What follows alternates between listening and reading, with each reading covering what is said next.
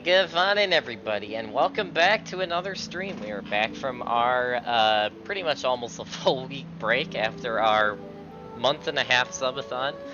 That was only a month and a half because of basement flooding and other stuff, but you guys know all that. But anyway, we're here, we're back, we're gonna get into some Genshin, followed by some Final Fantasy. If you guys didn't see my announcement in my Discord, I was hoping to get Destiny 2 in today, but my right click on my mouse is having issues where sometimes it works and sometimes it doesn't work at all. So because of that, I'm not gonna risk Destiny because I might not be able to aim, and yeah, you kind of need to aim in a shooter, unless you are, like, insanely good at just no-scoping, but, so, until we get our new mouse that I ordered, we're gonna put Destiny on, the new season of Destiny on pause, but we will get into that pretty much the moment we get and set up the new mouse, but for now, we're just gonna be doing Genshin and Final Fantasy, which we have a lot of questing we can do in Genshin, and we have a lot of questing we can do in Final Fantasy, so let's get to it. We also have group content we can do in both as well, but I think we'll prioritize questing in both, and then before we switch, before we switch from Genshin to Final Fantasy, and later on in the evening in Final Fantasy, we might be open to doing some group content in both. Ooh, Ningguang's birthday. Genius Invocation TCG. Oh my.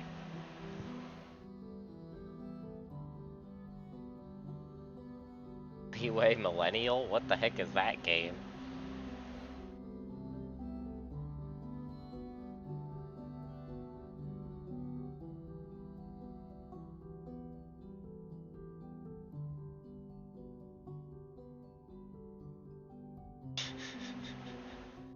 I never expected Ningguang's birthday to be letter to be her talking about how she doesn't like how Genius Invocation TCG is taking over. Oh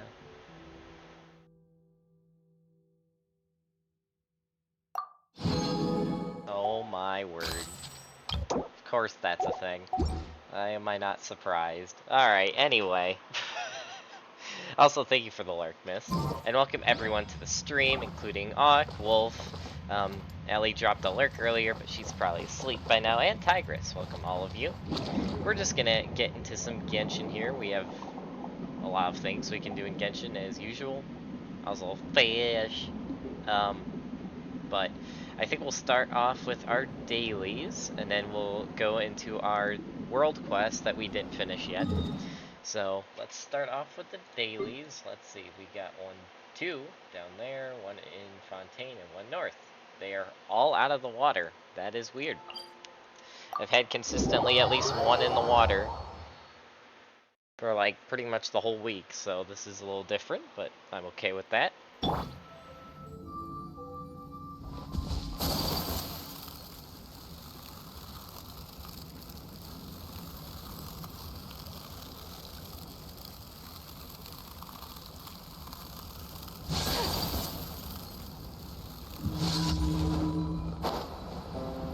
Oh, this guy again.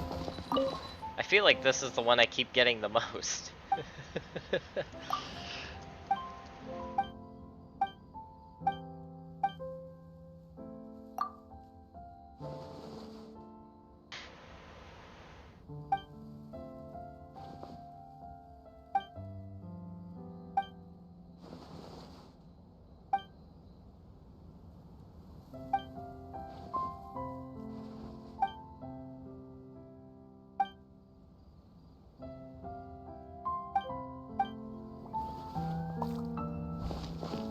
Oh boy.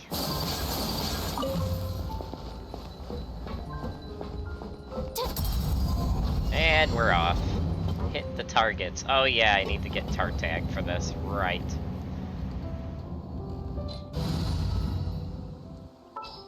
Enter tar tag, boy. Come on, don't keep me waiting. Oh, that was weird. It lagged, so it didn't even play his entrance animation, but that is fine.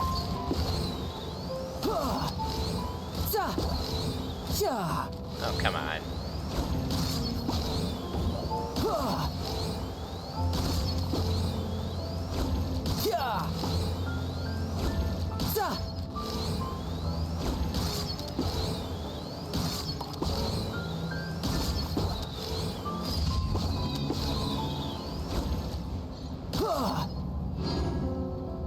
Goodbye, arrow.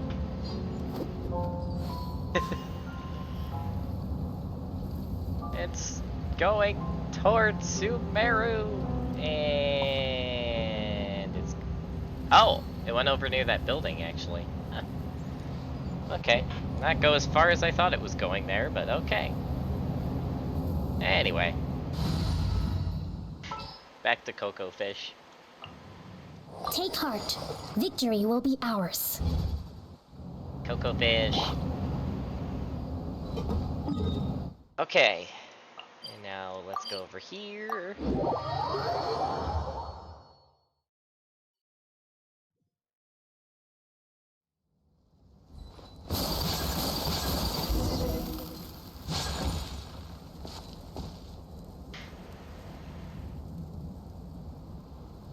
Oh no, this artist guy's missing. Oh, he's getting attacked. I think.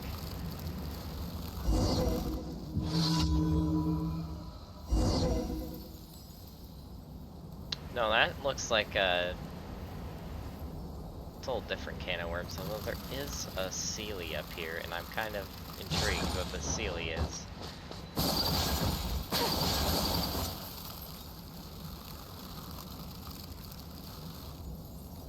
Wait, where?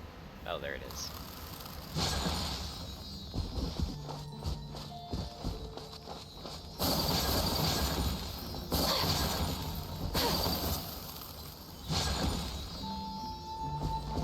Oh.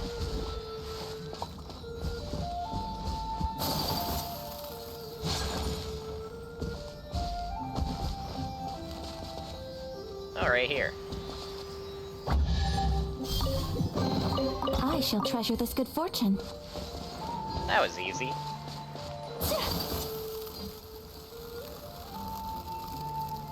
Oh, another airship. Another test subject. Allow me. Actually, you know what?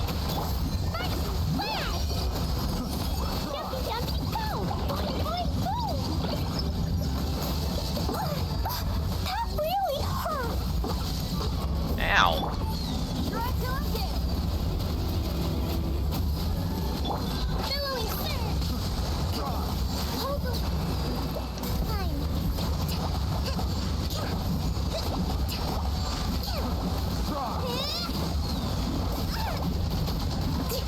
Okay.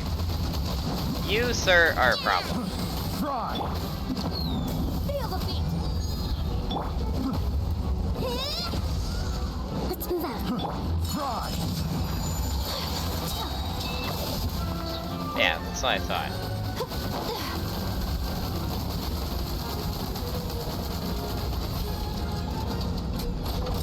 Whirling snow.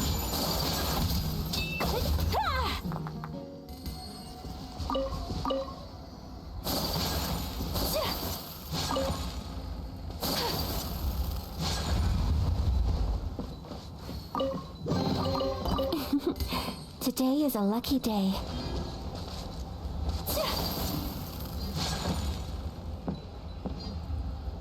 Oh, I've been over here before, I think.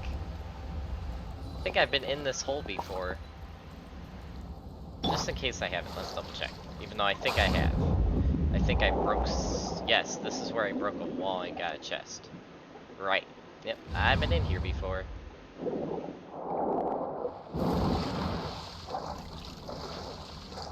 But there weren't enemies over here last time. Interesting. Means I have definitely used that airship before.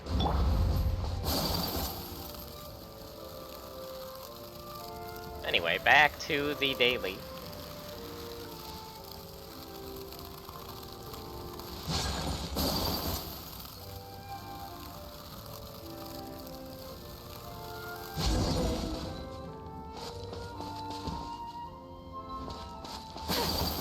Oh, there he is.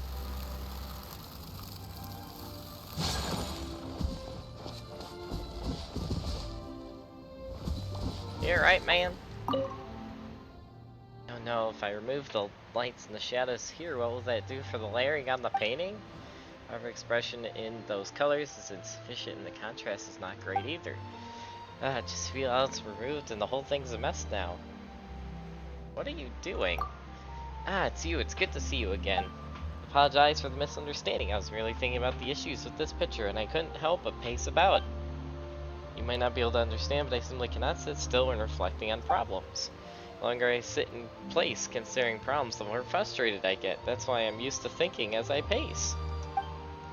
I allow my legs to carry me anywhere they will anywhere they will as I think, so long as they don't keep me in place.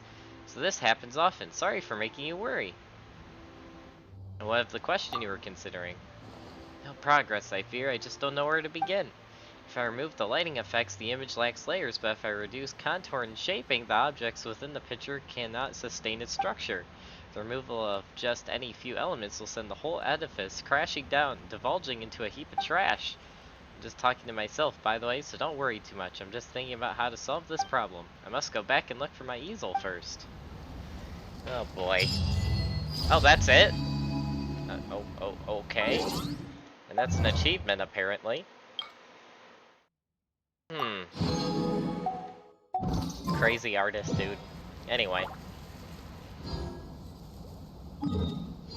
Okay, so now let's go up here. Hey, Ducky, how's it going? Thank you for the lurk.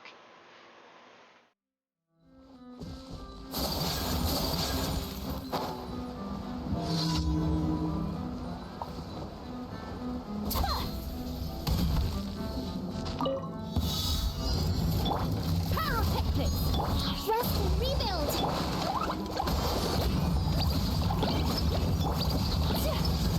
My apologies!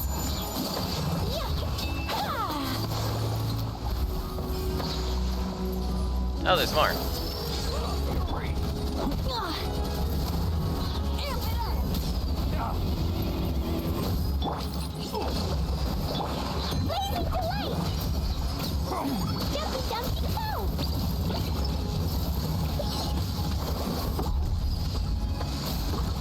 Easy. Easy peasy. Hold the line.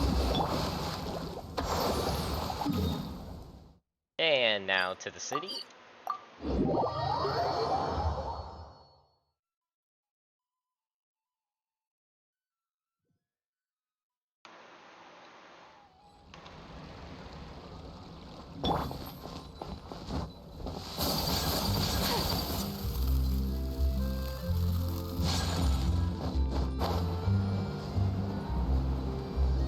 It's over here.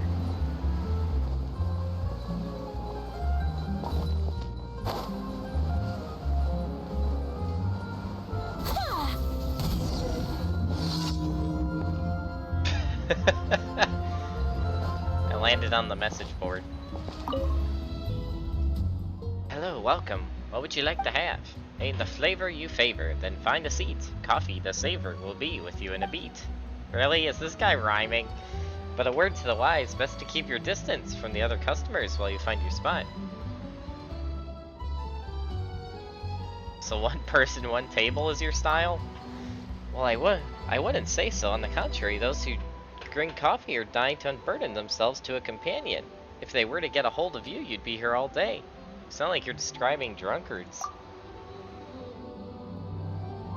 Wayward Ways is interesting? What are you talking about, Ducky? Also, hi, random Bennett player. And would you believe me if I say that drunkards would be easier to handle? Call the police on them and they'll sober up right away. But clarity is what the chatty, gentle people here have in spades.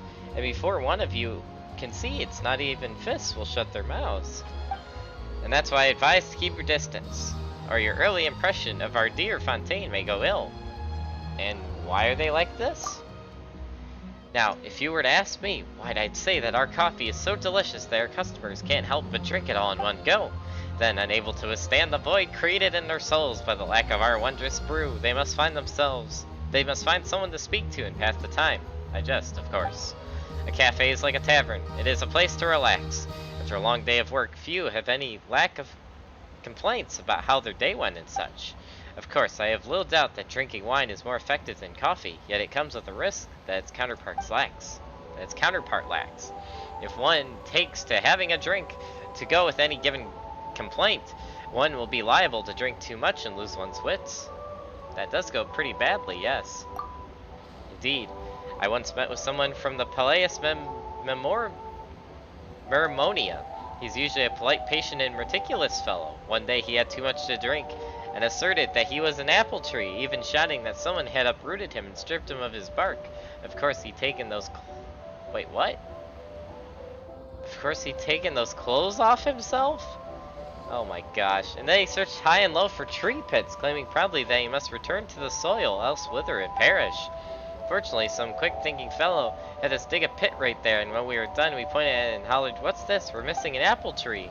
Hearing that, Mr. Apple Tree leaped into the trench like one hearing a siren, and even urged us to pile some soil atop him. In the end, he fell asleep with half his body sticking out of the earth. What the hell? Thus was peace restored, though the person who came up with the idea did get a little unlucky. How so? Well, trouble was that he believed himself a shovel and dug using his head while we were removing the soil. What the hell am I reading?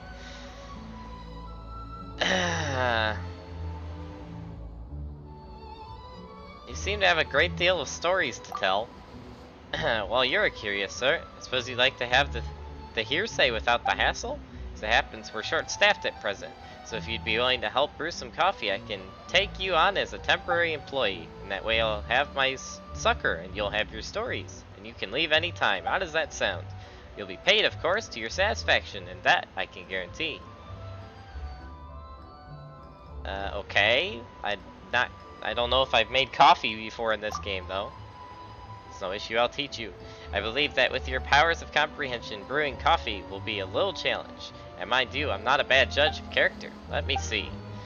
Charlotte seems to be in a good mood today. She ordered a cup of milk coffee. You'll need 1 portion of coffee extract and milk each. After mixing the two, you'll need to add some cream over the top to finish it up. Have you tried our specially made cream? It smells really good. It's soft as a cloud and isn't too sweet. Huh? Oh, don't worry. You don't have to make any yourself. Just use all the stock we have in the store. I was just introducing it to you, that's all. Start brewing coffee. Oh, gosh.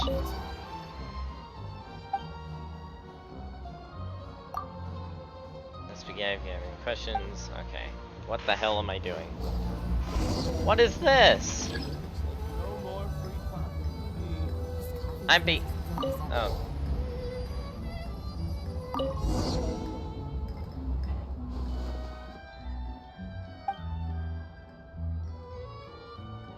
Oh. Oh. Ay, ay, ay.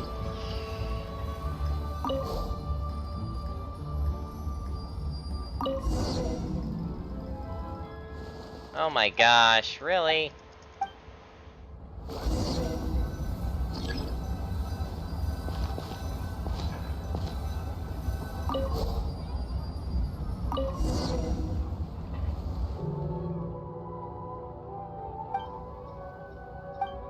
I don't know what I'm doing!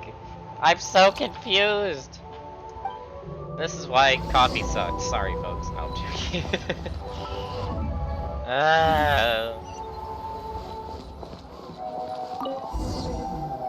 Looks like no more free coffee for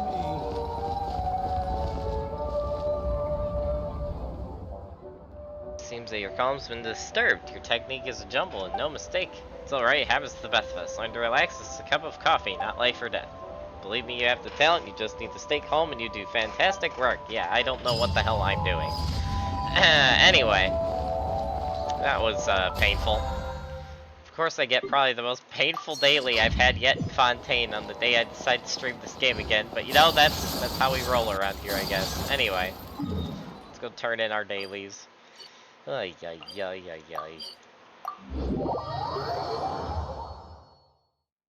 That was pain. Ad Astra Abyssosk.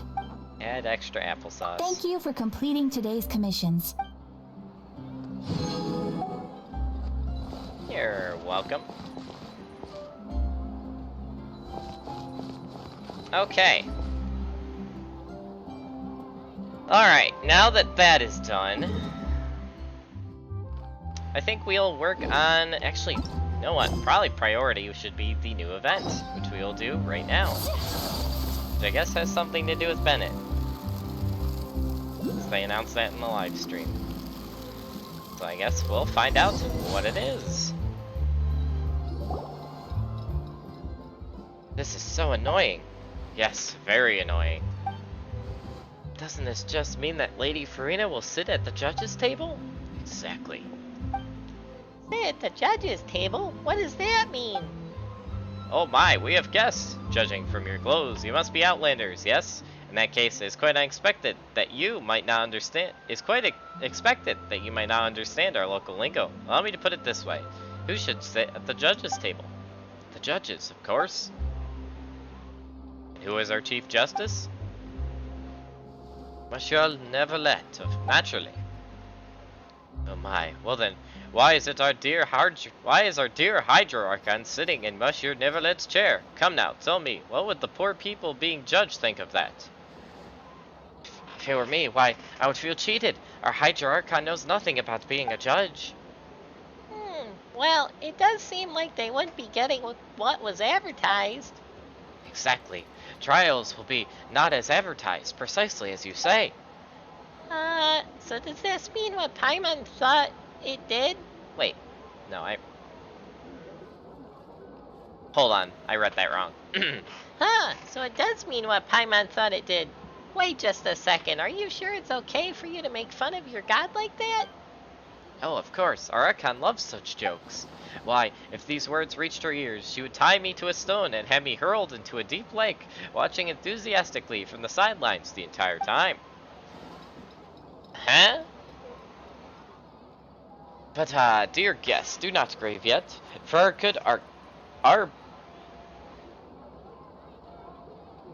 Arbon is ever so flighty with his words that even a millstone could not sink him. And our Archon would say, "Ah, it's a miracle, such a romantic ending," while applauding most loudly. In fact, she might even shed a tear or two. What the hell? Aye, she may even bestow upon me a model of romantic fontaine metal. Is that one Fontanians consider romantic? Paimon's not sure what to say here. In any case, let's get to business. Might I ask why you have come to our humble store? Speaking of which, Arbon, don't you think our two guests look like the famous adventurers the boss told us about previously? Huh, quite so. One with hair like burnished gold, and the other with like shining silver. All right, might the two of you be Mr. Elurin and Miss Paimon? You know us? The boss was asking around the Adventurers Guild about adventurers active in Fontaine, and it ended up being told about the two of you. Word is that you're a pretty formidable team. Well, Mr. Elurin, looks like we're getting more famous by the day. Thanks to me, eh?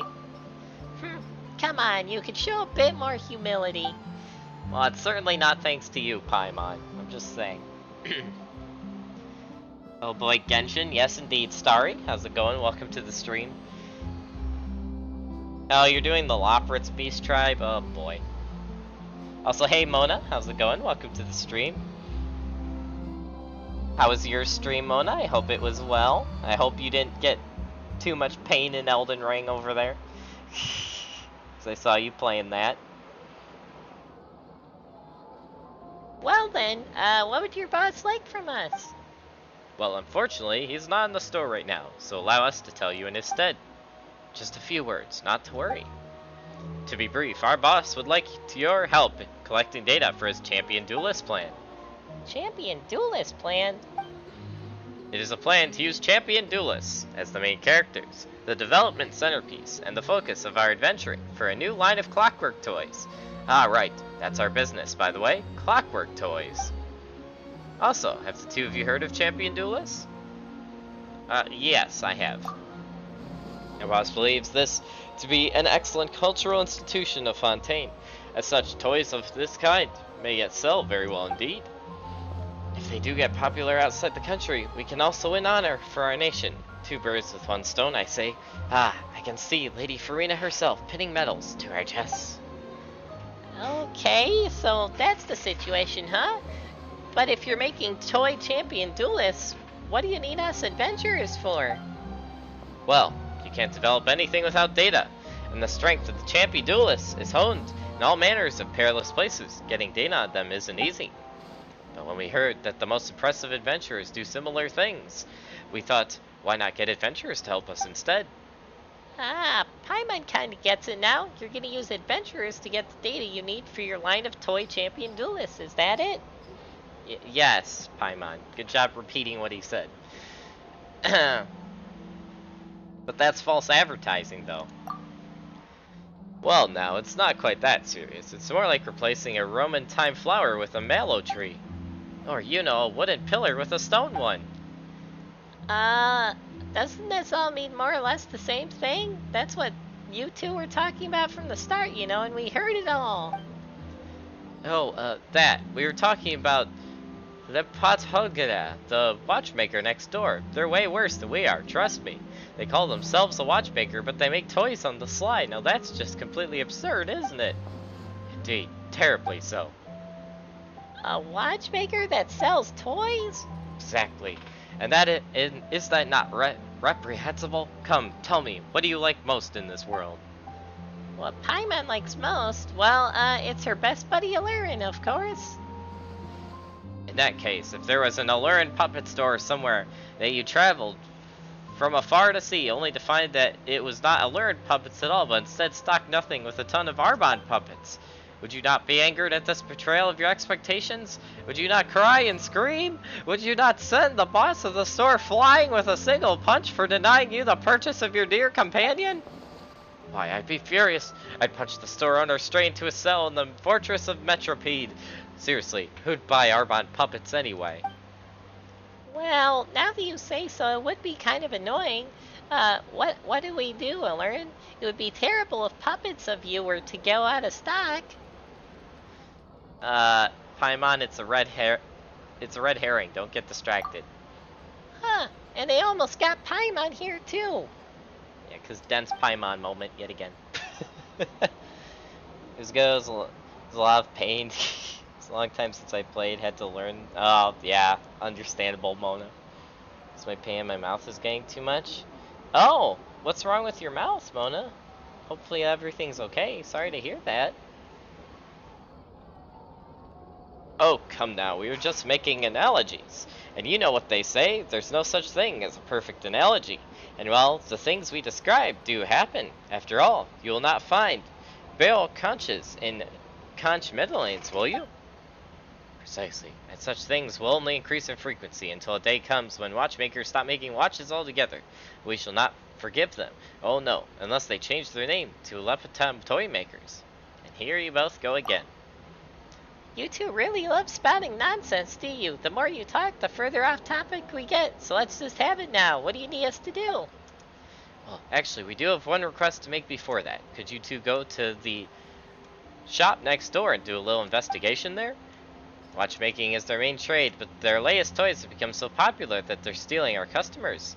We heard that the store owner gained inspiration for those toys in Mondstadt, and we're curious about what they might be. Oh, you know, it might be some alchemy-powered toy that gives off a scent 4 times as sweet as Sincetia's, which they use to ensnare people. Well, I've heard that there's an alchemist in Mondstadt that can do that anyway. A quadruple sweetness Sincetia? Wouldn't that be... Yes, that's sucrose, clearly. Oh, thanks for shouting out, Mona. I appreciate it. I had a popcorn the other day. I guess something got stuck in my gums. Oh, hopefully you're okay, Mona. Ouch. As such, could you please help us check it out, dear guests? Our boss is quite concerned about this matter. And why won't you go yourselves? Oh, come now, dear guest. We have reputations to maintain as business people. We can't just walk over there willy-nilly. I mean, you could. Exactly. It's for the sake of our reputation. And is one's reputation not one's all? For my part, I must go tell our boss of your arrival, so please lend us your aid in this matter. To be honest, Elurin, Paimon's pretty curious. What would toy what would toys that take inspiration from Mondstadt look like? Would they really have something to do with alchemy? Let's just go have a look, shall we? Thank you so much. In that case, we shall wait for news from you here. Yeah, you might have to get that checked out, Mona, if it's that bad. Yikes. Hopefully it didn't, like, something didn't get embedded in your gums or something.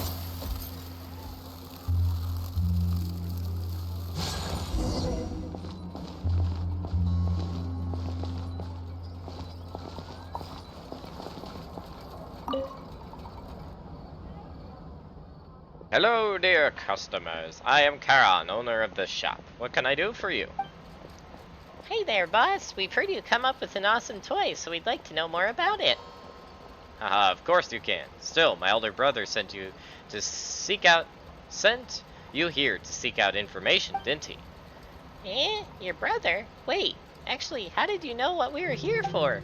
No, I just saw you walking out from the Clockwork Workshop, that is all. My brother owns that shop, and I know him. And what he'd do. This is right up his alley. Exposed before we could even get started. We should have prepped more before coming over. How are we supposed to know that you're brothers? Now this isn't just a matter of corporate competition, is it? It's brother against brother. Paimon, mind your language, please. Sorry, boss. Paimon brain gears got stuck there for a minute. Not the first time, won't be the last. Dense Paimon moments. Hopefully it's nothing more serious. I have to go to the dentist. Yeesh. Yeah, you might have to, Mona, if it's that bad. Yikes. Oof. Don't worry, even the best made toys have components that'll get stuck at some point. It's the same with people. You need to take good care of them. Besides, I don't think you're wrong about how my brother sees our relationship. Regardless, I won't take up more of your time than needed. Let me talk about these toys instead. Are you sure this is okay? We're supposed to be secretly gathering intel. Such interesting things you say, dear customers. Our store is real bread and butter is clocks, which we make using techniques handed down from generation to generation. Toys are just my personal hobby. They bring happiness to people. So if I let more people know about them, is it not the same as spreading happiness? Wow, that's such a nice way of thinking about things. Haha, my brother would probably say this line of thinking is too unadventurous. Put that aside, why don't you have a look at the toy? I hope you like it. I heard you got your inspiration from Mondstadt. Indeed, I've liked the place since I was little, and when I went there recently, it was indeed a rewarding experience for me. I incorporated the story of an adventure I met there into a toy. But don't set your expectations too high, alright? In the end, it's just a simple clockwork device. An adventurer? So it's not a product of alchemy then?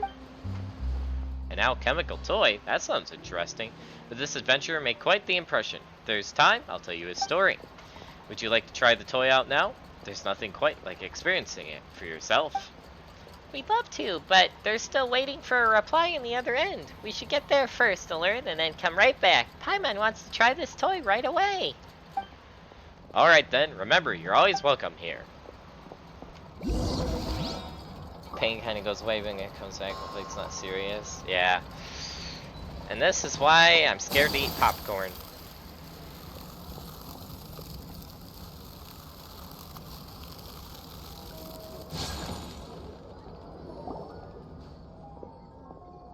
Boss, our two guests have returned. Two of you are quick indeed, as expected of people recommended by the Adventurers Guild. I'm Livray, owner of the shop. Welcome. Hey there, boss. So you and Karen are brothers. We didn't know about that, and he saw through us right away. Seriously, Abre, you didn't tell them something this important. Seriously, Arban, didn't we agree that you'd tell them? If you're gonna cut anyone's salary, boss, cut his. Are you two brothers too? What? Don't call this guy my brother. So what you mean to say is that the mission's bust? You didn't find anything? Well, no. Karen is a really nice guy, and he didn't mind even though he knew about us. He even told us that we could try his toy out. That guy. So, is the toy alchemically powered? Nope, it's an adventure toy. Those things are so corny. Didn't he say that he incorporated some adventurous story into it or something? That's right. How did you know? Did you already investigate the matter or something? I just know him all too well. He always puts something sentimental into his toys without caring much about the market situation. If you ask me, adventurer stories are long out of fashion. But his shop is popular, isn't it? That's just ordinary market fluctuations. Once our champion duelist lineup takes the stage, we'll have him beat. Easy. But those aren't real champion duelists. The result of us out-of-fashion adventurers playing along. Yeah, well, what do the two of you know? This is what we call packaging. It's standard practice on the market, and no one cares how exactly you do it. We're just going to get the data and put it into some popular toy prototypes, and claim that's a story about the growth of a champion duelist, and that'll do the trick just fine. Really? That's it? Paimon feels like there'll definitely be problems this way. It's fine if the story has issues. It's all about the gimmick. What would you think if I told you that Arbonne and Arbraer are in fact ultra-realistic, ultra-high-quality puppets based on the theme of double act? What? They're puppets? Can puppets look so real? Of course they can. That's the power of a double act. Tricks can seem very real indeed. See that? That's the power of packaging. Even a gimmick can, when presented the right way, generate interest. So it's just a trick? You cheater. You couldn't be more different from your brother. Well, that's his problem for not staying in his clockwork lane. If he wants to stick his nose into the toy-making business, it's my duty as his older brother to show him what's what. None more conniving than a merchant, I see. Thanks for the compliments. In that case, eyes up, you two. The data collection will be run by Arbonne and Arbraer. Heh. Well, we're just gonna turn a blind eye to your brotherly conflict. Just don't skip on our payments. Oh my word.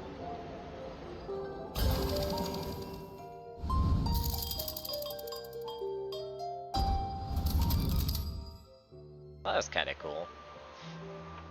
Alright, time to see what this new event is all about. Tabletop adventure. Oh boy, that's a separate quest. Oh gosh, okay. Alright. Let's get this started. Oh.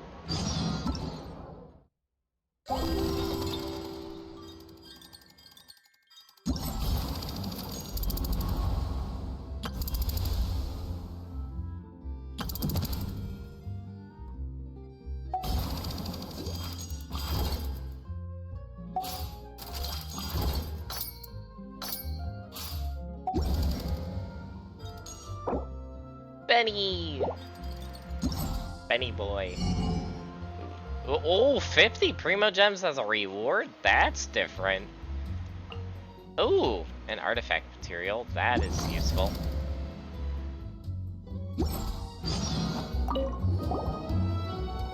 Welcome, dear guests. We meet again. It has not been long, yet I miss you a little already. You sweet talker. Woe is me, loathed am I. How the pain stings! Perhaps I'd best get back to work. Let me state first that the planned data collection project will be divided into two parts. One will be run by Ebier and the other by me. On my side, we wish to model the agility of a champion duelist, so we'll need you to complete a few underwater speed challenges. Huh? Do champion duelists have to train underwater? Who knows? I do not know personally, but I don't think the boss knows any either. He probably just thinks that's cooler this way. He originally wanted to install 10 different water drawing mechanisms that can spray jets of water, but eventually gave up on this idea due to the high cost. That does sound kinda cool. Well, Fontaine is the realm of water after all, and if this needs to be sold in other nations, a little Fontanian flair is needed. Anyway, we prepared a handbook with relevant details. Please peruse it at your disposal. Well, are you two raring to go? Let's do this. Problem, the data collection device has already been placed over there, so you need not worry about them. You just need to focus on completing the challenge.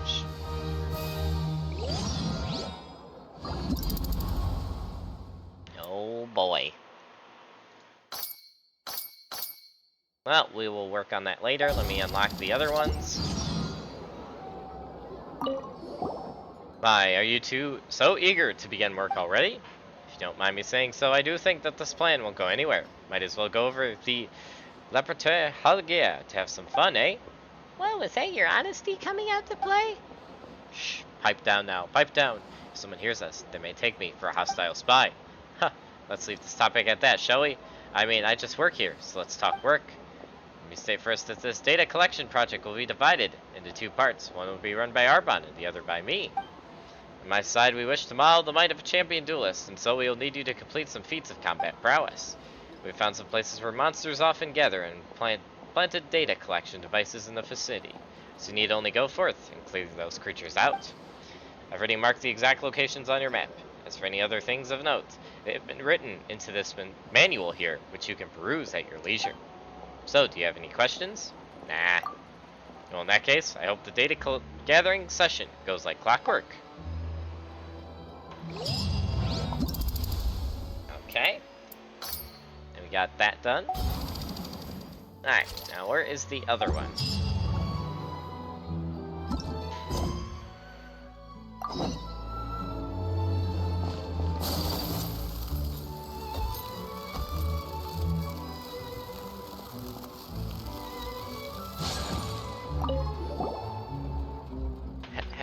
Hello, you two. My name is Armand. You seem kind of nervous. So sorry. I got giggled this when there are too many people around. No worries, no worries. You don't have to rush. We're here to try out the toy. Oh, sure. I have prepared a handbook for you. Oh, that's so nice of you, Armand. We'll read it carefully for sure. It is alright. You don't read it. It's very simple and fun. Do you want to try? Thanks, I'll give it a go. I hope you enjoy yourselves. Oh my. Control the toy adventurer, follow the music beats, and oh no. Oh no, it's one of these again.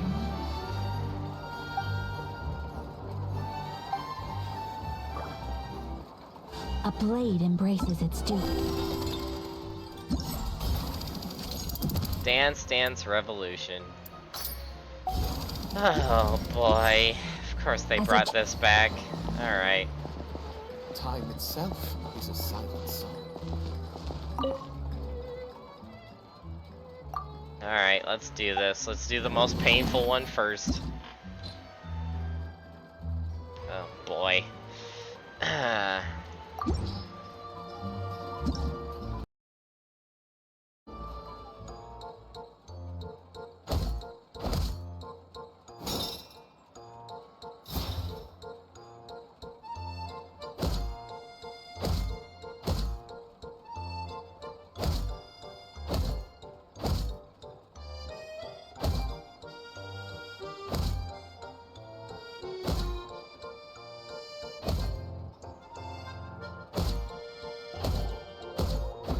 Ooh.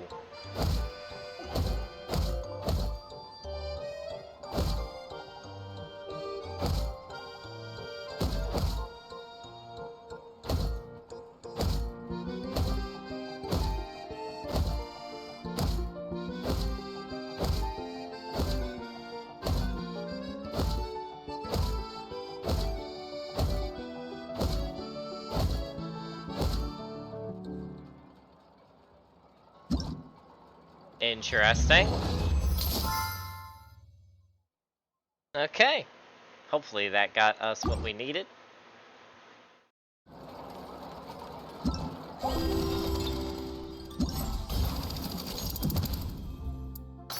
Yes, it did. Alright, now to the next one.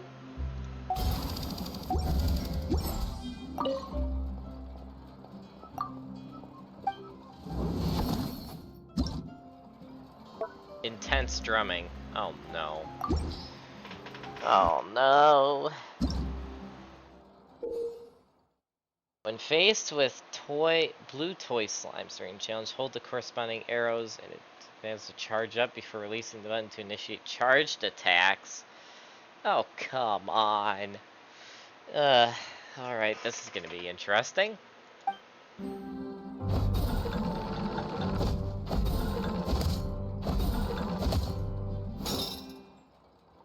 Ay.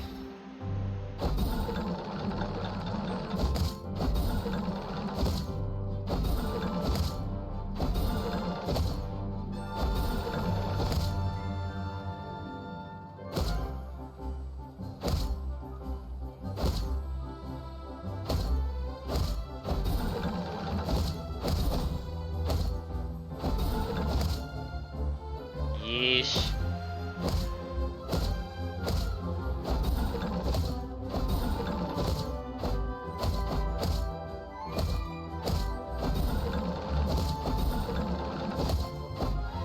Crap!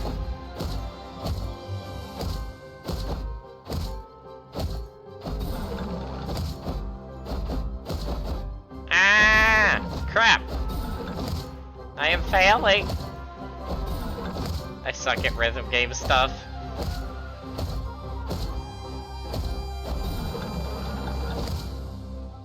Jeez, I could have done so much better on that.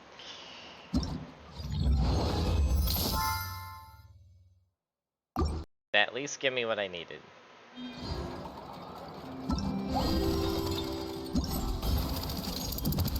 Yes, it did. That's all I care about. Okay. And the last one is not available yet. Okay. Now, for the racing challenge. Where is this?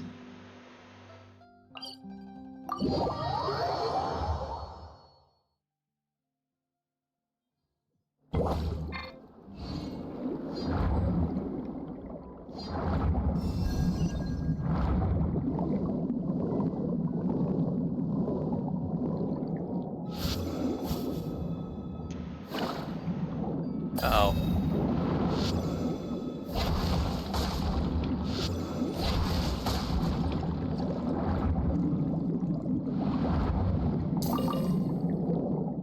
Well, that happened. Wait, did I miss one? Yes, I did. Okay, anyway, where is this? There it is. In torrential turbulent charge, your character will automatically move forward in the water, and you can adjust their direction to a certain extent. Oh, it's one of these. Okay. Bubbles might appear, so enable your character to charge forward a certain distance. Okay. Okay. Hidden obstacles.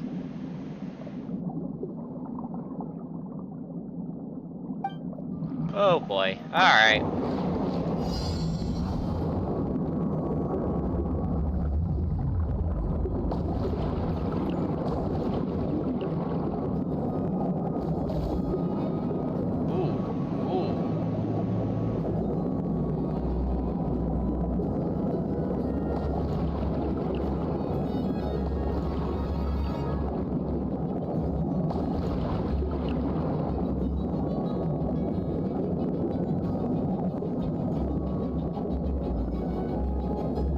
Oh, come on.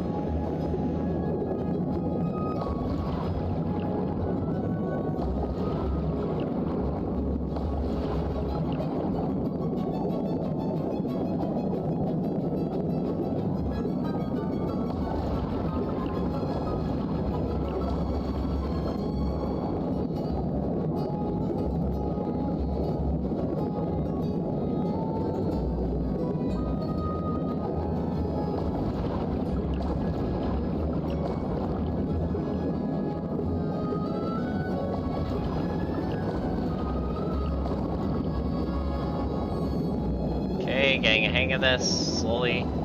Oh no, yep. Oh no! Somehow got those two.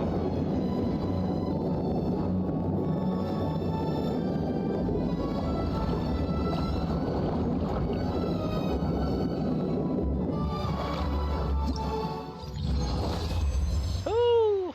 Okay. That was fun. Oh hey! How's it going, Nixie? Hope it's going well. Thank you for the lurk. If we could get a shout out for Nixie, that would be awesome. Or I could do it.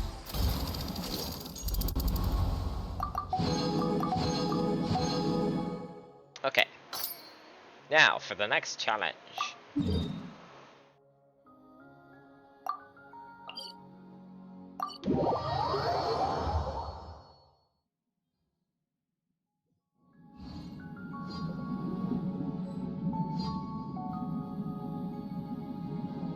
Baldur's Gate 3. Oh, fun. Oh, look, a chest. That's tempting, but we're gonna not worry with that right now. Where's the speed challenge? Up here? Yes, there it is.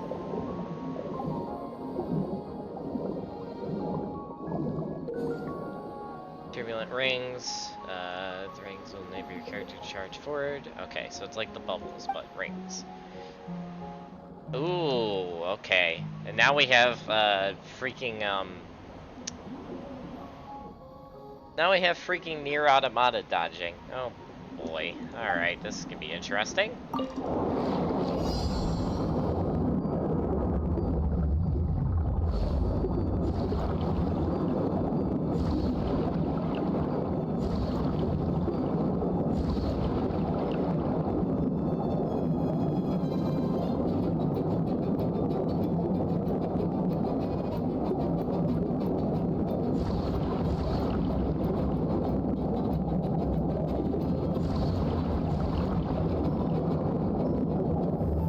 Oh gosh.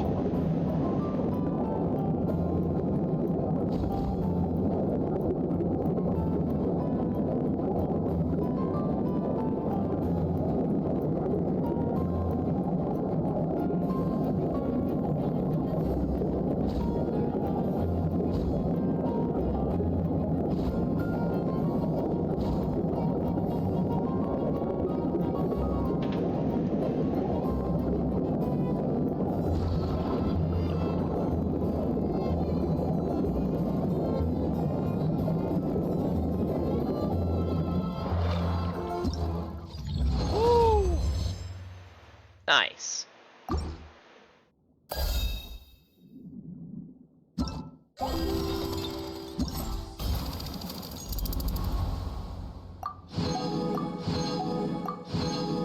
Perfect.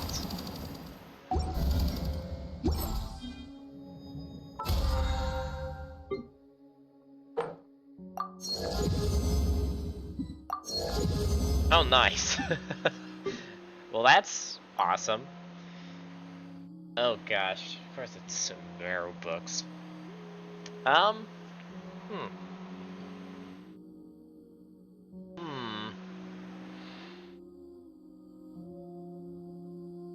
Because I don't think I need any of these. Which one do I have the least amount of?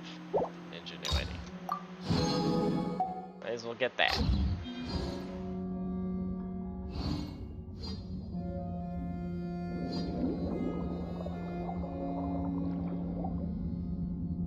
Back in here again. Alright, where's the next challenge?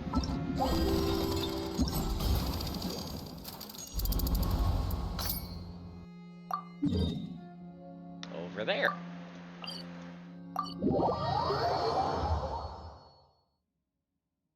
All right.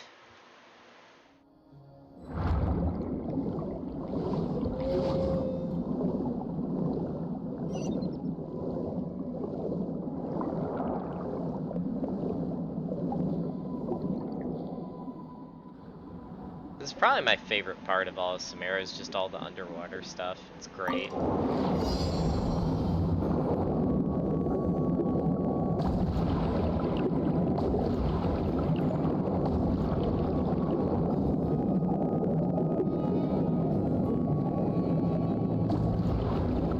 Oh, I totally missed that. That's not good.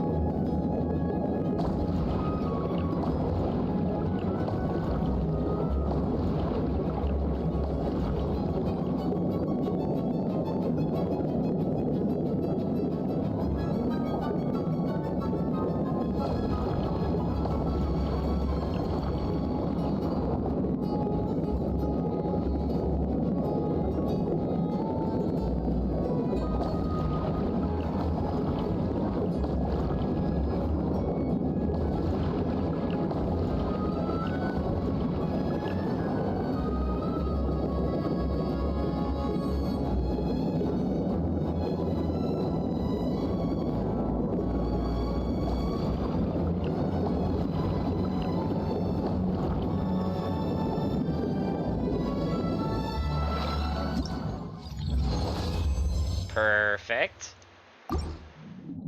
Easy enough. Coco Fish for the win. Also, hey, defeated Ink, how's it going? Welcome to the stream. I hope your Ink hasn't been defeated yet. I mean, what? I don't know what I'm saying anymore. Alright, ooh, where is this?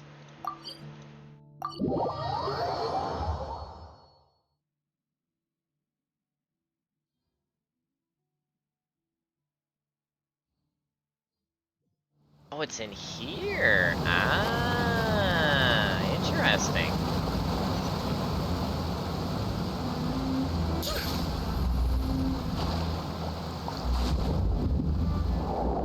Oh, goodness. This is gonna be pain, isn't it? Where is this even gonna take me? Oh, no.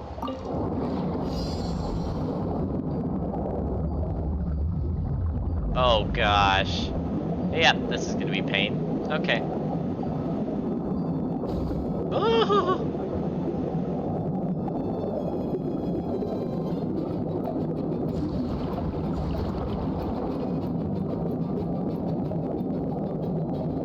I didn't know if I came up too soon there. Okay. Go right. Go left. Oh, hello, Ring. How are you?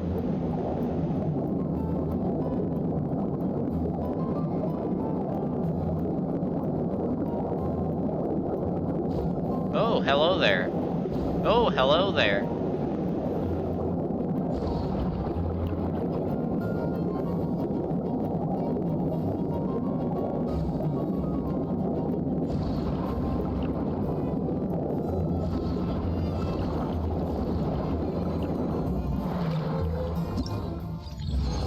Woo. Well, that was fun.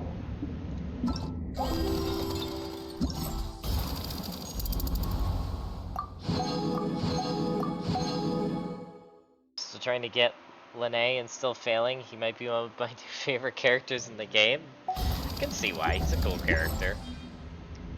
Sorry you're failing on getting him though. That kind of sucks.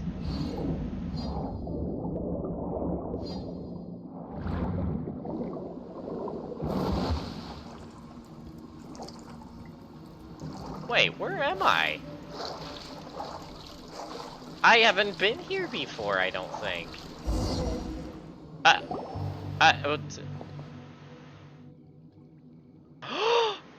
Oh, well, I guess we're doing back to the Virgil quest completely unintentionally. Oh my gosh. Alright, well, cool. Back to the Virgil quest. Thank you, random event, for taking me to the Virgil quest. Dear Paimon, and my good sir, this is the stronghold that Virgil has been using of late. I swear, this is why Virgil is not back yet.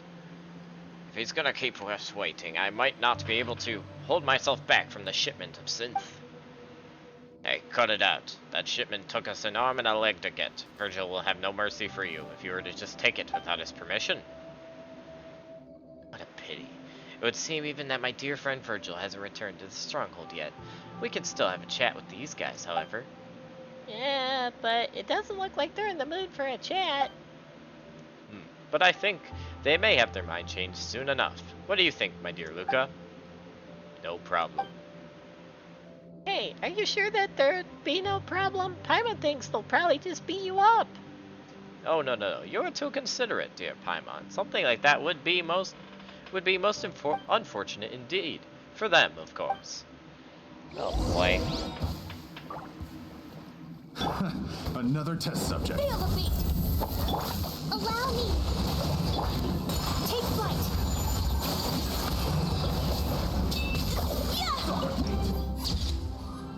Yeah! Well, hello, Viewpoint. How are you? Shred till I'm dead. Pyrotech. Rest and rebuild. My apologies. Fine, boom! Pew!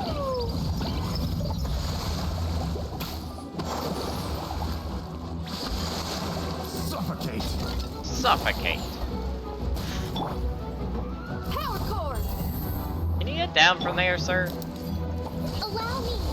No? Okay. Max. Wow.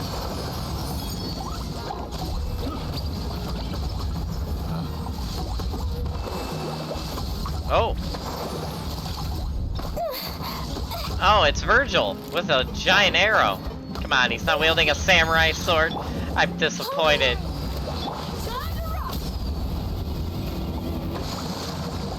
Where'd he go? Oh, he fell down there.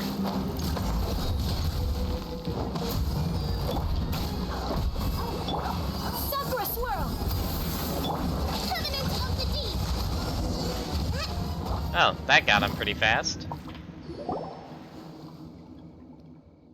Please let me explain. This is all a misunderstanding. Mr. Sonny, you see, we only got into this business because we heard there was more to be made. And since the higher-ups didn't agree, we figured we could just earn the money first and then turn all the profits over. Yeah, that's exactly it. Ah, he's totally ignoring Paimon. I have no complaints against the organization, none at all. Oh, right, I was also tricked by these crooks. That's the only reason at all why I did something so foolish. Impressive. Very impressive. Elurin, you are every inch as strong as the stories have made you out to be. Don't you agree, my dear Luca? Super strong, incredibly formidable. Please, if you still remember anything about the time we spent together, Mr. Sonny, Mr. Luca. Ooh. Oh, please, please, no. Luca, our guests are still here. Let's not do anything discourteous that might bring down their mood. Understood. See the error of your ways now, Virgil. It was my fault. It was all my fault. Please have mercy. Okay, at least you've admitted that you have done something wrong. Now, make sure you don't do it again. My dear Virgil would never do something like that again. Paimon Elurin, I can promise you that in the honor of Sonny the White Glove, as well as that of my father and my son. Wait, what? We probably should get out of here, Paimon. Thank you so much, Sonny and Luca. It seems that there are more good than bad people in Fontaine after all. Farewell, dear Paimon and my good sir. I hope there will come a day when we'll be able to work together again. Oh boy. Oh boy.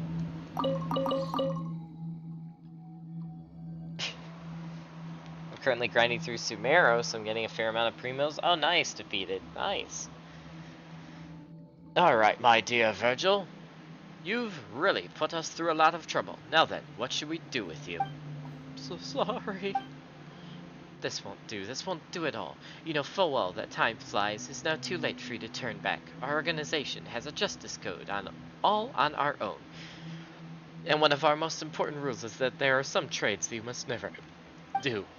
But Mr. Sonny, please, just listen to me. The profit margin on this, it's just... not this again. Mora. Is there anything you care about other than Mora? What about your pride as a citizen of Fontaine? What about your consciousness as you watch our countrymen turn into husks themselves from this drink? Oh, how shocking. Even Luca is showing intense emotion in response to your words. You see, my dear Virgil, you've truly accomplished the impossible. Mr. Sonny, please believe me. It's all because of what those guys said. They lied to me. I would not have done anything if not for... Silence, you worthless dross. The exact kind of lowlife I've got no time for. Even now you're still trying to lie to me? Huh? Are you beyond dumb? Or do you think I'm dumb? Not so talkative now, are you? You never even tried to hurt Elurin. Did you even have the faintest inkling of who you were asked to deal with? Oh, you even tried to hurt Elurin. To think that he could have trained someone as clueless as you. I've really got to have a good conversation with him. But that will not be something you'll need to worry about, my dear Virgil. Oh, jeez. Welcome. Hello. Welcome back, Mist. And also, hey, Mist. How are you? Hello. Good. You? Pretty good. Just beating up criminals in Fontaine. Average day in the office, I guess. Even Even though it That's was, right. even though it was completely unintentional, because I was just doing the event, and the event just brought me right into a cutscene. So you know, but also standard Genshin moment, I guess.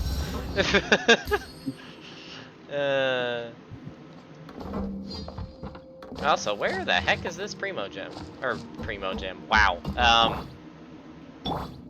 This Hydroculus. It says it's underwater under this. Is there a way to get underwater over here? Maybe around the boat?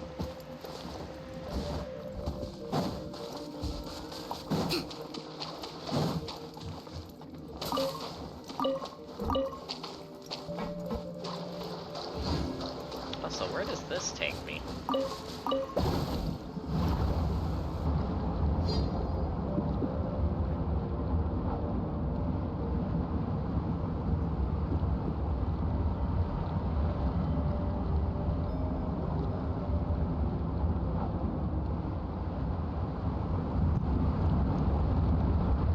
Oh my.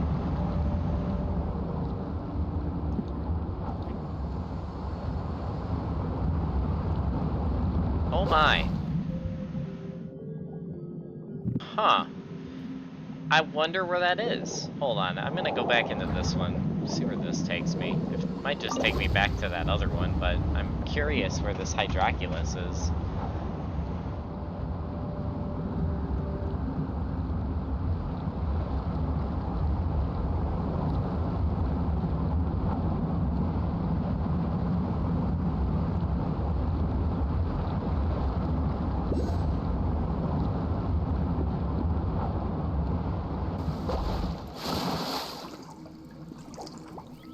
Where am I in, like, the grand scheme of the— wait!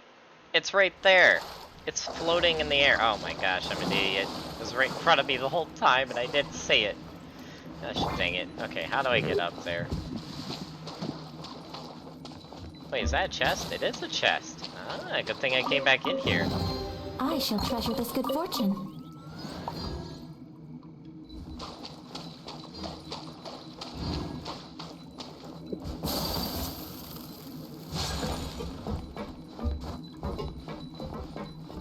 That was a very piratey looking chair if ever I've seen one.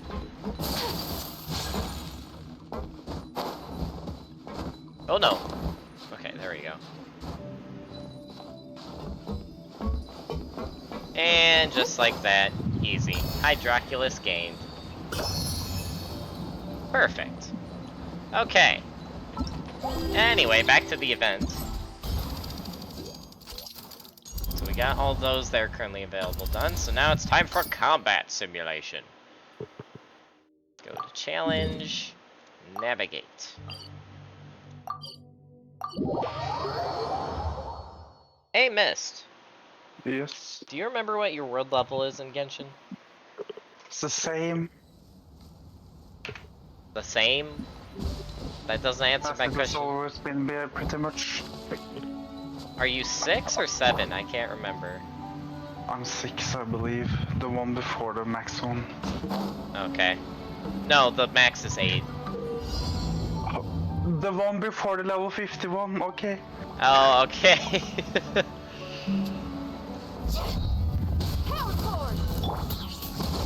I'm getting like 8 seconds of 60 adventure.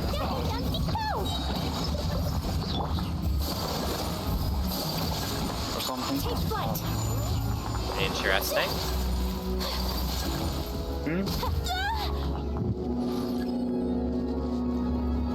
Oh, it's a multiple wave thing. Okay.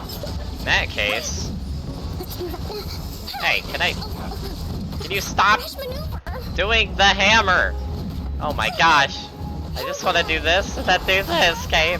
Thank you.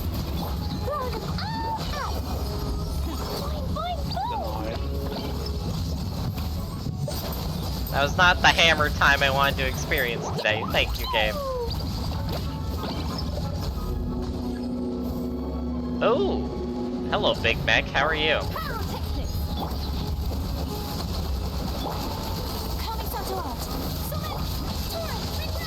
Get wrecked by my Ayaka. Ayaka go burr.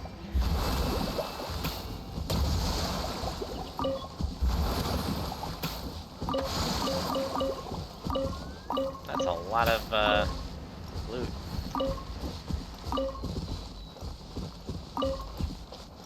Perfect.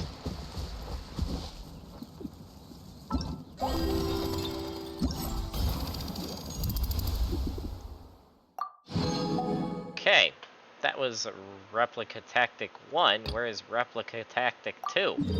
Oh, over there. Okay. So I need to go south. So, Elurin, Alexa just sent me like a picture, right, of a spam email she received. And in that spam email, it was literally written, "This message was sent from a trusted sender." Huh? A scammer claimed they were a trusted sender by literally writing it in the email. Oh. I thought that was funny.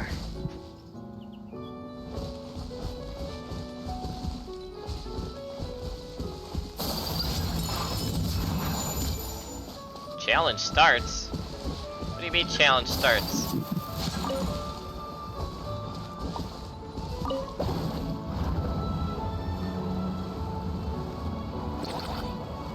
Oh, what is this? Whirling snow.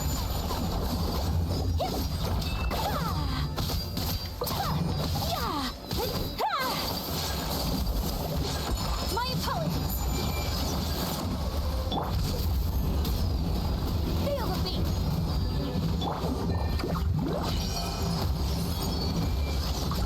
Dumpy dumpy go. Boing boing boom. Da da da.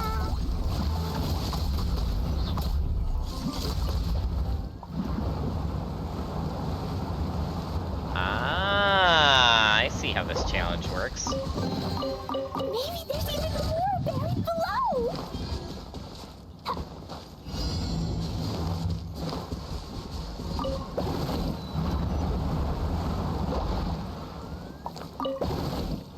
What the heck?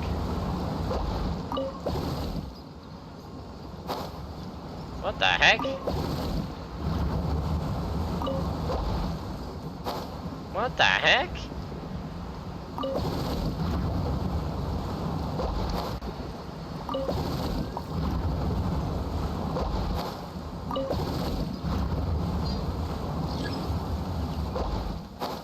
Oh, come on! What the hell is this?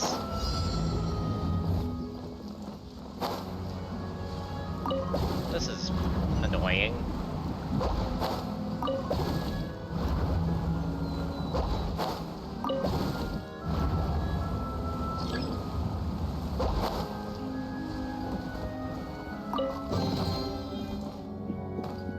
That was annoying. Rest and rebuild.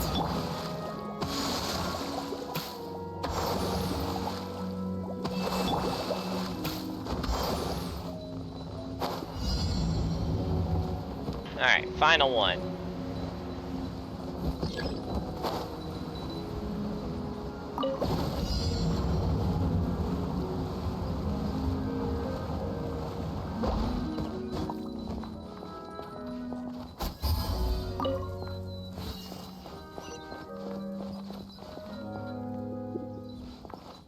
Take flight.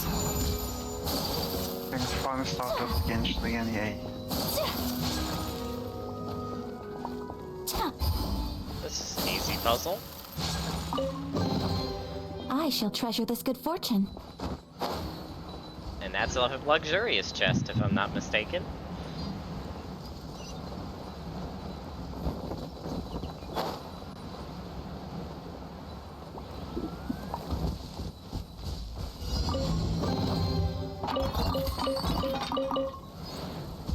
Yep, sweet. And now for the combat challenge.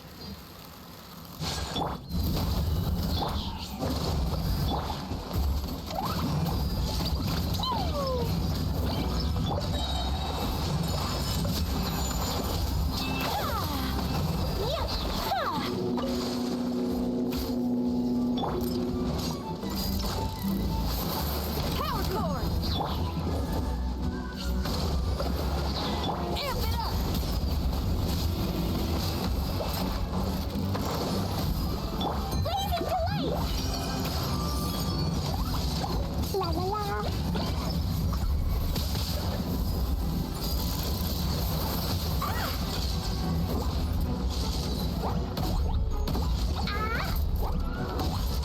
Boing, boing, boom!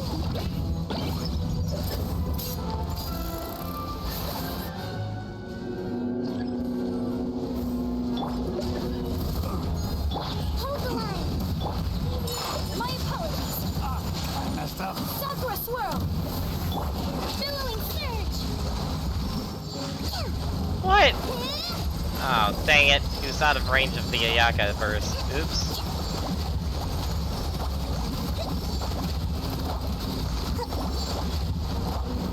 Rest and rebuild!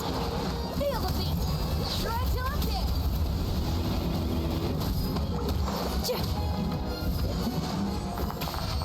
Ah, Xingyan got him. There we go.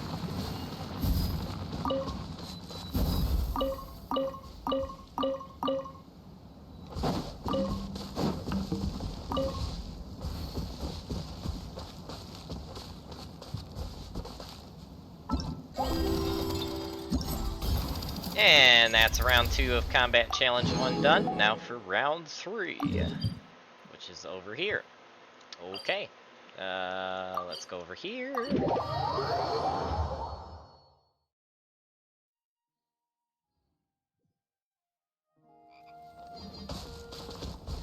Where is this?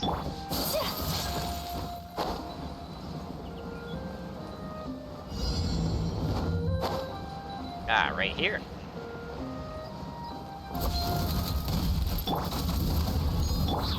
Hold the line! Jumpy, jumpy, go!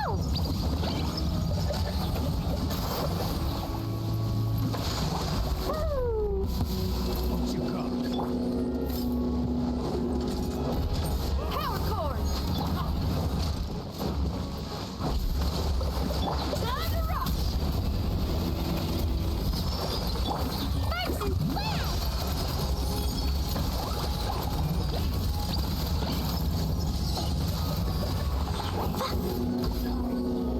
Here to play with me. Let me amuse myself a little. Embrace the ice!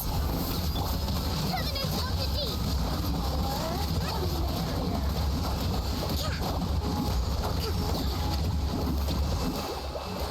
Well, that was easy.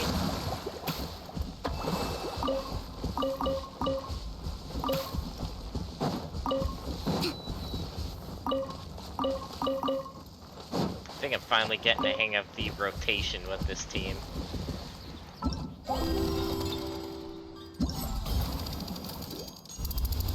Okay, and that is all of Combat Challenge 1 done. Now for Combat Challenge 2, which is all the way on a different continent. Or I should say island, whatever they're called in Fontaine.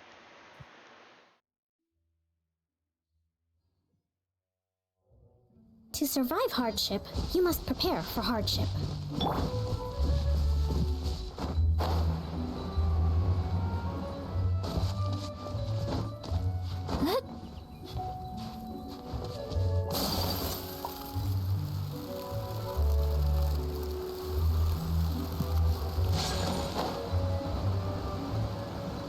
Okay.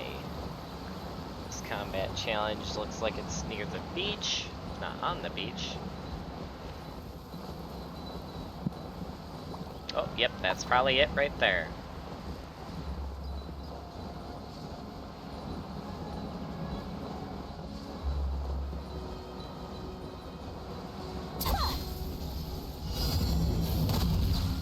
Feel the beat!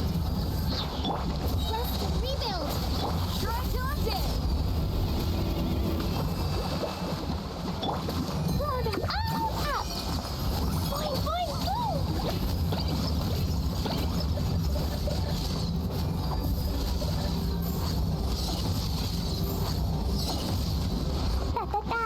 That was easy.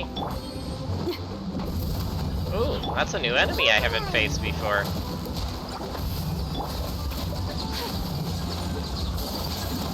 Take flight!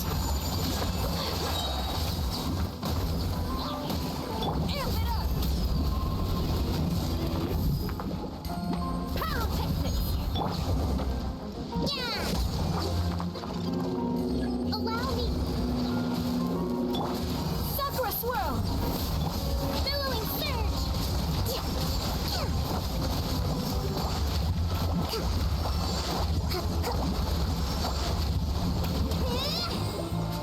Well, that didn't work. Feel the beat.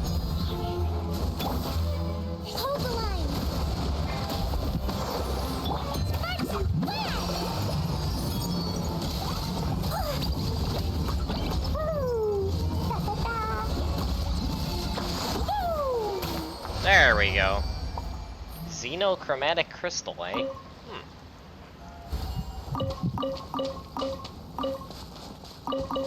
Apparently I've gotten that before. I wonder if I got that underwater and that's my first time getting it on land.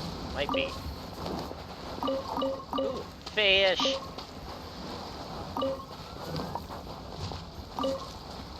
Also, hilly turtles. Alright, part 1 of combat round 2 is done. Now for part 2 of part 2. Which is apparently right down the road from me. Actually, it might just be these hilly turtles. Sea hare. Oh! When under the effects of cryo. Ah, yes, that's the thing I couldn't kill with the Yaka. Okay, yep. I had to kill that with Klee.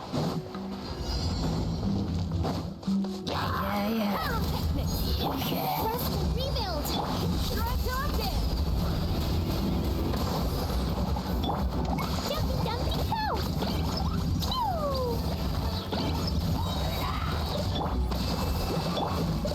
Whirling snow.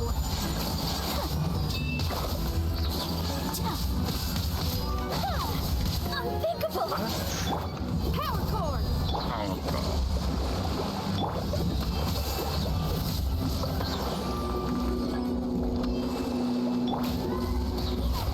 Uh-oh. Hey, you know what? Embrace the ice. Covenant of the deep.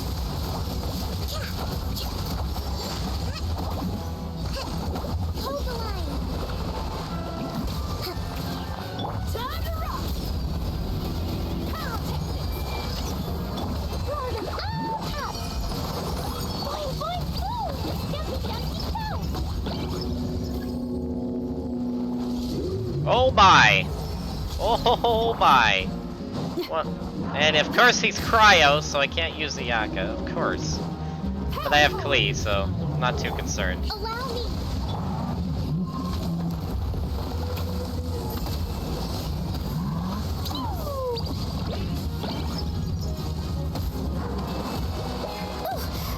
Direct object.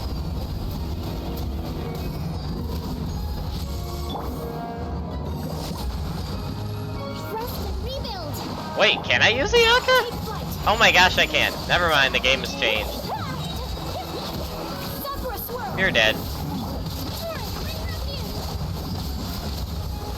And just like that, he is dead. Okay. Woo! A Yaka for the win on that one.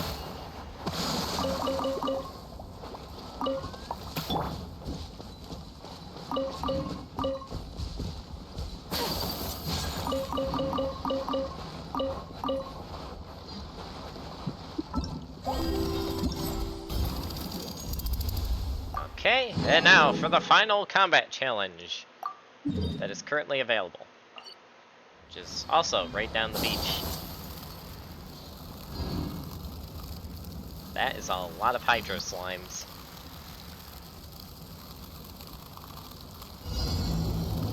And cryo slimes, okay. Oh. Pyrotechnics. Hold the line. Amp it up. That was easy. Leaving delay. Jumpy dumpty go. Woo, pew.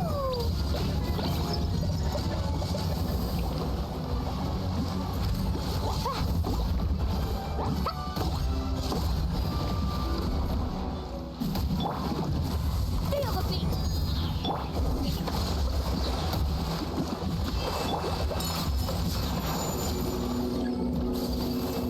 Oh, they're all gonna be cryo and hydro, aren't they? La la la. Alright, Klee, you're gonna have to help me out here.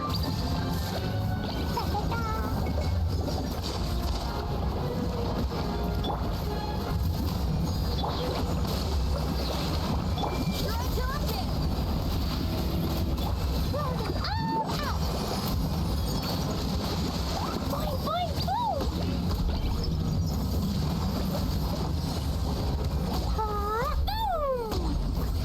Lee for the win on that one.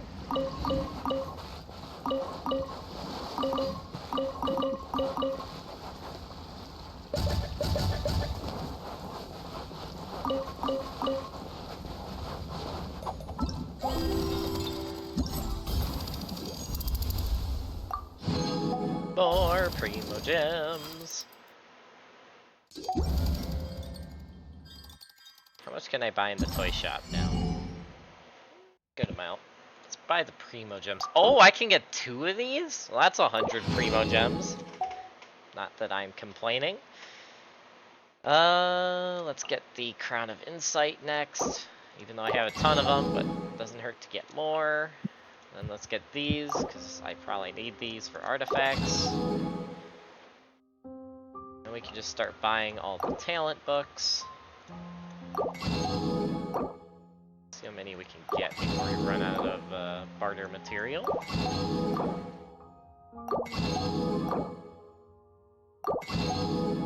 Oh, apparently all of them. Okay, let's see how many of these we can get.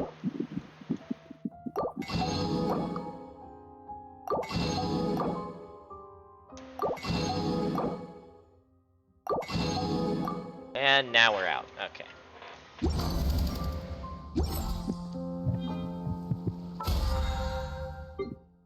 And that is Battle Pass level 11. Nice. And an achievement. Have a friendly chat with Virgil. Oh gosh. Didn't even notice I got an achievement for that one, but ooh-hoo! Oh my! And that is 5 intertwined fates. That means we now have... Oh my goodness. Yeah, so that means we now have, like... our guaranteed banner 5-star and then 3 10-pulls after that. So I might just go for, on the next banner rotation, I might just go for a guaranteed Tartag con and then just start pulling for a Zhongli con after that and see if I can get both. That would be insane if I could get both. What is my next Tartag con do, actually? I should check that while I'm thinking of it. Oh! Wait, you have C5 Tart? Wait, what? What, miss? You have C5 Tar? No, I have C2 tar. I also would say, why do you concern yourself with the C6 then? Yeah, no, I have C2, but might as well go for C3, which increases Raging Tide. Wait, which one is Raging Tide? Oh, that's his melee ability. Okay, yeah, wouldn't mind getting that increased. And then Zhongli, if I got his next con, would be... That's his pillar, right? Yeah, that's his pillar. Okay. Yeah, either one would be good for both of them. Okay. Yeah, I think I'll do that then. Alright. Alright, well, now that we are caught up on what's currently available for the... No, we are not, but that one we can wait on, because that's a time thing. So let's work on some of our other side quests for Fontaine. Which the next one is underwater. Oh yeah, that's in the... Okay, yep, so we gotta go here.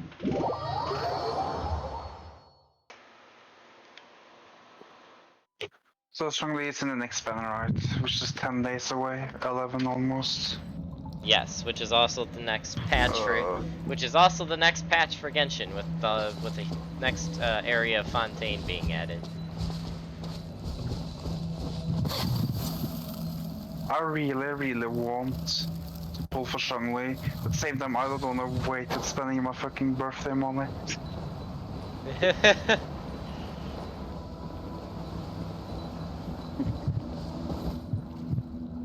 I gotta fight these cells again. And they aggroed on me. Okay, yep. Power core. Allow me.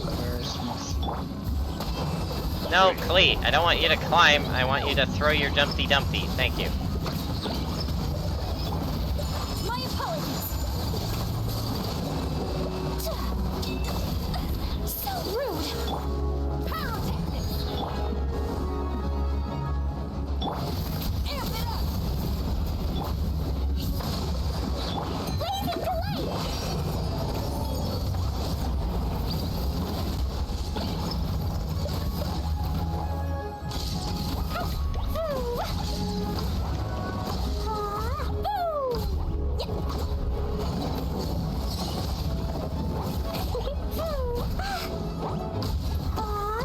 Oh, that one aggroed now. Okay, really? Rest and rebuild. That really hurt my food. I would say that I have like a 65. Billowing surge. Like I'm 65 50 on the character banner right now.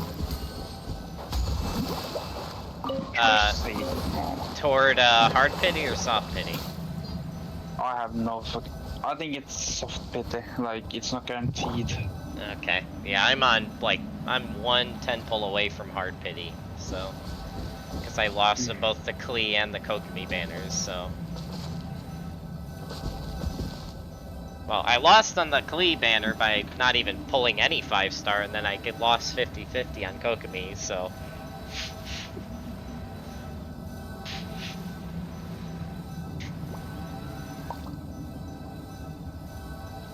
What? This should be Puka's token.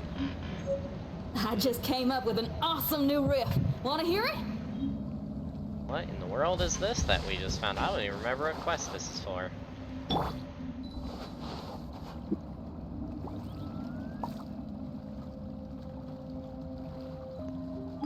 I know it's one of the Maluzine, but I don't remember which one.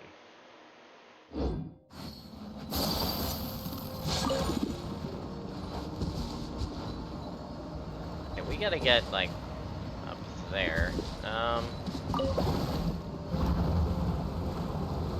Or over there. Oh, wait! I remember how to get over there from here. I gotta dive. Right.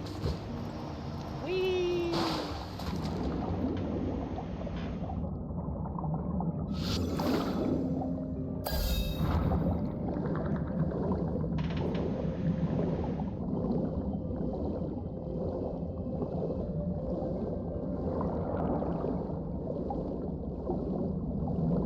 And there's the giant seashell. Oh, and there they are. Oh! I thought this would eventually be part of a quest.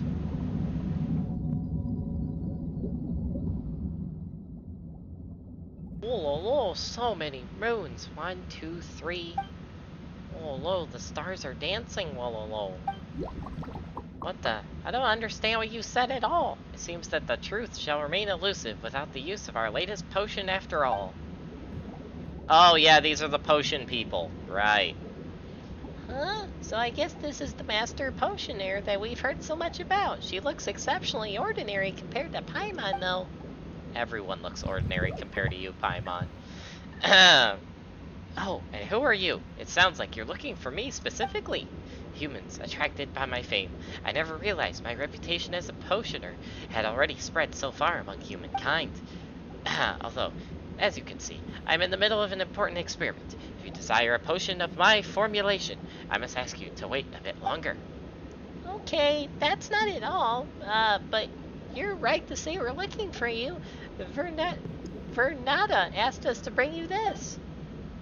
You give the enhanced true sight potion to Carabosa. Ooh la la, you've done me a great favor, ha ha ha. To be honest, I'd forgotten to bring this improved version of the true sight potion, and that left me at quite the loss. Speaking of which, I do not believe I have learned your names, dear benefactors. Paimon's Paimon, and he's Elurin. Elurin, could you be the one who assisted with testing potions before? I recall seeing your name in Vernata's notes. Yep, that would be me. Well, it is thanks to your previous assistance that I was able to use her precious notes to create an improved version. And thus, it is clear that I owe you both a debt of gratitude. Should you require any potions, please just tell me. No need to be polite. In that case, a potion that can make more out of... Wait, that's not what we're here for. Well, good job, Paimon. You caught yourself off guard for once. Or caught yourself for once. That's Toypia's, right? It seems like she's gone all loopsy. Is she okay? Oh, that, you needn't worry. We Maluzines are quite hardy, and we won't be in any danger just from drinking something odd. You just straight up admitted that your potions are strange, didn't you? In addition, in order to prevent any issues from popping up during the experiment, I specifically concocted this pick-me-up potion to neutralize the effects. Using it should allow Topias to immediately return to normal. Rose administers the pick-me-up potion, who quickly becomes more lucid. Whoa, now that felt like a very long time. Whoa, strangers, haven't seen you around before. Well now, let me introduce them. These two are Paimon and Elurin. They are my benefactors. They were potion testers previously. Oh, I see now. Hello, I'm Topaz, a musician from Maruzine Village. Hi there, Topias. It was also they who helped deliver the new formulation to me this time. With this, we can begin the final experiment. The experiment that will grant us insight into the truth. Paimon's been really curious for a while now, but why would Topias want to try this potion that supposedly lets you see the truth? Though Elurin tried it before, all he saw was this really weird ghost ship. Well, how should I put it? The essence of my music is an attempt to reveal the truth hidden all around us, things we don't usually see, like the whisper of the waves, the call of sea stars, and the joyous choruses of the sands. What? Paimon understands this less the more you go on. Anyway, it functions on the same principle as Kerbosia's True Sight potion. I'd hoped to create music that could transmit the truth by my own strength, but I really don't have much time to prepare, and I want to give Maramir her gift as soon as possible. If I can't create a wonderful song quickly enough, then Maramir might leave the village again before it's ready. Oh, so it's a gift for Maramir.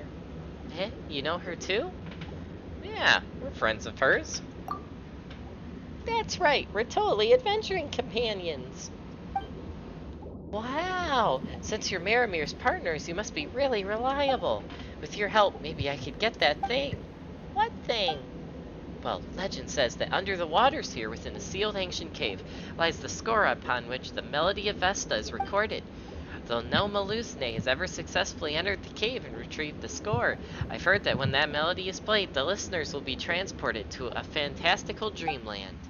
So if we could obtain it, then I could still perform a song for Maramir as a gift, even without the True Sight potion. But there won't be anyone to help me test potions then.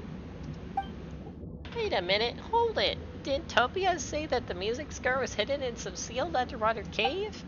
We've opened up a lot of seals in our time, sure, but if all we have to go on is some vague legend, this could be a long shot. That's true, but even so, I ask you to at least accompany me to look at the seal. I'll definitely pay you.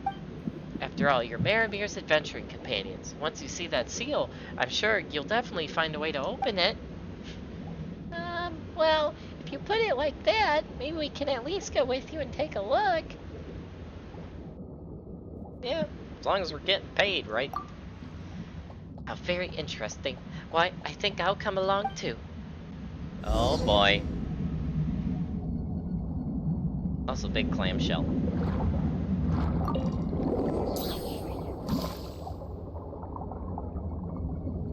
Okay, well that's a random quest that I didn't, or a random thing I didn't expect to be doing, but let's do this. Oh! And that quest is finally ready to do. Okay, so before we go, well, where is the sealed cave? Before I decide to not... Oh, it's over there? And we can just go to that later. Alright, so we're gonna do the event quest again. So back to Fontaine we go.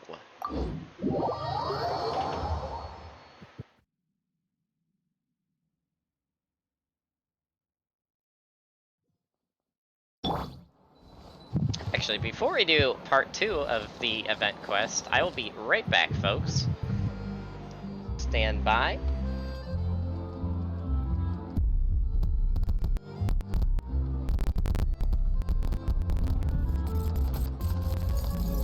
There'll be an extra fee for that. But none of them believed me.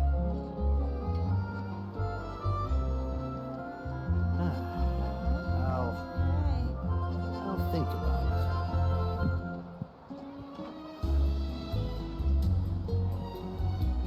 A blade is like a tea leaf. Only those who sample it many times can appreciate its true qualities.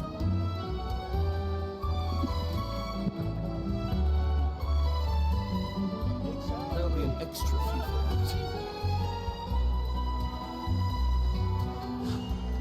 A blade embraces its duty, as a jeweler cherishes their gems. Think about it.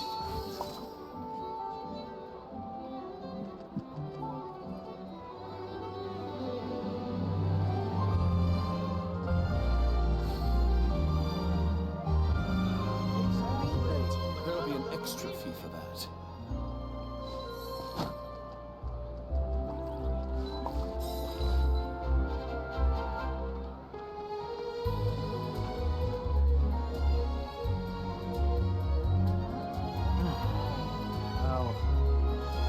I'll think about it.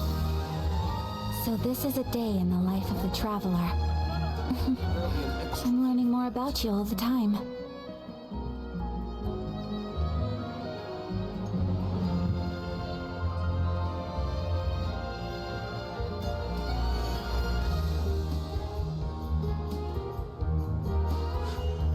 A blade embraces its duty, as a jeweler cherishes their gems. I'll think about it. Exactly. But none of them believed me.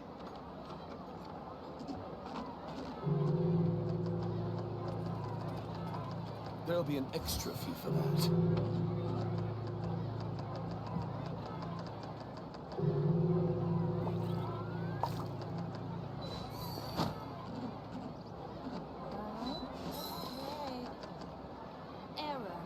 Exactly. But none of them I'll- believed me. I'll think about it.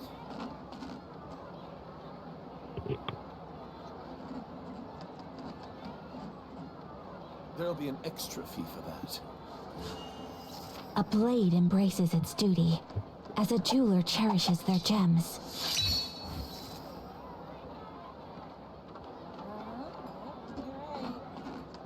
Exactly. But none of them believed me. I only wish life could be as leisurely as this a little more often. How greedy of me. There'll be an extra fee for that.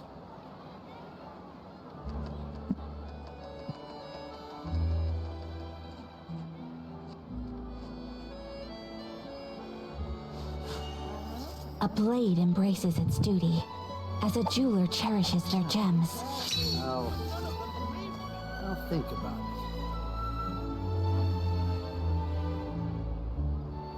There'll be an extra fee for that.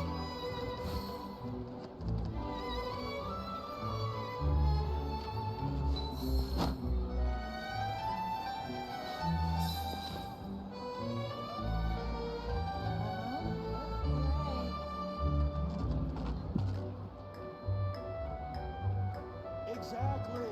But none of them believed me. There'll be an extra fee for that. I'll think about it. So this is a day in the life of the traveler. I'm learning more about you all the time.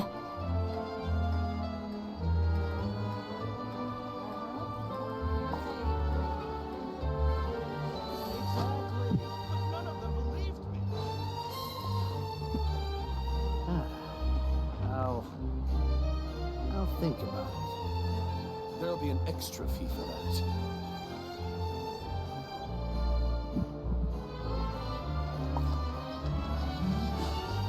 A blade embraces its duty, as a jeweler cherishes their gems.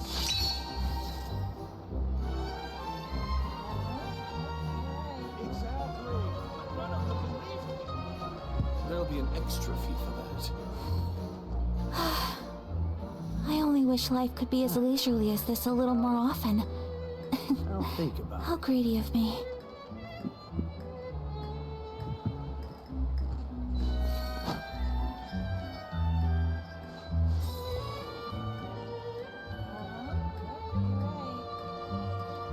Exactly. But none of them believed me.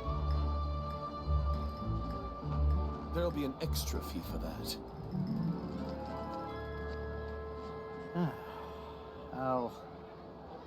I'll think about it. A blade embraces its duty, as a jeweler cherishes their gems.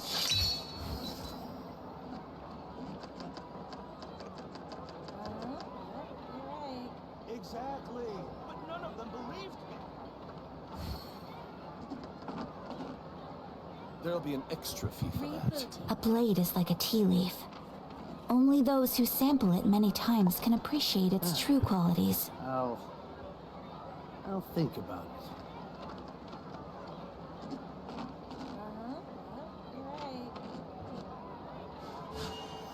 A blade embraces its duty, as a jeweler cherishes their gems. Extra fee for that.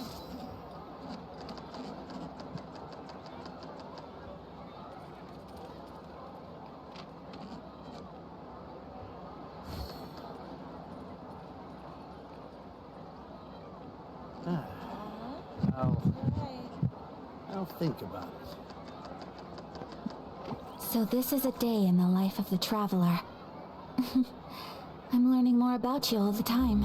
Exactly. But none of them believed me. There'll be an extra fee for that.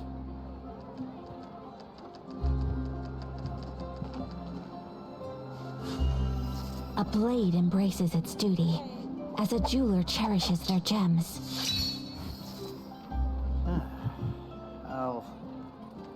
I'll think about it. Exactly. But none of them believed me. There'll be an extra fee for that. I only wish life could be as leisurely as this a little more often. How greedy of me.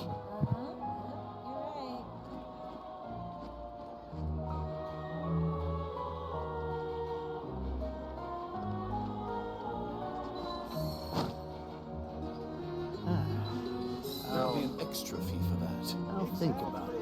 But none of them believed me.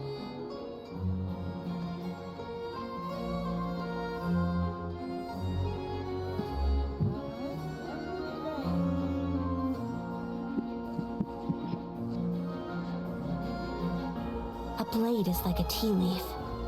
Only those who sample it many times can appreciate its true There'll qualities. be an extra fee for that.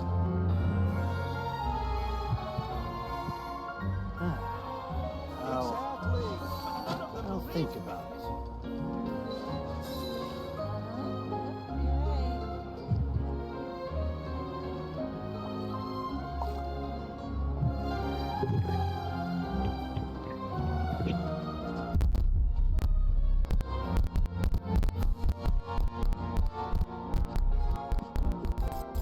There'll be an extra fee for that. Exactly.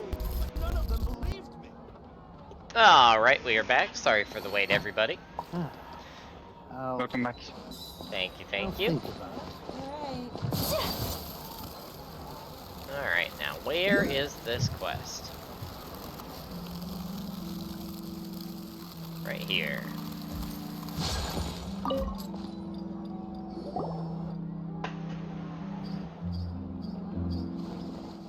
The feedback on the board doesn't look right.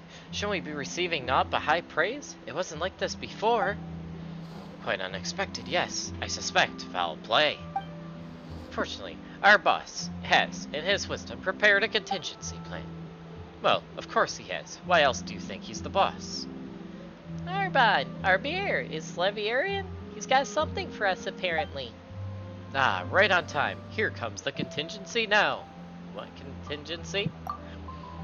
Well, that's you. That's what the boss said. But he's not here right now, so let us explain. Just a short explanation, once again. During the last 2 days, we released the results of our Champion Duelist plan to the public. We've also started pre-orders that will allow people to pay half the price as a deposit and thus qualify for early access.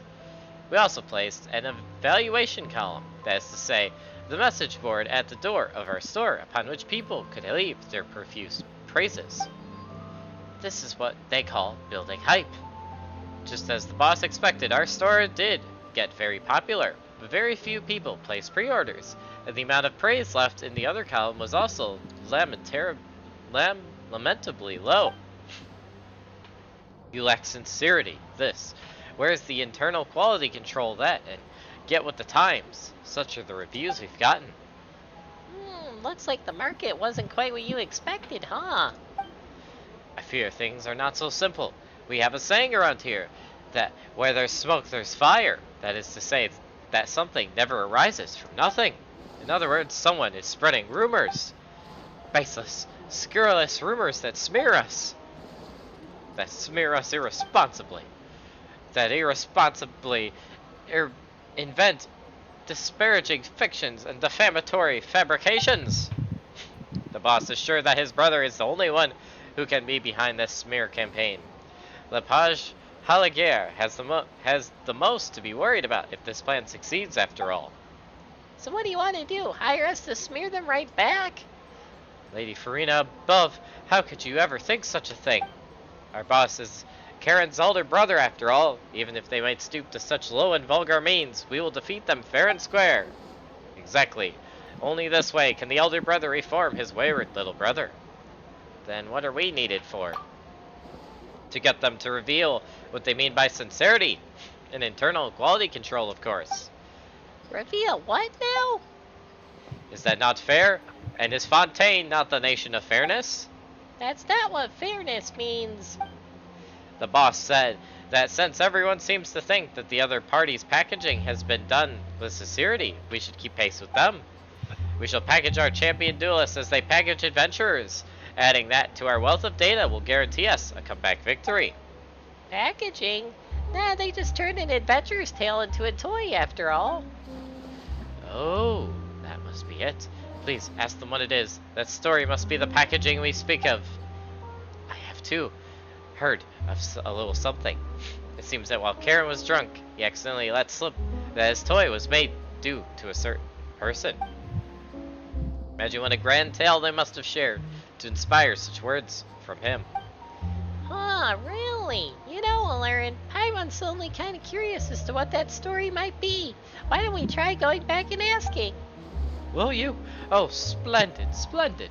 We shall leave this in your capable hands then, Miss Paimon, Mr. Elurin. Oh boy. I know who the adventurer is too. A certain Mondstadt character. Oh hey, Joodle! What's up, Joodle? How's it going? How are the noodles doing? I hope you're doing well. I ate them. What? Aw, mistate your noodles, Joodle. Oh no. Sorry. Gosh dang it. Hello again, dear customers. How have you been? Have you tried out the adventurer toy by the way? Hey there, Karen. Actually, we got some things we wanted to consult you about, and yeah, it's about the toy. Happy coincidence then. I enjoy these, like a fortuitous opportunity to nap, or just happening to have enough mora to buy what you'd like to. Ask away. I'd like to hear the story behind this toy. That's right. We've heard that you based this story on someone. That's got to be the adventurer who's the star of the tale, right? I see, so that's your question. Well, the adventurer did indeed leave a deep impression on me. I met an adventurer in Springvale when I was about to leave Mondstadt. It appeared that he had messed up some sort of meal delivery commission. Apparently, he had encountered several waves of monsters on the way there, and not only had he missed the timing, but the food had also been bumped about. Knowing a thing or two about cooking, I helped him make a new serving. Well, that was sure nice of you. Well, that's not all. You might find it hard to imagine, but that one attempt at cooking resulted in a manner of accidents. The firewood got wet, a big hole got gorged in the bottom of the pot, and while I was plating it up, I was hit by some flying stones from out of nowhere. One of them even bounced onto my head. Well, that one really hurt. Pretty good. I have some work to do, so I'll be lurking. I should be back later. Alright, sounds good, Joodle. Thank you for the lurk. Well, the job did eventually get done, albeit with a complaint from the customer that they had cracked a tooth on a stone while eating. Lady Farina above. Surely it wasn't the stone that hit us on the head. Was this adventurer's name Bennett? Bennett. Yep, I thought so. I knew it. Bennett. Yes, that was his name. Wait, Bennett. Wait, do you two know him as well? Interesting fellow, that one. Later, he took me to all sorts of rarely visited places in Mondstadt to show us things. It was a pretty rough journey, but the uncommonly beautiful sights made it worth the effort.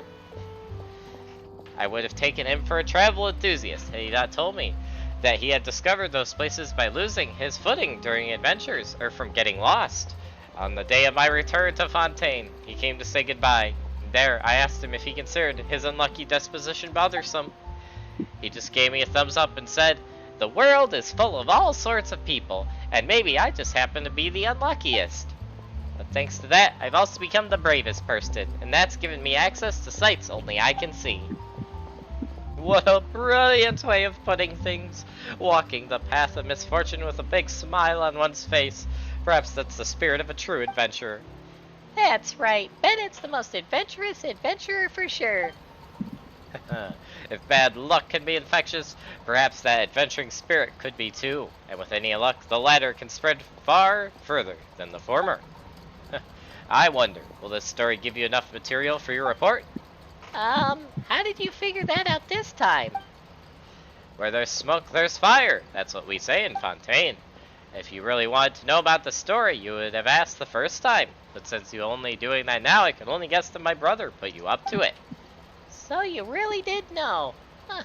You know, Paimon doesn't get why Olivier would have such a dim view of you. You're pretty smart and you seem like a nice guy. It's anger, I think. He's probably still mad at me for what he sees as a betrayal. Eh? Betrayal? Our family is well known for a skill at making clockwork devices. I've always been good at making toys of that sort, and while my brother isn't quite as good, he's got a real knack for doing business. Since we both love toys, we agreed that when we grew up, we would set up the best toy store ever. But it was only when we grew up that we realized that someone had to succeed the family business, and that is to say the shop. My brother had a big fight with our father over it, and he went to strike out on his own. I, on the other hand, was convinced to stay, and is that not a betrayal? Does that really count though? Well, it isn't a show. It wasn't a show of adventurousness, that's for sure. I was afraid that if I failed to make a name for myself out there, I'd have to come crawling back to the family business. I just couldn't take that pressure. I've always been like that. I'd be the first to cry when we encountered some hooligans on the street, but my brother would have me get behind him with a "don't worry, watch me send them flying with my knuckle sandwich." Your relationship seems kinda complicated. Well, I suppose that's how things played out, eh? In any case, I'll be here if you have any other questions. You're always welcome here in my store. Freaking Bennett.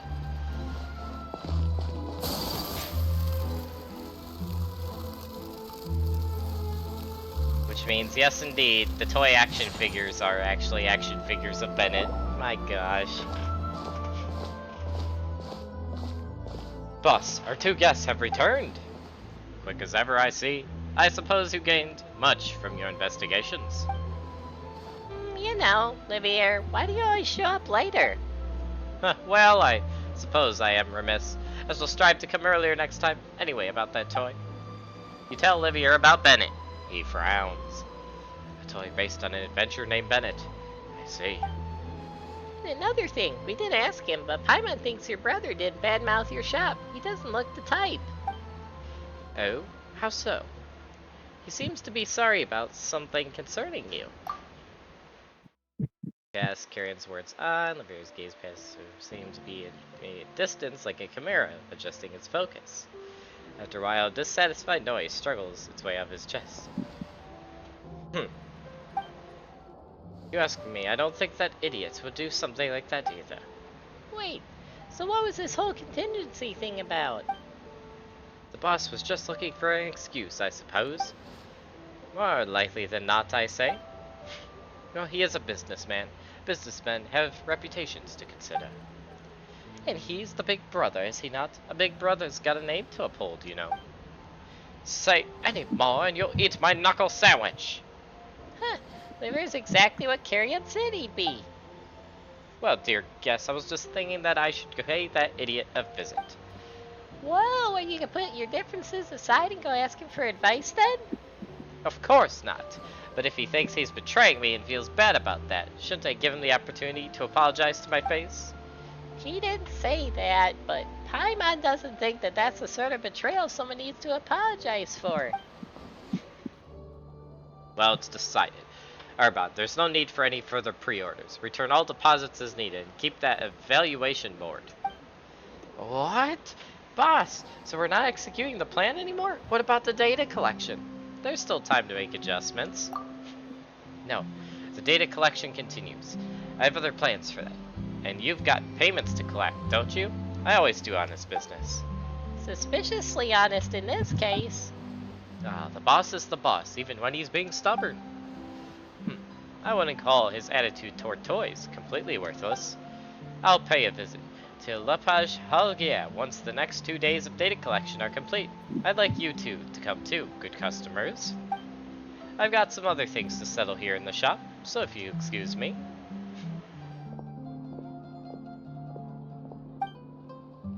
Olivier's got such an odd... Oh, Olivier's got such an odd temper. He's not really going to ask for an apology, is he? well, would you look at that? Our third party has brought about an opportunity for change once again. Third party? That's the two of you, of course. Thanks to you, the differences between the two shop owners may yet be resolved. That's what happened previously, too. Previously? Aye. Have you noticed how the shop is separated from La Page Halgier by the Northland Bank? Boss originally wanted to set up shop next to the Halgier to compete with them directly. Now I doubt that they knew about Boss's history when they reserved that space, but in some way they became a mediator in the conflict, didn't they? That's super interesting. The Fatui love to meddle in other people's business, but this sort of meddling's a first for sure. That's the importance of third parties. Just like how a double act still needs an audience. Well, what about the solo acts? Would things work with just one actor and one audience? Wait, are you trying to betray me too? You'd better watch out for my knuckle sandwich then. Also, what in the world? Oh my word! I don't know why Twitch is not telling me the donation, but thank you for whoever just donated. It was Laughing Fox. Oh, Laughing Fox! Oh, hey, Laughing Fox, thank you for that donation. I appreciate it. I very much appreciate it. You said that was coming, and I thank you. That was very generous of you. Thank you for the $100. I appreciate it. Wait. Oh, yeah, I read that then. Yeah, I appreciate it. Thank you. That was very generous. Thank you, thank you.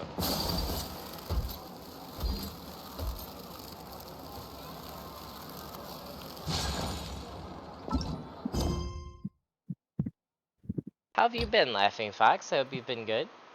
And yes, thank you. That will definitely be of help. Thank you. Very much appreciate it.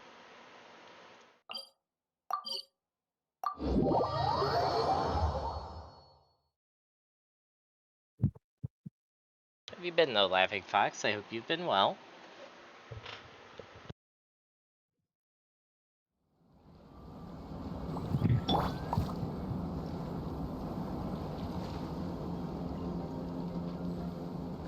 Okay.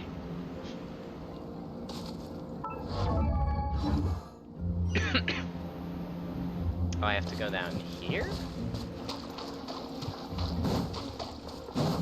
Wait, how do I get down there again?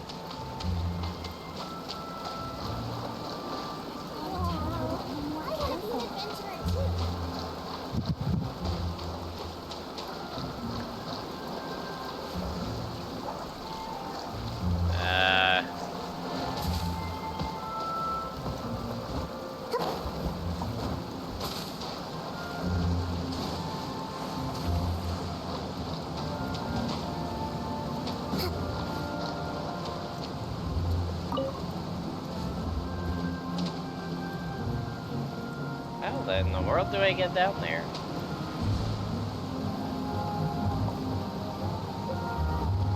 I did not hear what happened. Laughing Fox. What happened?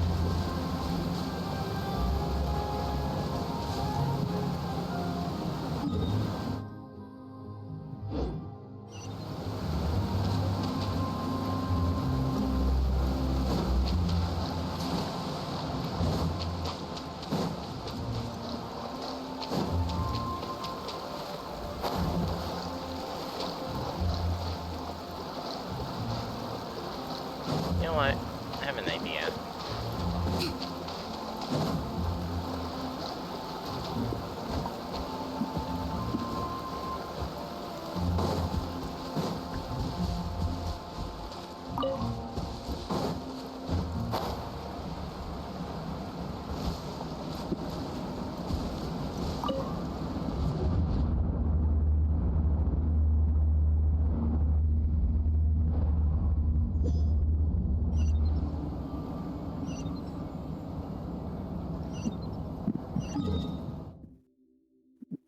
Actually, this might work. Maybe. I need to go behind me, I think.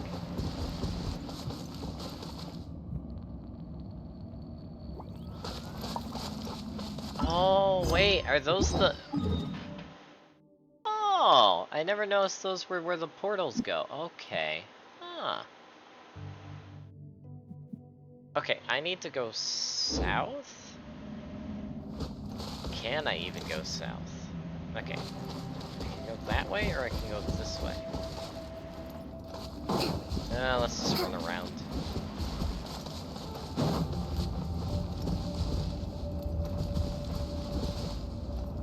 Alright, sounds good, Laughing Fox. Yeah, DM me. Oh yeah, I'm supposed to dive here. Right.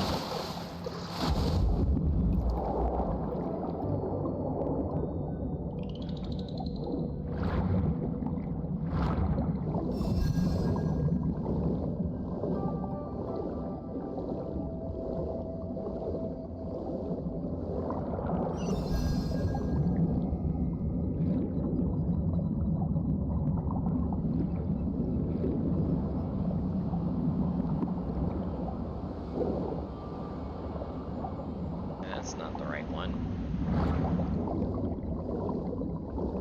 Okay, now we're back in here.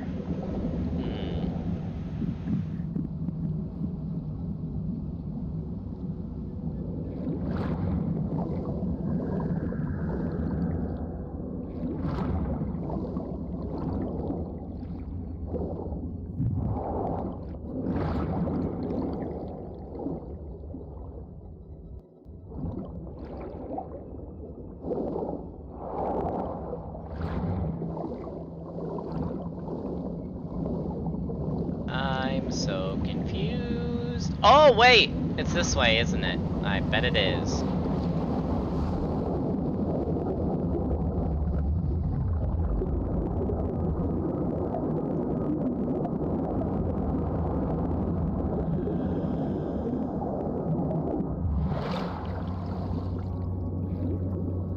Yeah, I bet it's in here.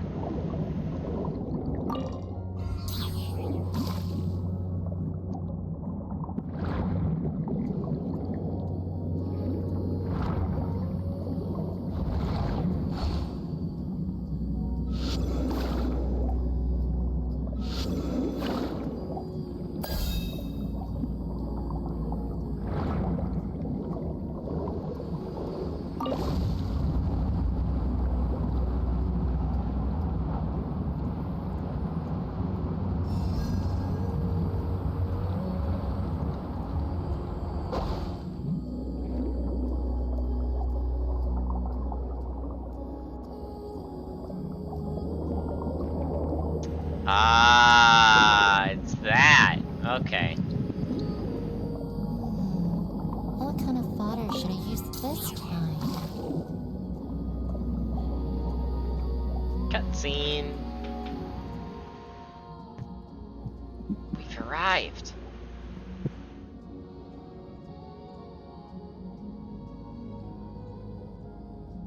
This is it. If we enter through here, we'll reach the cave where the legendary lost music is hidden.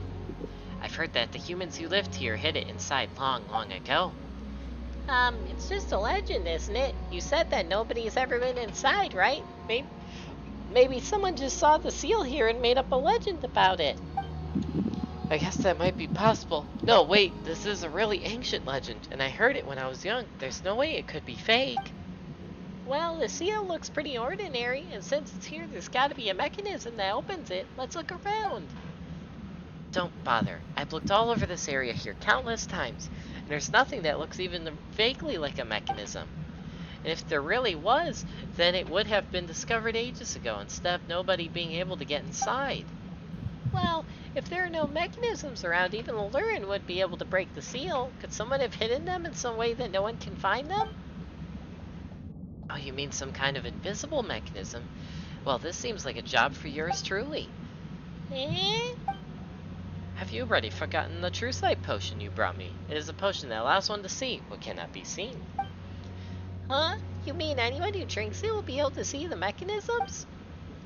Well, Elurin did see some pretty weird stuff after drinking it before, but it doesn't seem all that reliable. Rest assured, though I can't guarantee that it will work if a hallucinate drinks it, things will certainly work if Elurin does. After all, this improved version is based upon the data we gained from the last time you tried it. So, from a certain perspective, Elurin is the perfect test subject for this new version. Baloney! You just want us to keep being your guinea pigs. Ah, come now. This formula truly is my pride and joy. If there really is some mechanism that cannot be seen, you will definitely be able to see it if you drink this. You've tried it once before, have you not? It can't hurt to have another go. Might as well try it. You should still be careful. Then please, drink this potion. I'm looking forward to your feedback. You take the True Sight potion from Carabuse and gulp it down before the pungent aroma has a chance to spread. Just like before, it seems to not taste like anything. Good. The potion should be taking effect by now. Try to see if you can find what we're looking for nearby. Ah! Yeah. I see mechanisms that were not in here before. Interesting. You TM'd me? Okay, I'll look when I can. Laughing Fox.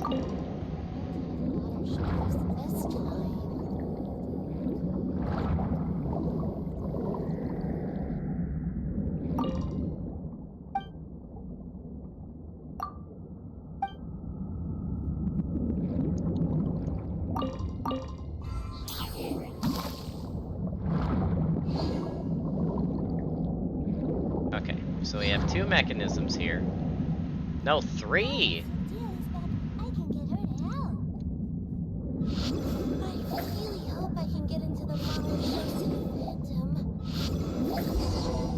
There it is. The seal really opened. I didn't even see how you did it. Elurin must have seen something we cannot and done something to it. That's right, it was a pretty normal mechanism. Oh, what an excellent result. Something that only those who see the truth can interact with. This truth is not bound to the confines of our own thoughts and eyes. It's different from ordinary subjective records. It is a completely reliable and objective record. Though I cannot say if it is because of your innate talents or the potion. I believe the development of this True Sight potion has certainly taken its first step towards success. Next, we must figure out the underlying principle behind the potion's effects and continue to improve it. You don't even understand the basic principles behind how it works and asked us to test it anyway? That's way too irresponsible. What can I say? Potioneering is an experimental science. Practical results are more important than principles and theory. Without experimentation, even I have no way to possibly confirm its effects. Even then, Paimon has no idea what to say, but ignoring the potions for now, at least we can finally enter the cave. True. The lost musical score of the Melody of Vespa should be inside. Let's hurry in and look. Although I am also quite interested in this legendary lost music, now that I have received new feedback concerning the True Sight potion, I should go back and work on its next iteration. As such, I shall be taking my leave for now. My thanks, benefactors. Remember, if there are any other potions you'd like to try in the future, come and find me. Anyway, since the seal is open, let's go in and have a look. Maybe we'll find something unexpected. I'm gonna jump out, Elurin. Have a good one. Alright, take care, Mist. Yeah. Alright, so now let's enter the tunnel.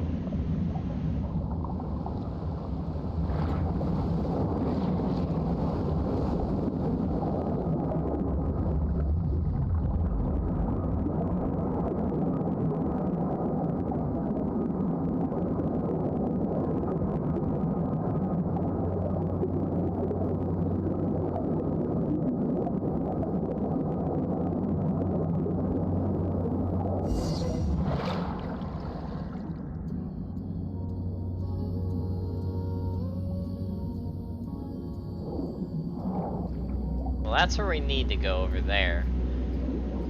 Although I am curious what this is. Oh, snap!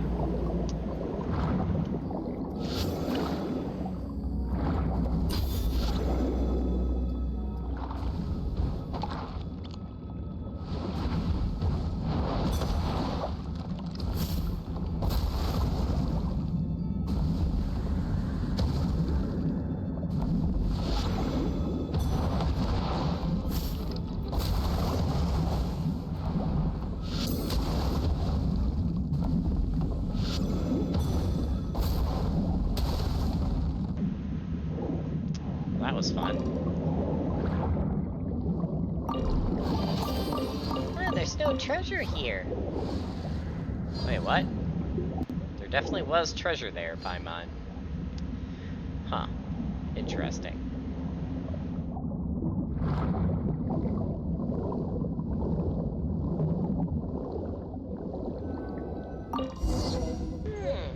I haven't seen its contents yet, but this bronze plate should be the lost score from the Melody of Vesta. Seriously, we found it so easy? Oh, wait. What's this?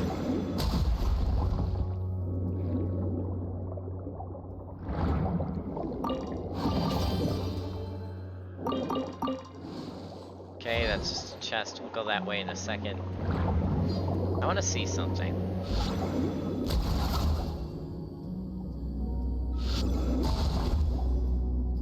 Can I break these? No, I cannot. Okay.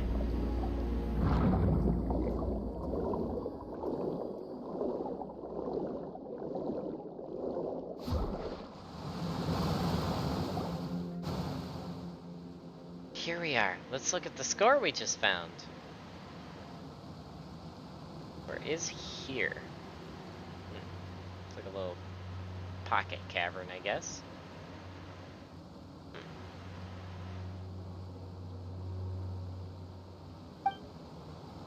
Just what kind of music has it recorded? Paimon can't wait to find out.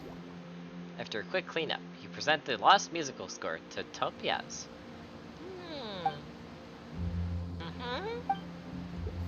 Yeah, nope. I can't understand what this score says at all. But, huh? Are you a musician, Topias? You should have no trouble reading musical scores. Although the bronze plate does have a musical score on it, I've never seen any of the symbols before. I've read lots of human notation before, but this is really the first time I've seen anything like this. Oh, what am I going to do? If I can't understand this notation, then I won't be able to play a beautiful enough song for Maramir. Come on, don't worry. Since it's a musical score, there's definitely some way to read it. Yeah, we just need to find someone who can understand it. Yeah, since it's a lost ancient score, maybe it uses some kind of lost ancient language. Anyway, it should be fine if we go and find Catherine in the court of Fontaine. Fontaine is full of artists, and if the Adventurers Guild helps us, we can definitely find someone who can read it. Why don't you head back and wait for us, Topias? Once we figure this thing out, we'll come find you. Then I'll leave it to you. Alright, now it's time to go talk to Catherine.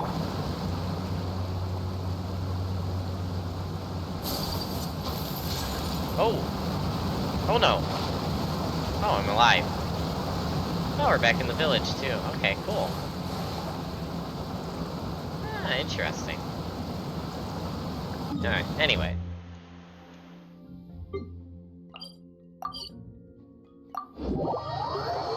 Back to Fontaine.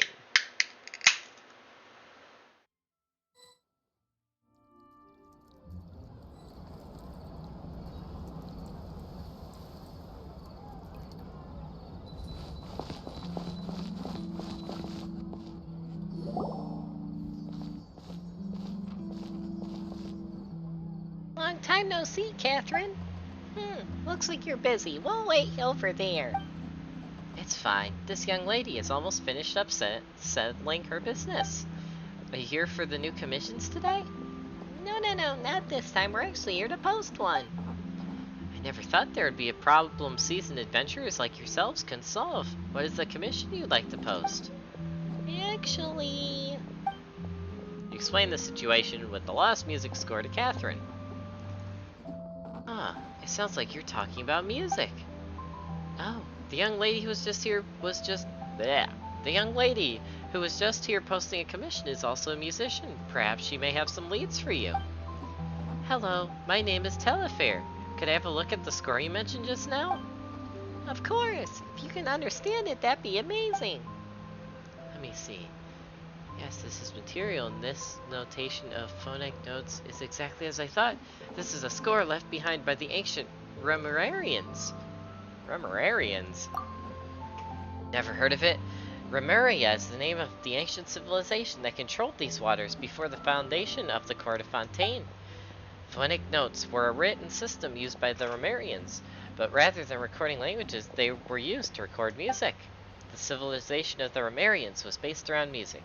It's said that they once built a massive musical instrument, even grander than our opera house, that was capable of playing music even to the dome of the sky. The legends say they sailed musical ships that could carry thousands, and that even sigh and shudder of every note was carried to the edges of their empire. But thousands of years ago, a great flood destroyed all of this in a single day. The civilization of Remeria also perished in that cataclysmic tide. But the thought of the civilization of Remeria vanished. But though the civilization of Remeria vanished, they left behind a rich legacy for Fontaine, especially in the arts. Whether in music, drawing, or sculpture, we have all been deeply influenced by the Remerian civilization. It would not be exaggerating to say that they are the font of all of the arts in Fontaine.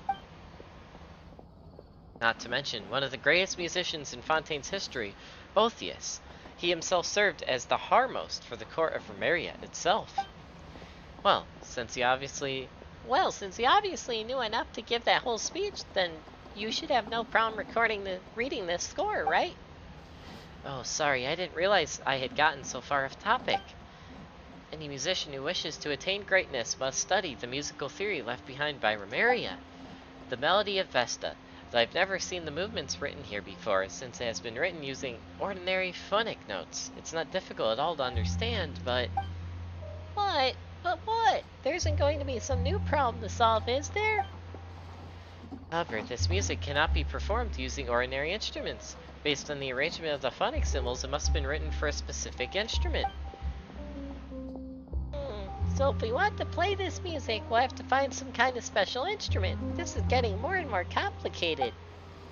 That's correct. I recall that according to legend, the Remerians would sometimes use a huge conch to perform music of this sort. Well, know where that is. A huge conch? Paimon feels like we've seen one somewhere before. There was one back when we ran into Topias. Oh, that's right. Maybe that thing really is. It looks like you two have already found the lead. If you don't mind, I'll mark up the movements on a score for you. That way, anyone with even a basic sense of music theory should be able to understand it. Yeah, that would be great. Thank you so much. Since your problem has already been successfully resolved, I believe it will be unnecessary to post your commission. As for the reward, you can simply give it directly to this young lady. Haha, there's no need for a reward. Being able to see a score from a area that I've never seen before is a reward enough for me. In that case, we'll see you later. That was cool. Alright. Back to the village.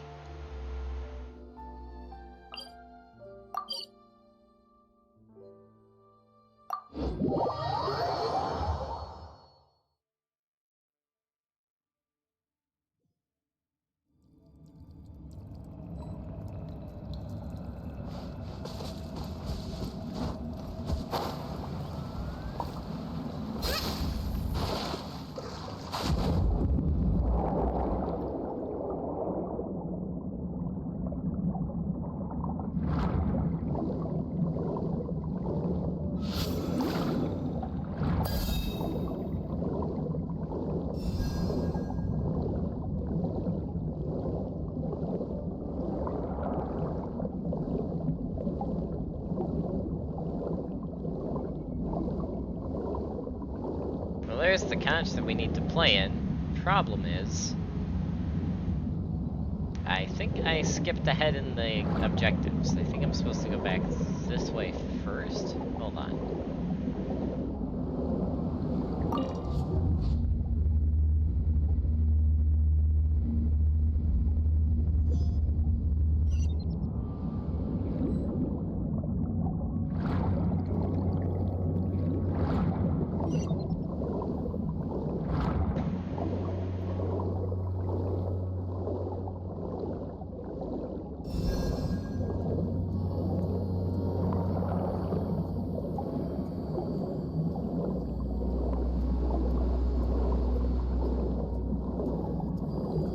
There we go.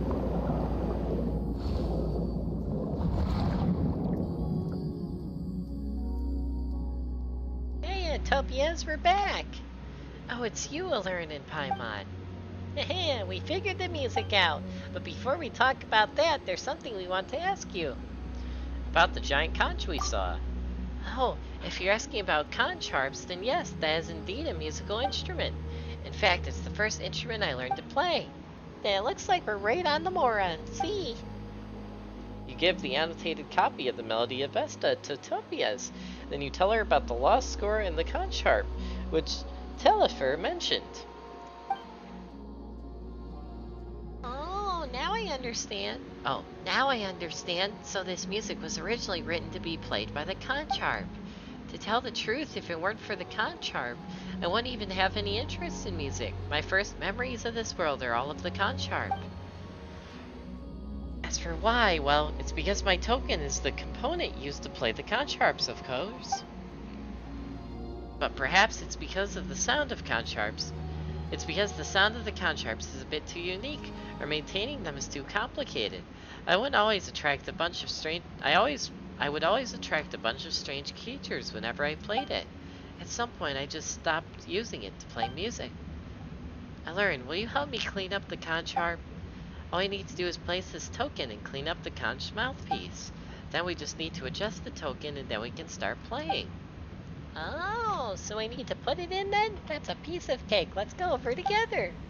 Paimon's really looking forward to this. Paimon wonders what kind of music we're gonna get. Oh, snap.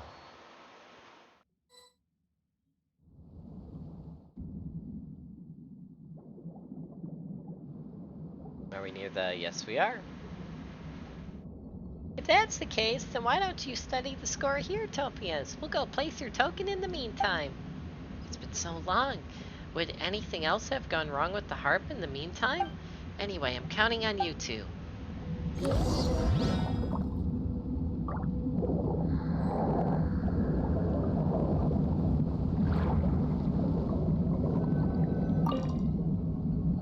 We mounted it up, but there's no response.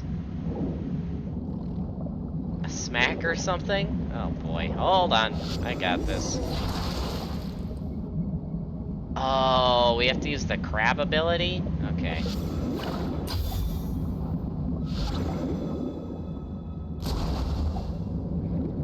Oh, wait.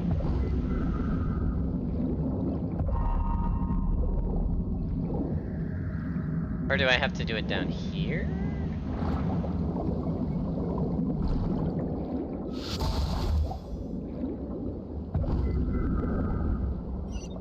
Oh no, I have to do it up here. Okay. Over here. Ah.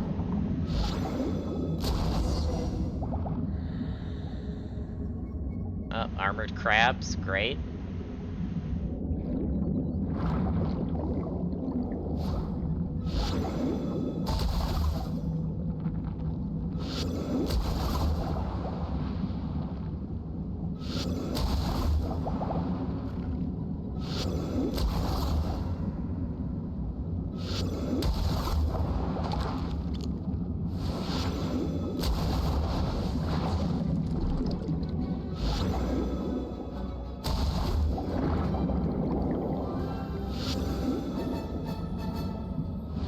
Come on.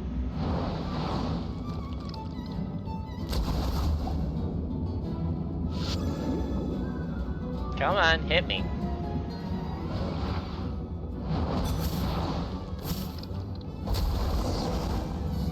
There we go.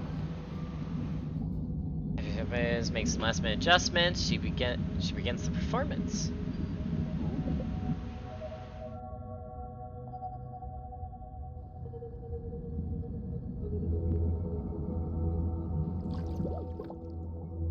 Wow, what wonderful music. Even though it took so long, Paimon knew it wasn't all for nothing the instant she heard it. It washed away all her fatigue, just like that. Yes, even though it can't carry people off into a dreamscape like the legend says, it is truly beautiful music. It's definitely good enough to be a parting gift for Meramir. Thank you both so much. You both spent so much time running around and worked so hard for the sake of my music. No worries, we're used to it. Anyway, I'm so grateful. Thank you. Alright, this is the reward I promised you. If you have time, please come back and listen to more beautiful music. That is cool.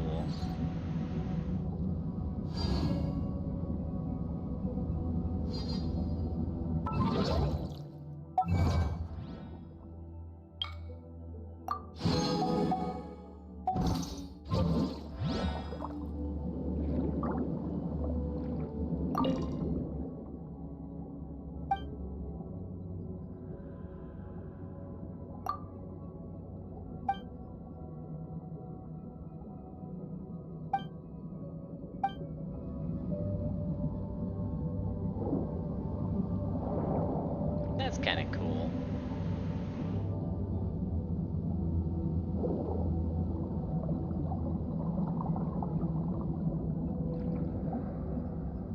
Alright.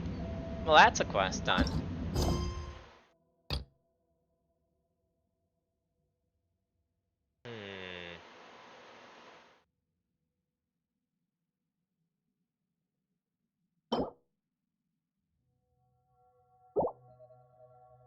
I assume this is about the invisible ship.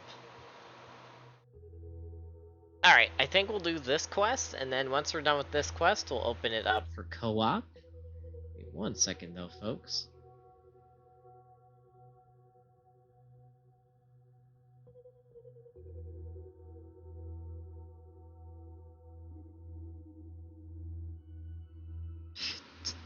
In other news, Kave and Nahida are deleting people's co-op worlds. Gosh dang it.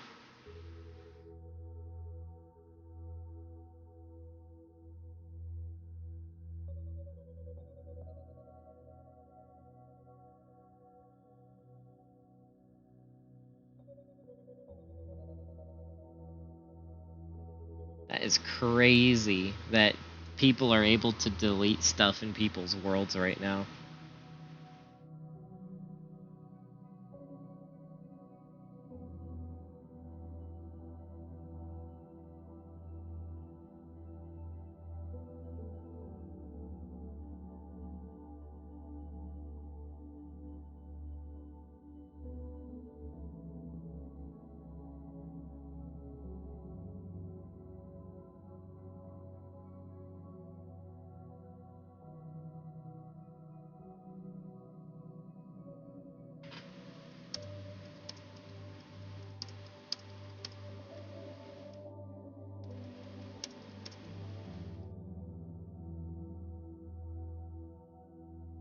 Alright, sorry about that, folks. Had to do something real quick.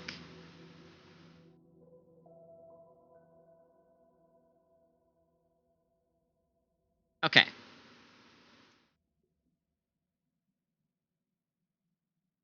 Navigate. We are going over here.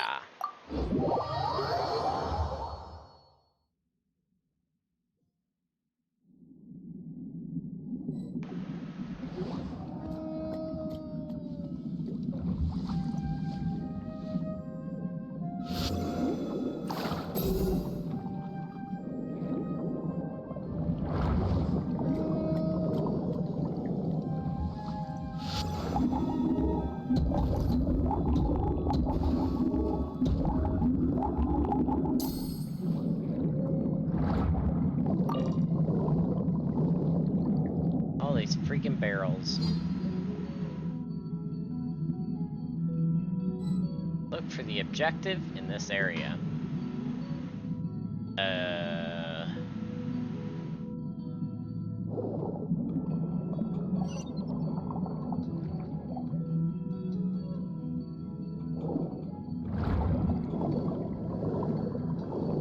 Oh. Ah.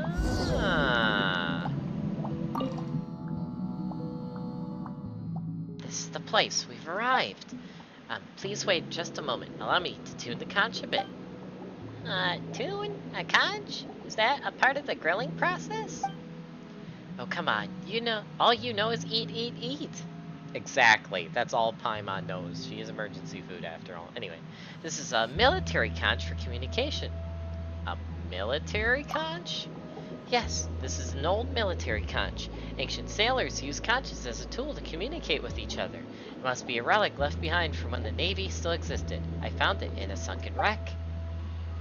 When I tuned the conch here last time, I heard her response. Since you've seen her, I think you should be able to hear her response too. But you have to wait a moment, you know. I'll have to tune the conch before I can send out the proper signal.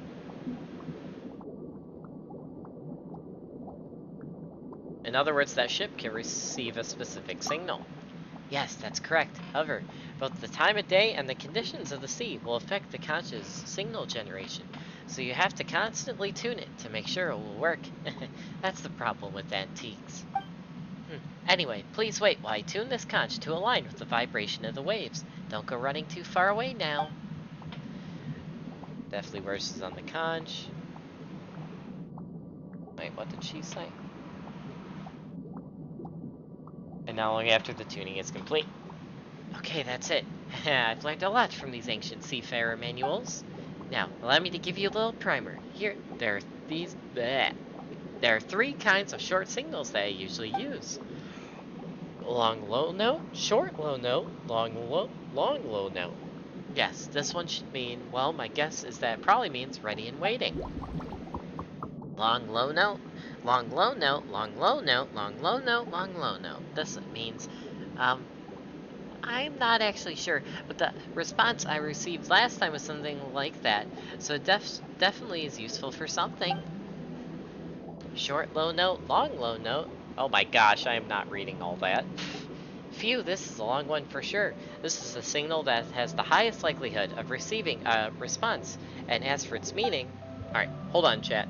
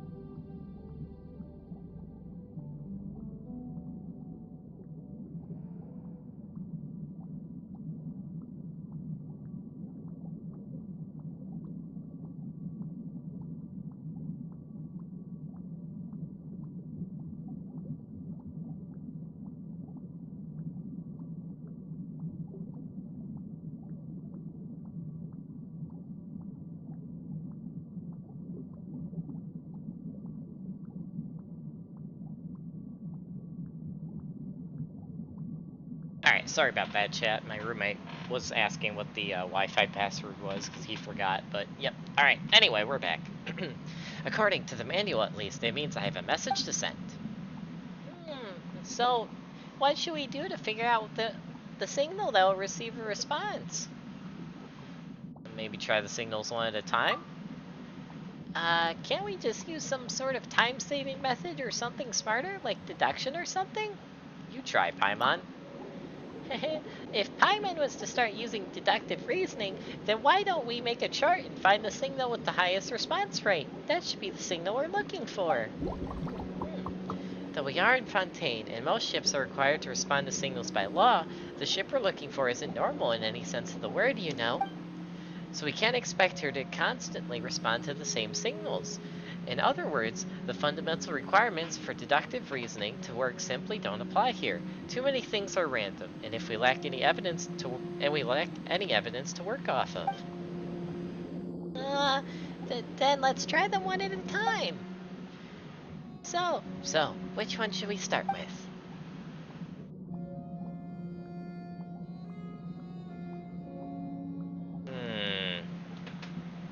I feel like let's start with the longest one to get it out of the way.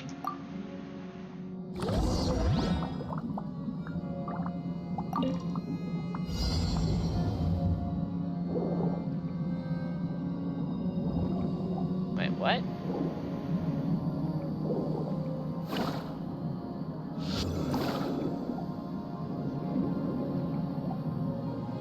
How do I do this?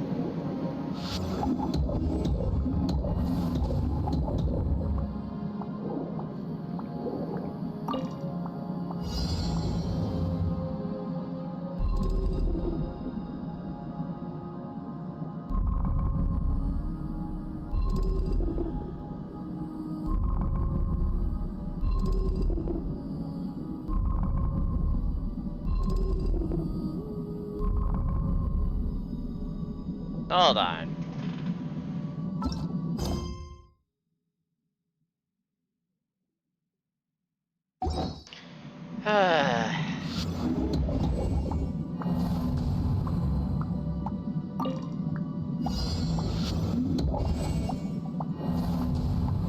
I am so confused.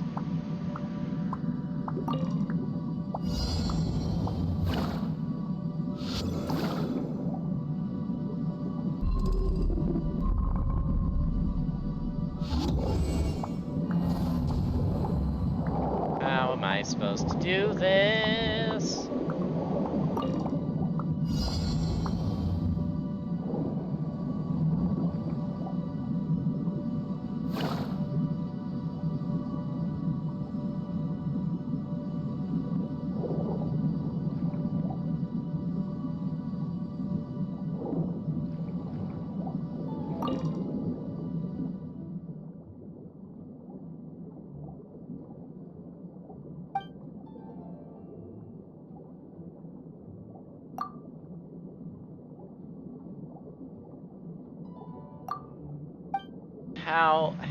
How do you do this?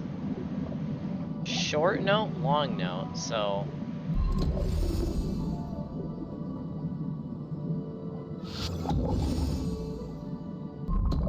Ah!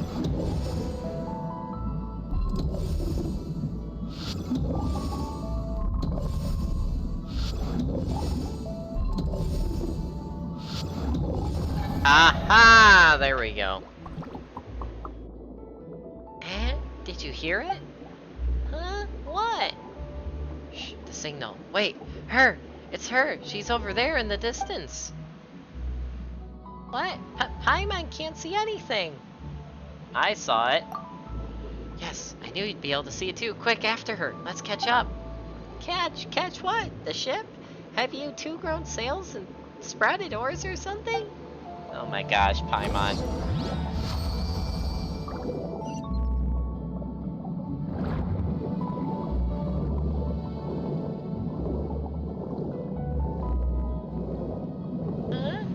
She disappeared.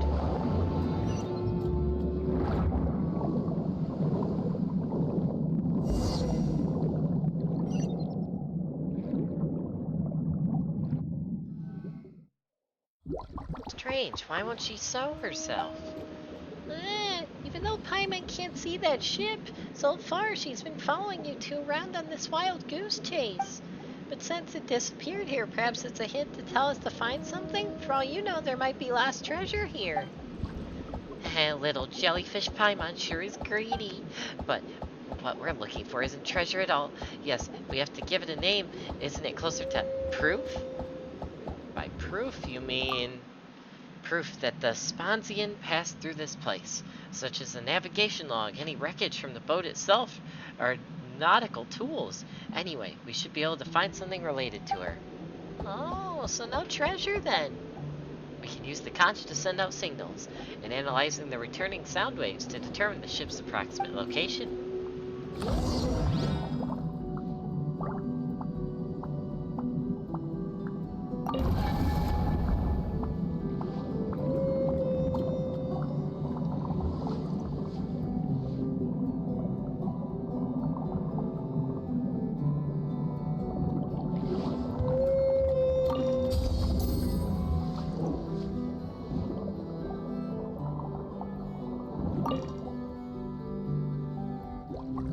What happened here? It's a complete mess. This isn't even a complete wreck, it's mostly just fragments. The signs point to her being still further up ahead. But she must have suffered irreparable damage, so why would she still forge onward in such poor condition unless... I think we'll find out why soon. So many tiny little pieces everywhere. It's like she was bitten in half by a giant sea monster. Oh, was it the dragon? I bet because we're so close to the dragon skeleton, I wonder if it was the dragon that bit it in half. Could be.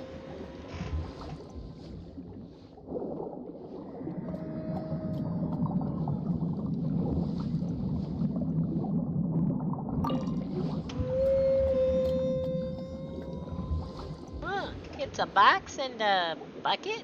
Maybe we should open them and take a look. They just might be... Rocks. They are rocks. Yeah, really valuable rocks. Silly Paimon. They're ballast. Ballast used to stabilize the weight of the battleship. Eh?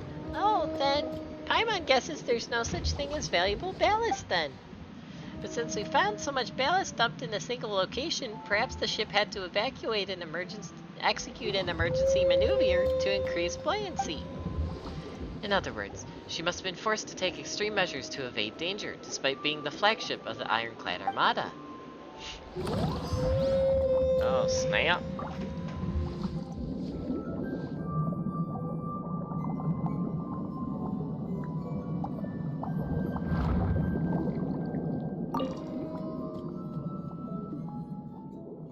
Busted wood planks, oars, and the wreck of a small boat. There's nothing worth looking at here.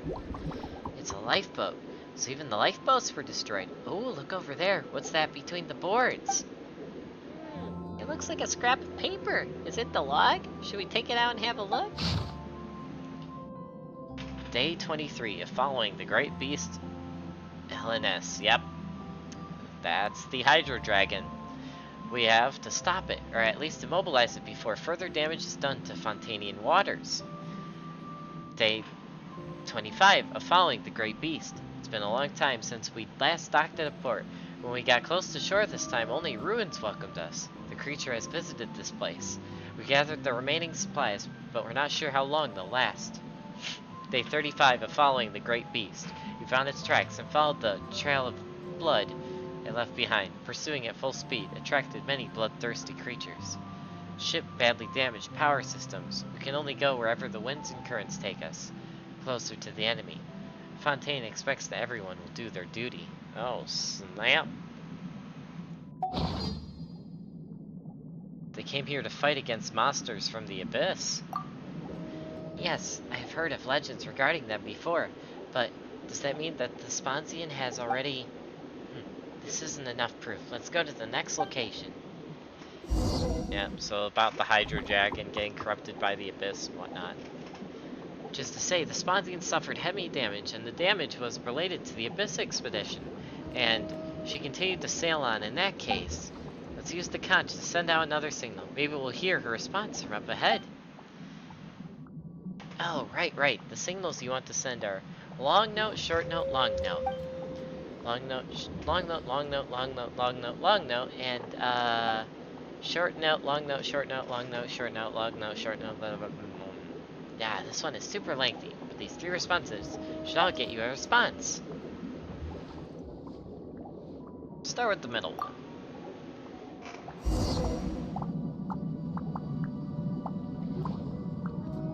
Which is what?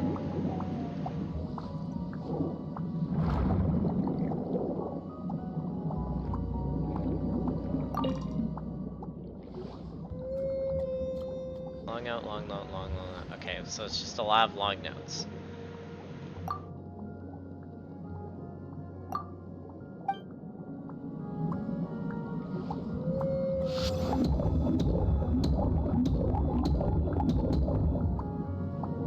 Oh yeah, I gotta hit it from the back.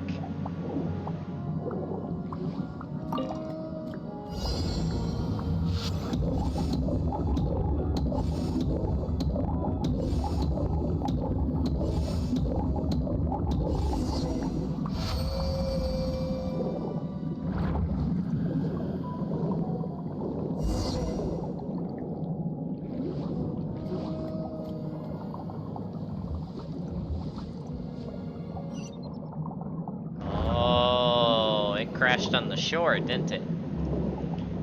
So is that a teleport that I'm seeing in it?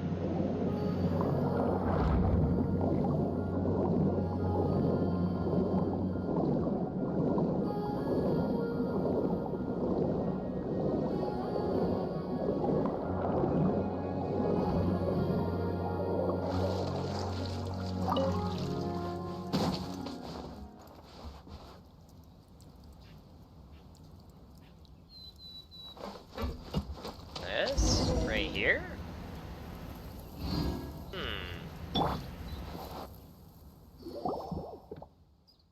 Oh, look! This wreckage must have been the ship we were chasing earlier. Well, half of it anyway. She's all torn up. Hey, don't be sad, Ace. We couldn't have expected things to turn out like this, right? I know, but... oh, forget it. I'll go look around and see if there's anything worth investigating. Yeah, there still might be good stuff left. Come on, Elurin, let's have a look around as well.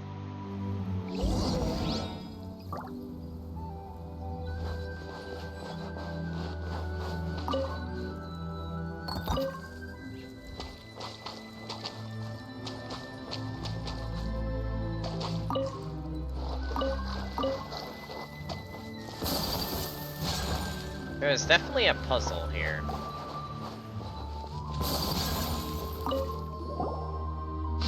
Ooh, navigation log. 1800, visibility 5. Quiet sea with some fog. Prepare anti-fog devices and strengthen the lookout. 1930, visibility 3. Anti-wave device ready. 2100, visibility 6. Quiet sea with 3 abysmal sea monsters emerging at 4 o'clock off the starboard bow. They seem to be the length of cruisers. Cancel combat readiness cruising. Whole ship now ready for battle. 2130, visibility 3. Terrible sea. Escort ship Caledones damaged and paralyzed, not suitable for battle. Escort ship Vericones sunken with the captain fallen. Our ship's hull heavily damaged, water pouring in from 3 locations. Second and third cannons totally destroyed. Urgent damage control is needed. 2200, visibility 4. Terrible sea with sea monsters emerging in groups at 4 o'clock off the left stern. The number can't be estimated. Clockwork calculator damage. Firing parameters impossible to estimate. Accelerating to draw closer to flagship Sponzian. Oh.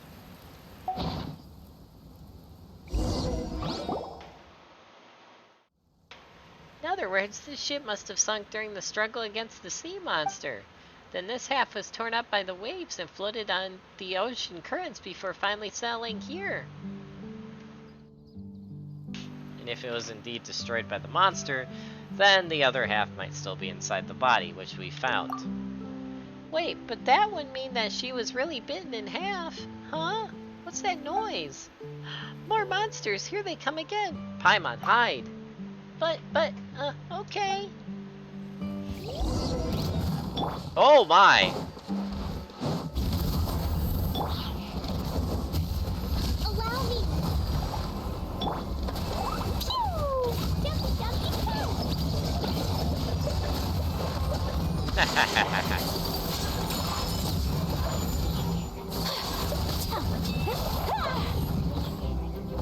Oh, more! power cord. Try to attack. Spicy flash. Fine, boom.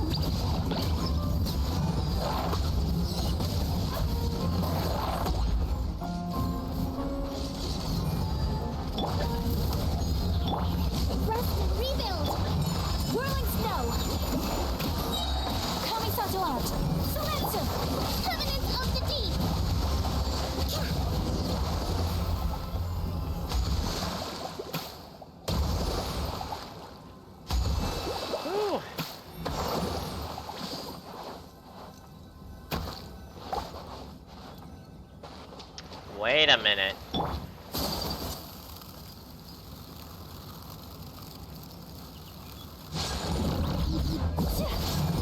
Pyrotechnics! Allow me!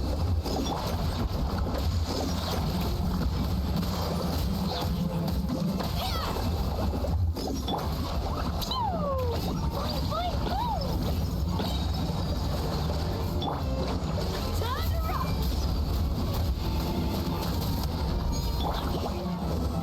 Rest and rebuild! Blazing delight!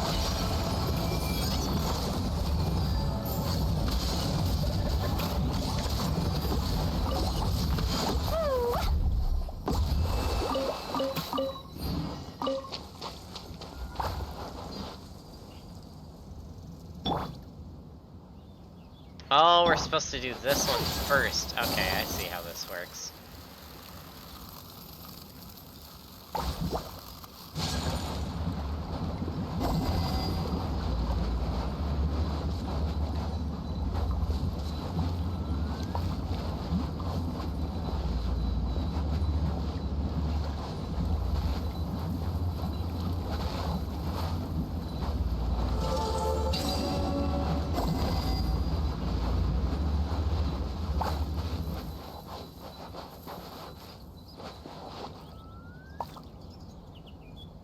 Hello? Hello? Wonder how long they take to respawn, or do I have to grab two? I have to grab two. Okay.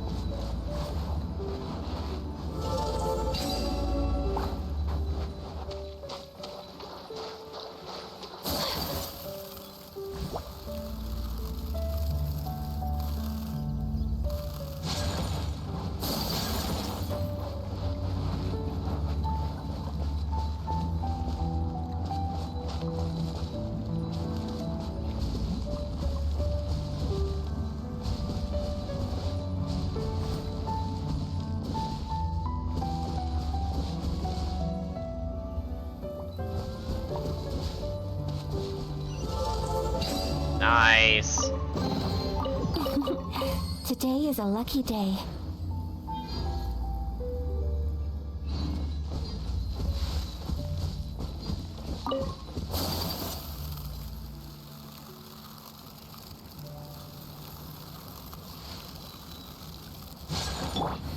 Feel the beat!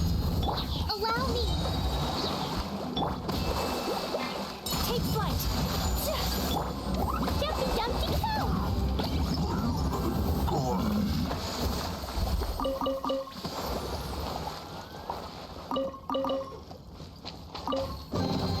Maybe there's even more buried below! Woo! Well, that was easy. Ish. Leave her, sailors, leave her. Tomorrow you get your pay. And it's time for us to leave her. I'll leave her, sailors, leave her. For the voyage is done and the winds won't blow, so it's time for us to leave her. Is this a freaking sea shanty? No grog allowed and rotten grub, and it's time for us to leave her. Oh, leave her, sailors, leave her. The sailors all flirt. The sails all flirt. Our work is done. It's time for us to leave her. As the dreamlike shanty dissolves into the ocean waves, a sorrowful voice comes from the strange pendant. Ooh. Blue, like a little sailor. I saw her. She had the scent of sea monsters on her, but she is a good child. Perhaps she will not let my flagship, will not get my flagship dirty.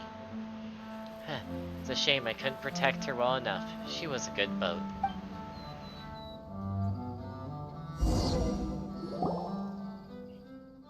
Elurin, are you alright? You told Paimon to hide and then you went wild on those slimes, and when you picked up a handful of sand and started talking to yourself. What happened to you just now? You scared Paimon half to death. I witnessed the moments before the ship sank.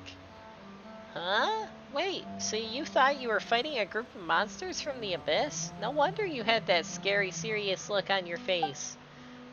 If you ask Paimon, this is all Veronata's potion's fault. What's with all that noise? What were you all doing? Were you trying to haul that wreck off while I wasn't around? Is the wood from shipwrecks like those worth a lot? I don't know. Hey, is that really what you're planning, you naughty jellyfish? Paimon the jellyfish. Even though it's in pieces, well, bits of it can still be collected as souvenirs. I'm afraid it's probably impossible to restore its original white ironclad appearance, but I can still explore her vast experiences. Maybe. I heard Captain Basil's voice. Eh? What? It's nothing. Elurin has been acting strange ever since just now. Maybe some rest will do the trick. Don't say that, Paimon. I believe Elurin just saw something we didn't. Well, at the very least, there's no harm in thinking this way. Just like how I believe Captain Basil has always been supporting me. I will find a way to gradually restore her logbook and nautical chart so that her adventures and stories can be marked accurately on our maps. That's what I want to do. Although, the meaning of some names may be lost, and the locations of some ports may be known to no one. That doesn't matter. We can just leave it to people who come after to rediscover them. Yes, thank you for helping me locate the Sponsian. Please accept this gift of mine. Okay, see you.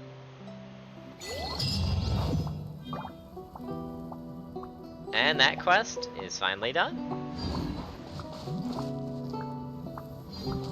So there's an echoing conch here. Rest and rebuild. I don't think I can interact with, but it's still there nonetheless. So all these wrecks everywhere are from the former Navy of Fontaine fighting the Abyss-corrupted Hydro Dragon. And all the monsters from the Abyss during the Conrian disaster. Interesting. Very interesting.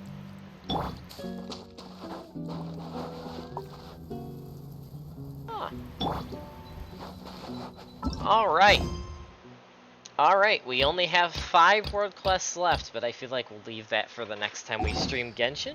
I'm going to take a quick break, everyone, and when we come back, we'll be switching to Final Fantasy XIV. We've got, in about 3 hours of Genshin done, we got a lot of questing done. Well, hold on. You know what? Hold on. Putting the brakes on what I just said. If anyone wants to do co-op, I am down for that. I will take a break.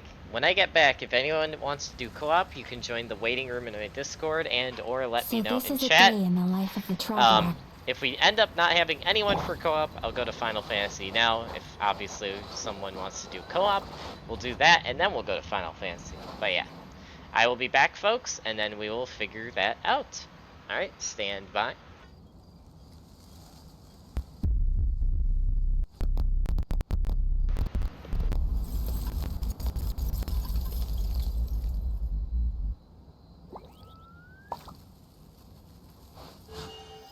A blade embraces its duty, as a jeweler cherishes their gems.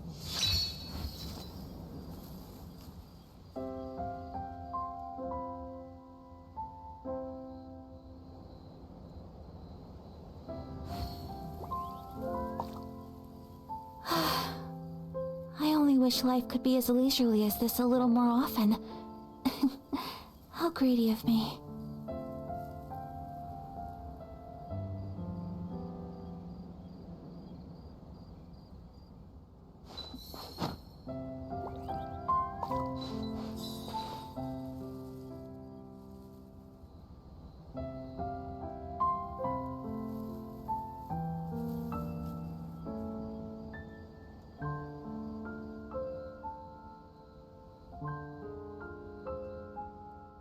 A blade is like a tea leaf. Only those who sample it many times can appreciate its true qualities.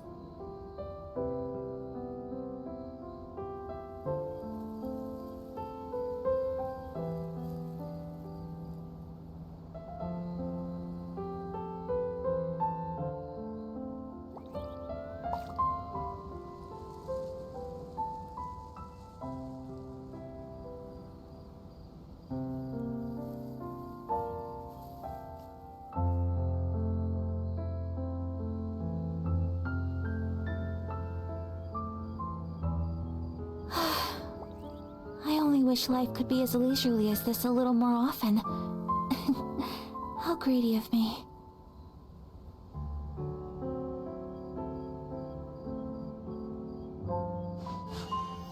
A blade embraces its duty, as a jeweler cherishes their gems.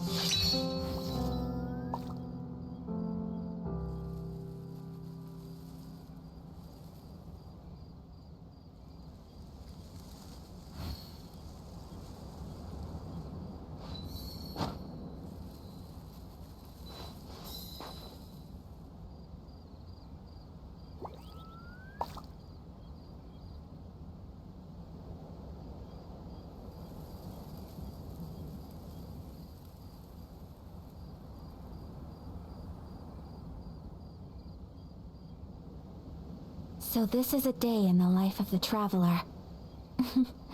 I'm learning more about you all the time.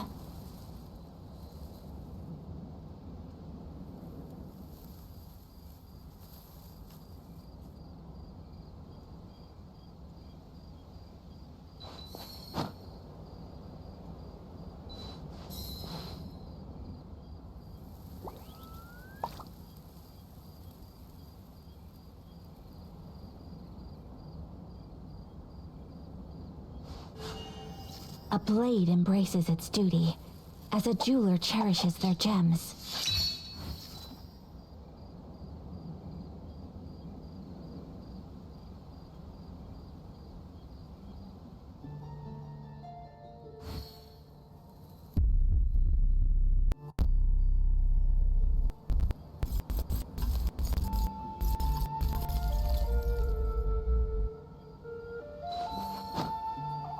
Alright everybody, I'm back.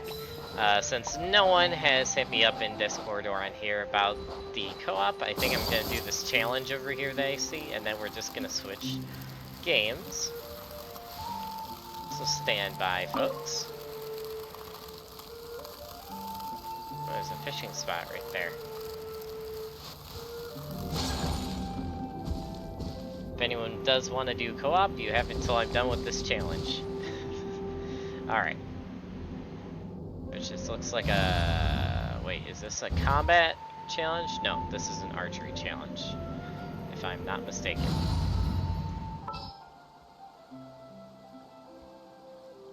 Watch me be completely wrong. Come on, don't keep me waiting. I was right. Yeah!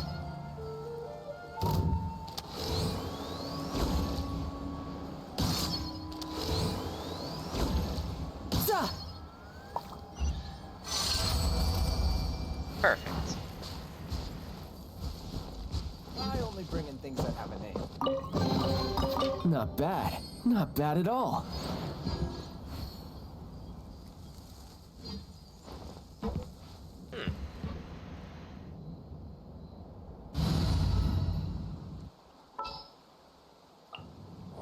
Take heart. Victory will be ours.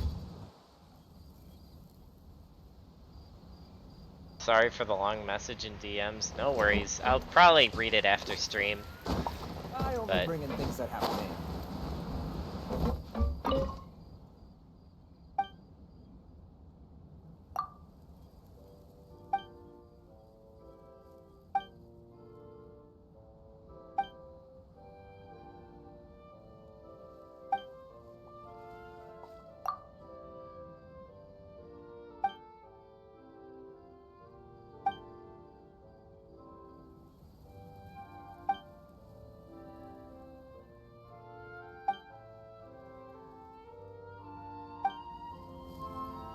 Interesting. Oh, I'm over here again. Yep, near that island that I've been to with the airship before. Ah, interesting. Alright, well, on that note, as is a tradition, we will go... Oh, wait, no! Oh, the expeditions are... Oh, we actually have some stuff we can do. Hold on. Alright, let's go turn in some commission stuff that apparently I have now, and also get the reputation reward. Ad Astra Abyssosk. Ad Add extra applesauce. I'm back. Oh, hey, welcome back. Just as I was asking if anyone wanted to do co-op in Genshin before I switched to Final Fantasy. I probably gonna skip out on that. Okay, Try to play FF14. fair enough. Alright, well, let's get this reputation reward.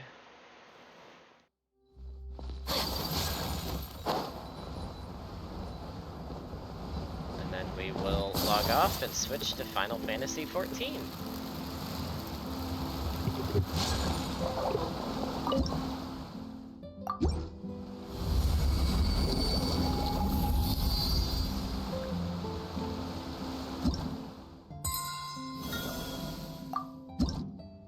And that's level 11. Oh, actually, you know what? I should also go put the Hydroculus I got earlier into the statue, even though I highly doubt it's enough to level the statue, but might as well check.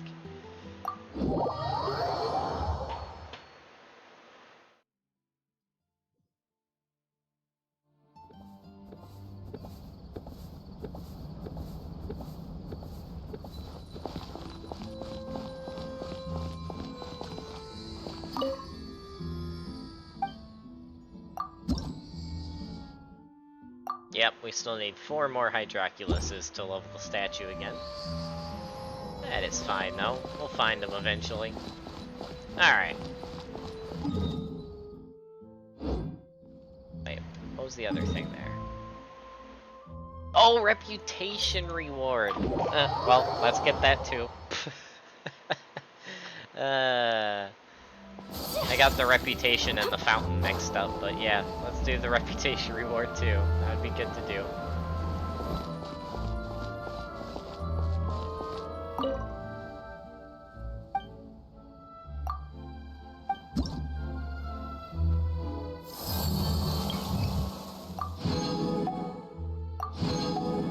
Oh, I'm so close to leveling my rep.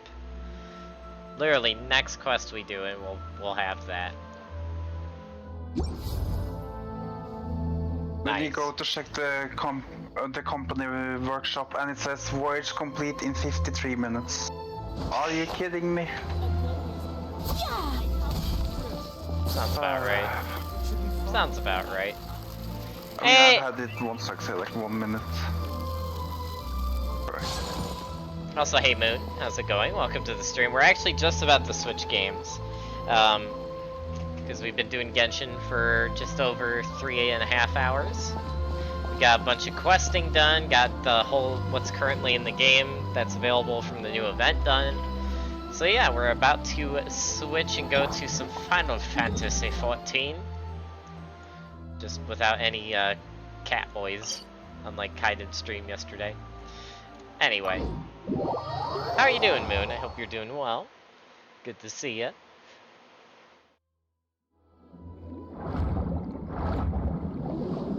Oh, hold up. Hold up a second. I always forget those guys are there when I go to log off on this side.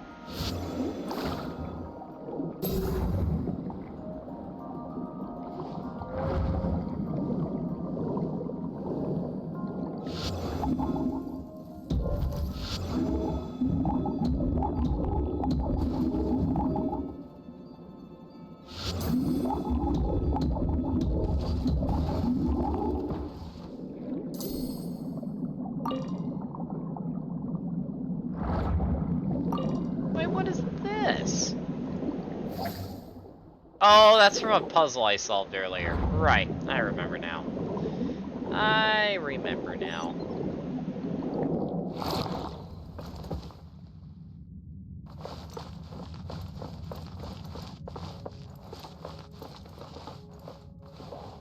Okay. Well, that is a successful day of Genshin adventuring in the high seas. And on that note, let's first grab this achievement. Oh, yep, that was about learning about the ship that sunk. And Primo Gems, we have enough to get another Intertwined Fate, which which gets us to 40 pulls, which is a guaranteed banner character, and then 3 10 pulls after that. Oh my goodness. Alright. On that note, folks, stand by as we get ready to switch to Final Fantasy XIV. We're gonna go into intermission screen for a second while I get that set up.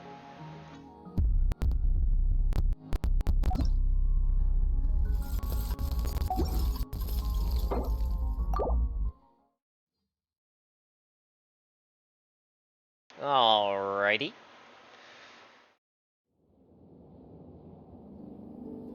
Alright, now it's time to figure out what we're gonna get up to in Final Fantasy XIV today. But just like Genshin, there's always something to do in Final Fantasy XIV, so...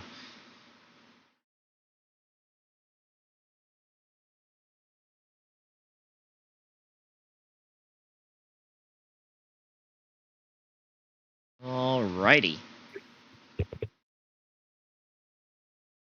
So let me switch the stream information.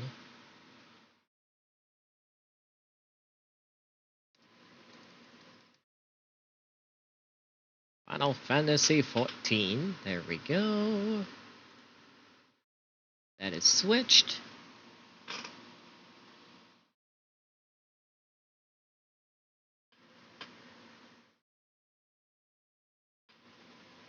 Also, I believe the Moonfire Fair ended today, if I'm not mistaken.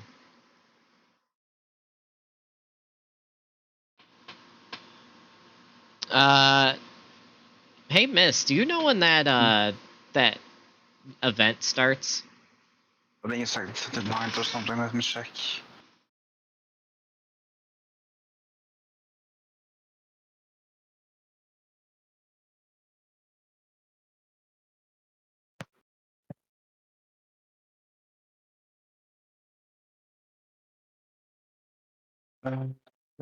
Where was it posting?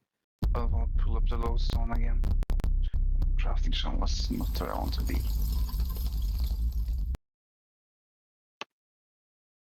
Alrighty. It's time for some Final Fantasy XIV. Oh, actually. I think I forgot to check. There it is.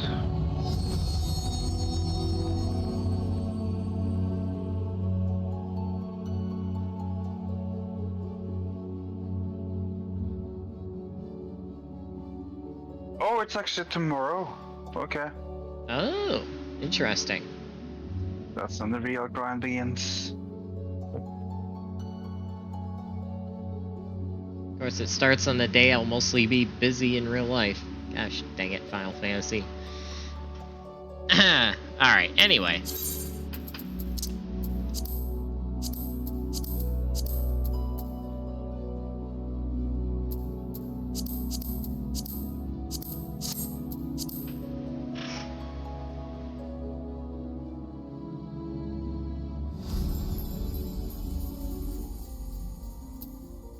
Okay, so...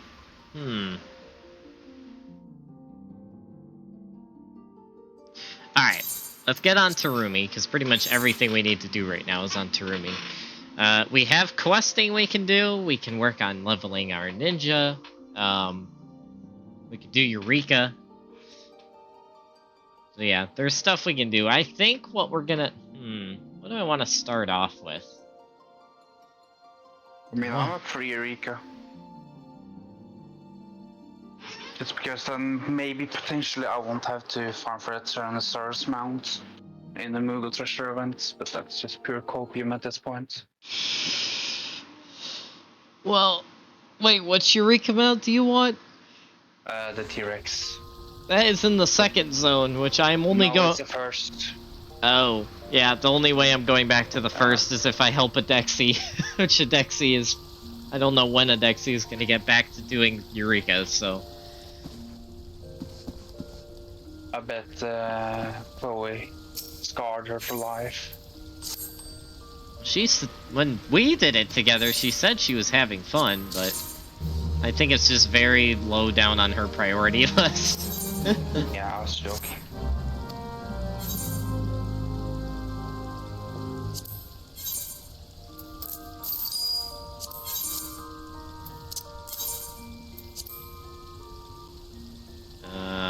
Yeah, if I do Eureka, I'm gonna do the final area. Also, those are selling for like next to nothing. Well, I guess I'll just sell those to an NPC. Gosh dang it. Why specifically the final area? Because I need to continue farming for the elemental armor, which is currently what I'm working on. Because that's like the last thing I need before I can do a BA run. So I'm trying to get all the elemental armor +1 for both Bard and healer, so that I can have the option of going one or the other. I think everybody would prefer if you went Bard, just saying. I mean, so would I, but I still want I want the healer armor more for the cosmetics, where I want the Bard armor more for practicality, so. I would say go for the healer first. Yes, that's what I am currently working on. Just because healers are rarer than DPS anyways. So did you want to start with Eureka or? It's up to you. Do you want to do leveling roulettes first, or do you want to do Eureka first? I don't want to do leveling roulettes. Me lazy.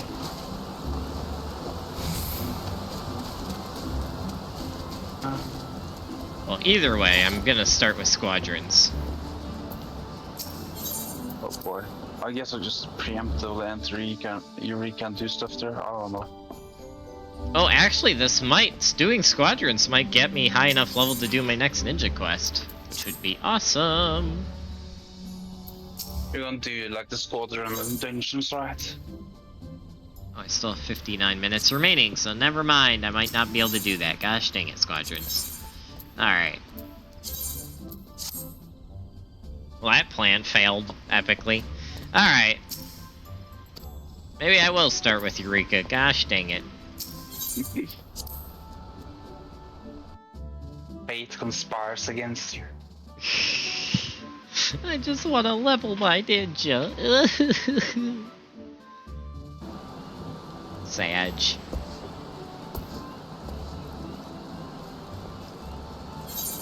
Well, I guess we're doing Eureka, folks. Oh boy. Switch to Bard. Go to Kugane. I'll email you to group and give you a lead. I just used Ducky has been on this whole time, but he's AFK. I know he was crafting earlier, because he was posting about it.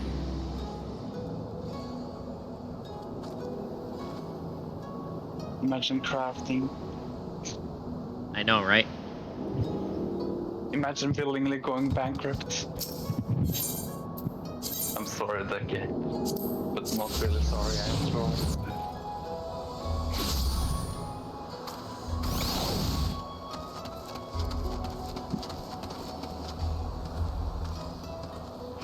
Did you change your glam for monk? No, it's because I have a Eureka piece on. That's you literally cannot glamour it. It's annoying as hell. Yeah. Why they did it, but they did it. That's why I'm only gonna use Eureka gear when I go into BA. Outside of that, it doesn't matter that much anyway, so... This is not actually Eureka gear. This is like the one you get at the vendor over there. Where is it? Oh, Like, the replica? over there. The No, exchange. This guy. Oh. Yeah. I just want some extra damage on my monk, so. I mean, as Starry and I both pointed out, that gear and the +1 gear really isn't. It's such a minute number that most people that do Eureka say don't even worry about it. The +2 gear is the one you go for if you want to do extra damage and stuff. But the only way to get +2 gear is doing BA. So. Look, it increases my damage, I'm gonna get it, because it allows me to actually get gold credits solo on when I get to fates ahead of time. I mean, I just joined groups and get easy golds that way. I mean, sometimes there's some space in the group, so. And I start a new group and start good fighting people. I've done that before too. You know me, I'm not a leader. Even though I was forced to at the end of that zone. Also, thank you for the lurk, Laughing Fox.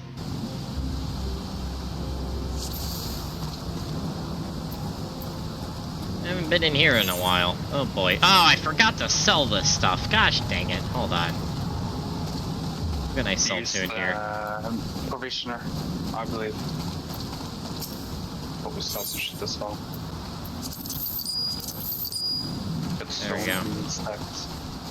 Oh, actually, that's actually expensive. I'm gonna buy those. There's a Luke pop. I repeat, there's a Luke pop. Just portal down there.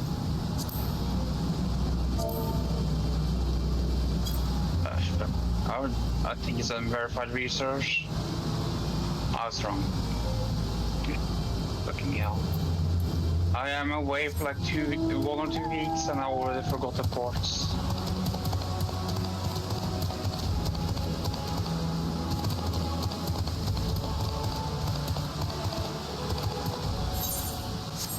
Luke Skywalker.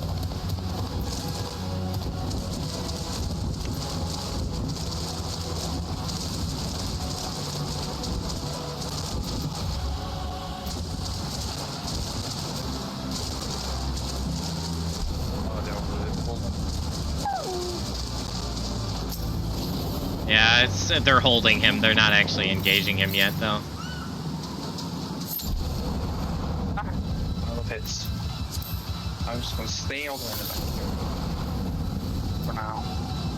Have to make more spirit dart before I leave. Ugh. Why did I just get a vulnerability stack? To get the boss city with an AoE, that's massive. It's a huge AoE behind them.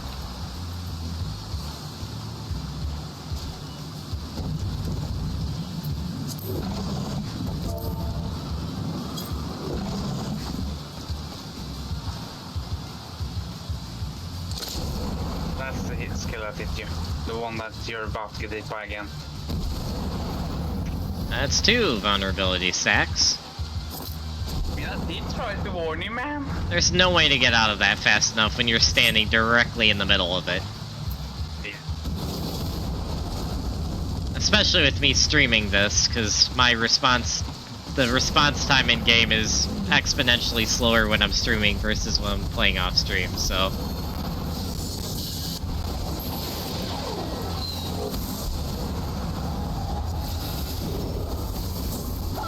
Someone just got one punched.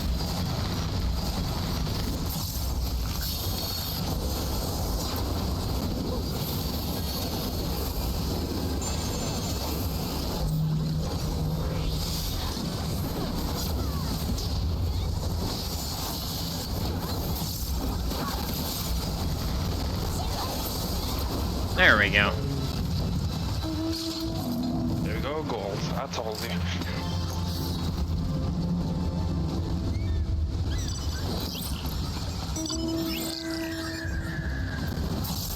I also discovered that the high data stock boxes don't really drop anything good. Yes they do. They actually drop probably one of the best items in here, which allows you to increase your logos actions.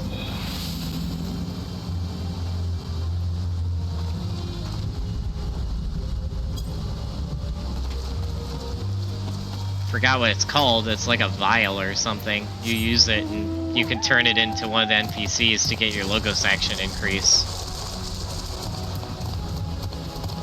That's how my Rainwater? I don't remember what it's called. There's some vial thing that you get from doing the Bunny Fate lockboxes, and it increases your logos actions. That's not the same as the high data stock box. There's a difference, Elurin. Oh, you're talking about those. Well, I mean, I have gotten a housing item that sold for 1 million gil from those, so I think they're pretty valuable. Treehouse? Nope, it was not the treehouse. That's literally the only thing that drops near that is a housing item.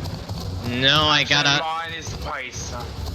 And I also got a bookcase from there. And something else. There is but I no forgot what it is. bookcase on the Wikipedia bar. I definitely got one. I also got that table set that I put in the free company house from that too. Have you considered could that come from other areas? No, that definitely came from the final area. I'm pretty sure the boxes drop all the loot from the past... I don't know about you, Elurin, but I've gone through 2 Wikipedias now. Both of them say you're wrong. And that's the problem, you're trusting a Wikipedia.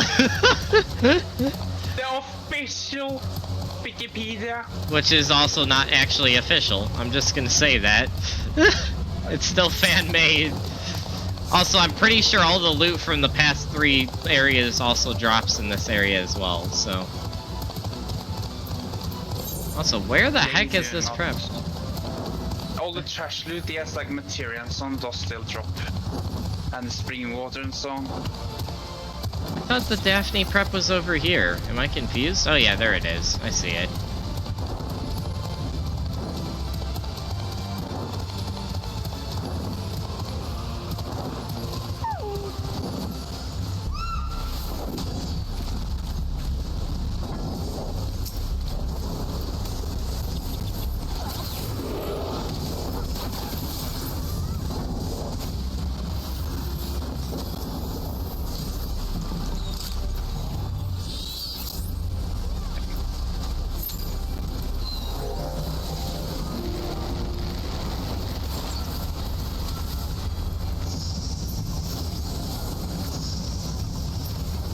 You mean the glass jars? Did those drop for you, Elurin?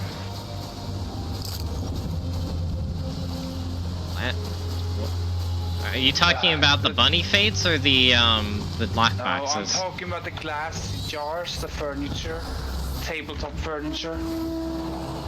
No? Earlier, when you said you got like some sort of like... I'm pretty sure we have that item in our FC house. Maybe? I don't remember. I thought you were... That's from Pyros.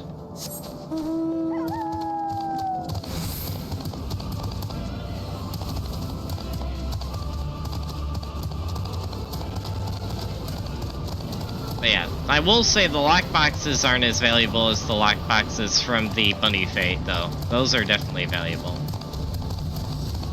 Yeah, I'm not arguing against that. I'm just saying that the normal loot boxes in there are kind of useless.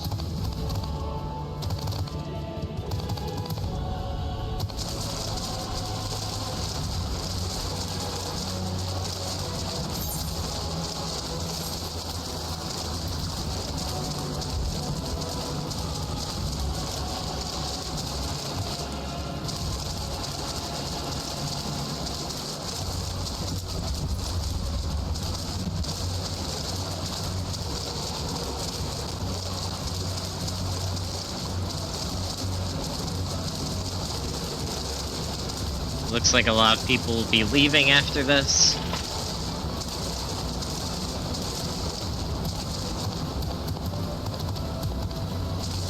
I mean, 2 people that said that they had to. So. I mean, I can just check the adventure list. There's 2 people with 6 minutes left and 1 person with 32 minutes. Yeah, then we got a 60-minute and a 97-minute too. Yep.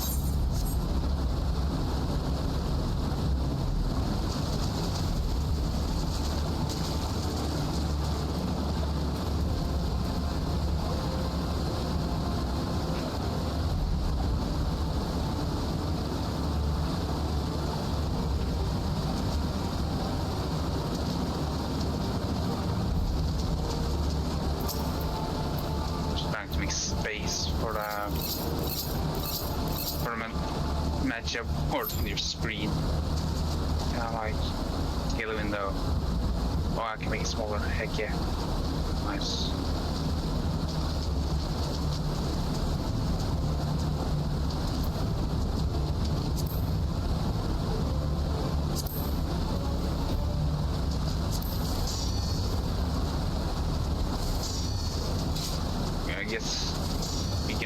some.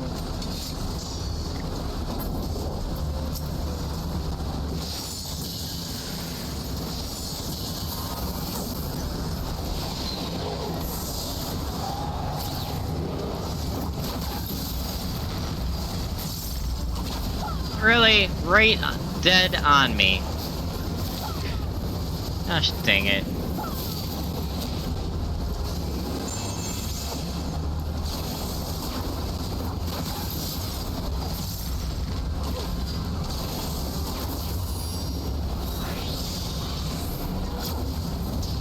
Oh, fuck. Yeah. Rip. It's only one side at least. As I said, this was probably the hardest one in this area, in my opinion.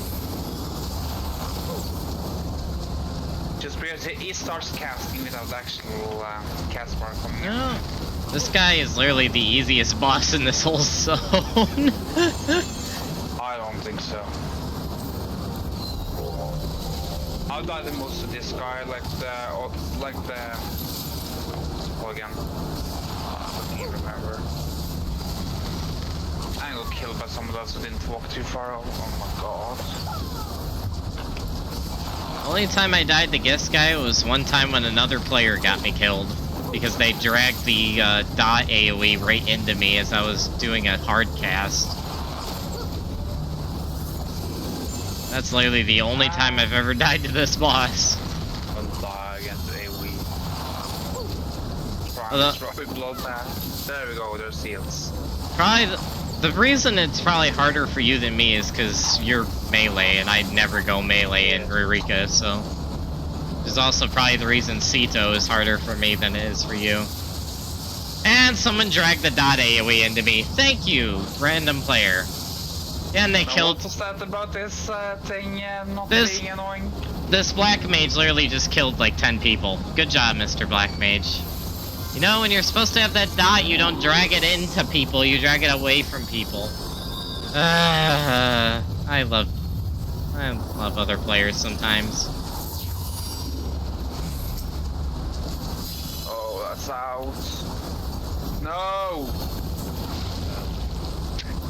Let me know.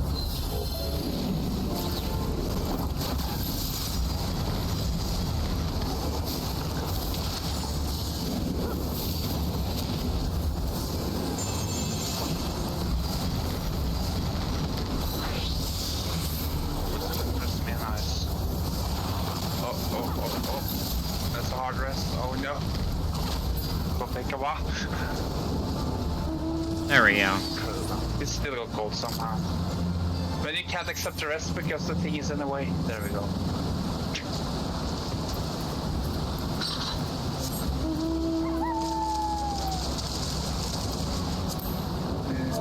Did anything else spawn? No.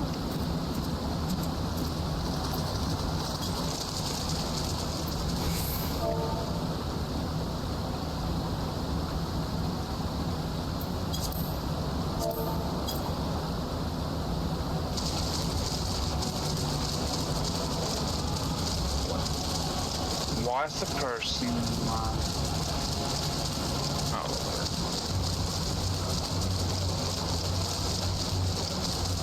I'm just gonna follow the herd.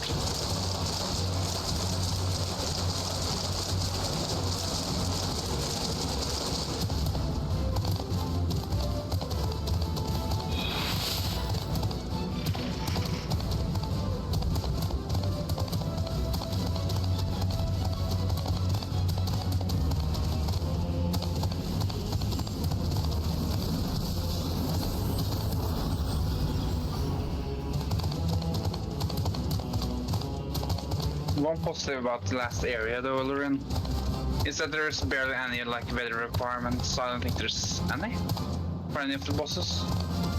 What are you talking about? There's weather requirements for spawning the bosses.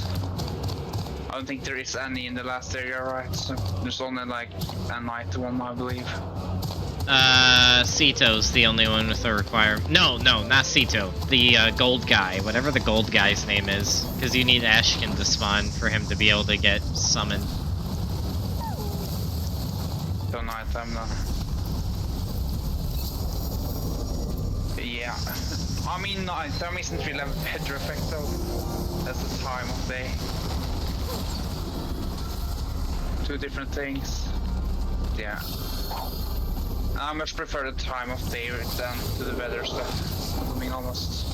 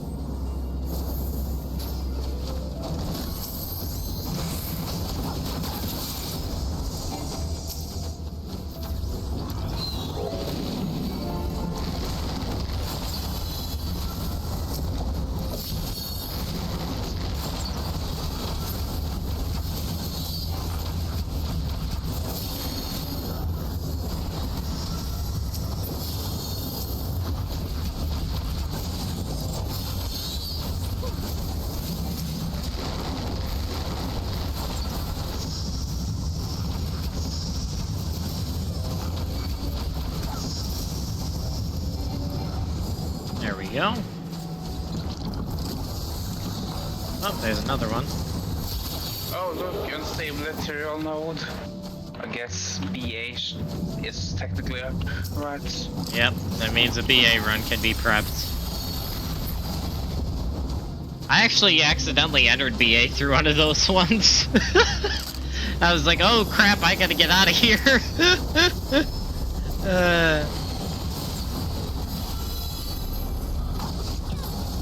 Did you click on them, I'm guessing? Yeah, if you're ethereally primed, which is the buff you get from Omni, and you click on one of them, you can enter BA. Oh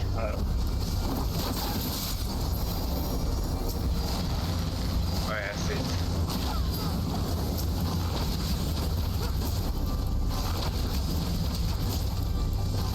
Now I kind of will enter just to see what happens.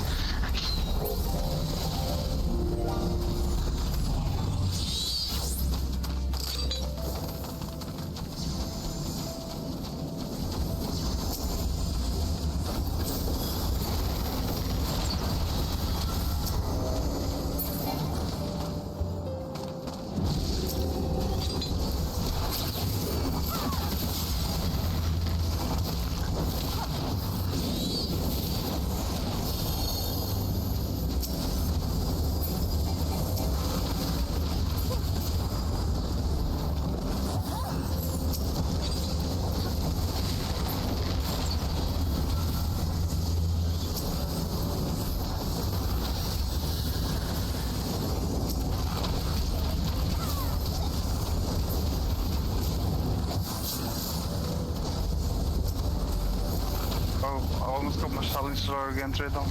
Yeah, same here. Not that that's gonna do anything for me. It gives me 1000 gil, I suppose.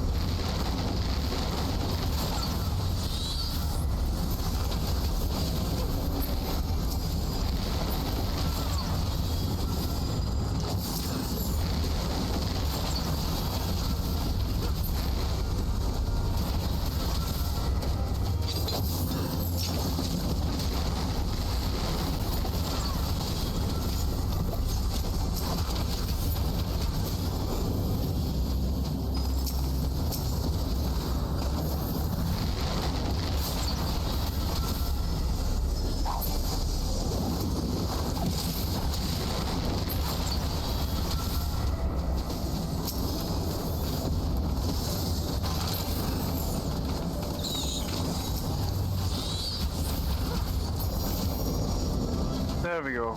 There it is.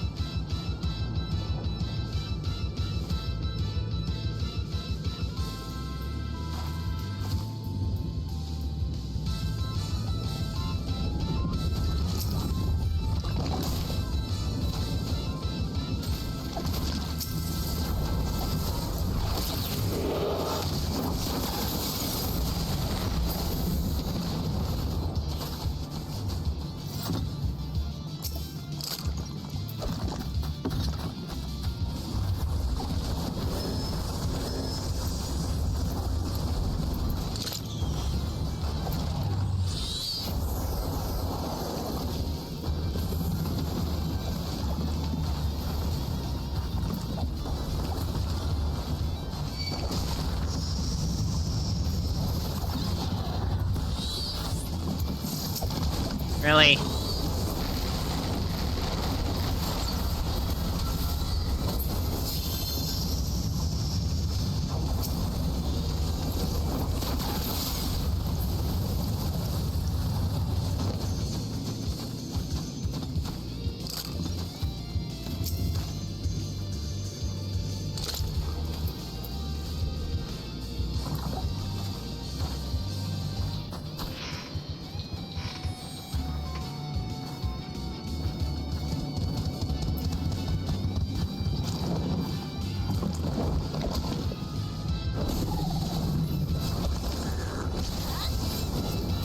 They're a Dark Knight. They can handle it.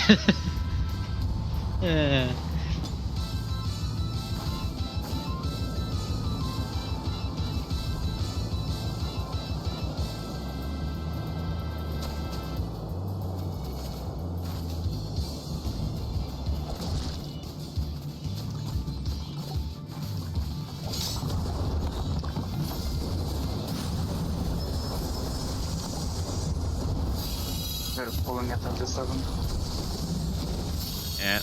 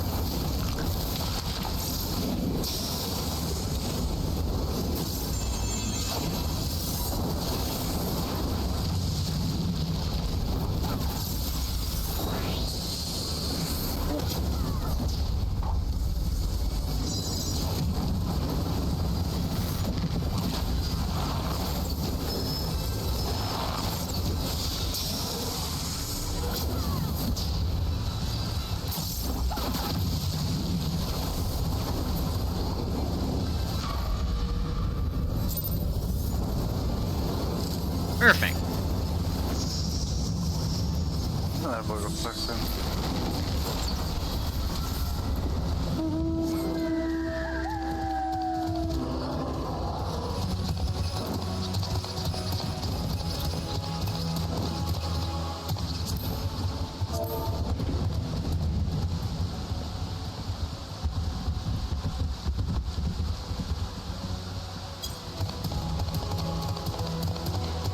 I think the plan is to leave and try to get another instance. Yeah, just asking. I'm not sure on that. I'm just asking, just in case. Open some. Pizza! Pizza! Yes, pizza. Pizza time.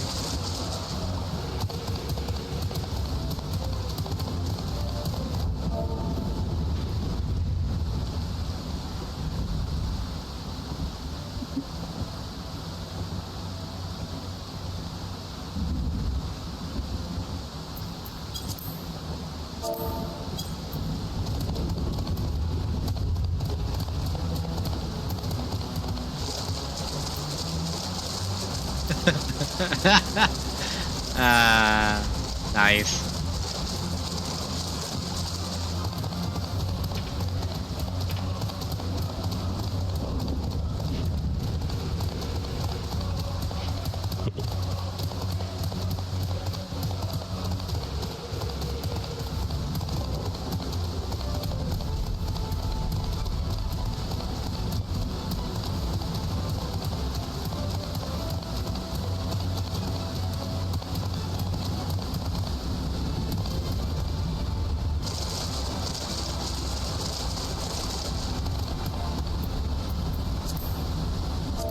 I'm sure nobody's seeing the benefit.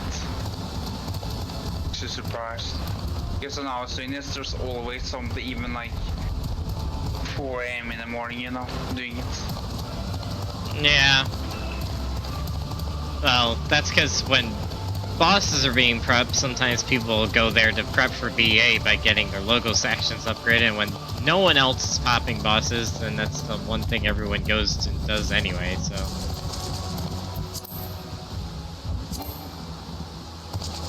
Wow, that was fast.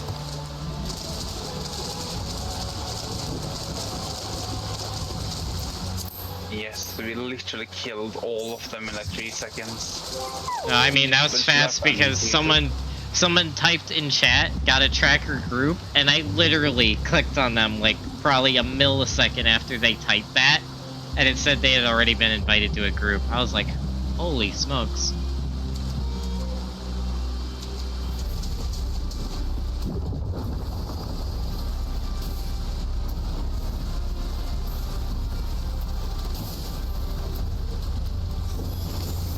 I mean, clearly this game doesn't know how types work, man. How is lightning not super effective against air, you know? Just saying. Haven't they played Pokemon? Pokemon, what's that? No, I'm joking. Also, I get a joke about the Magic board and Pokemon typings.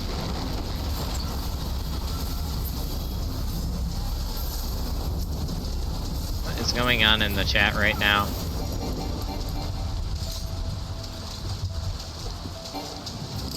Oh, pizza! That looks strangely like the guy from the Fruit Loop cereal box, but still pizza.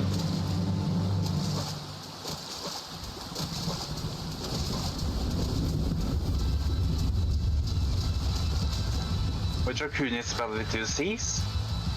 Have I been writing it the wrong this whole time? Actually, I'll figure this out now.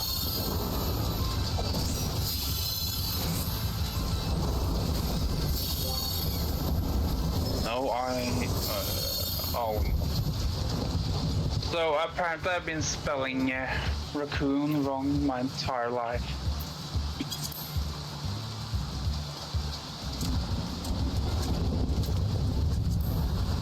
Well, Elurin, look in the chat. I know. What? You should do your classic intro.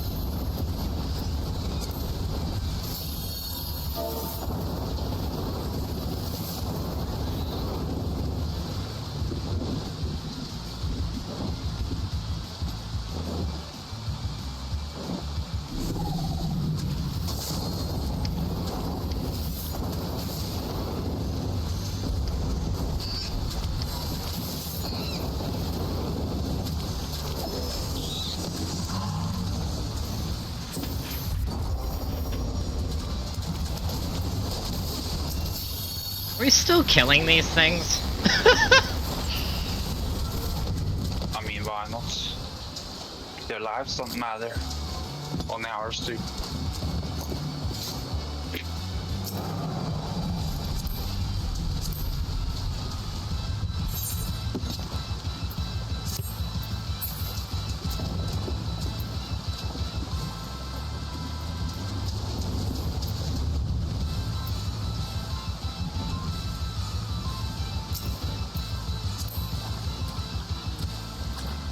Ah, yes, that guy has the second to last stage of the Scholar weapon. What? Never mind, that is the Hiatus Codex, what? I thought the Hiatus Codex had a different glow?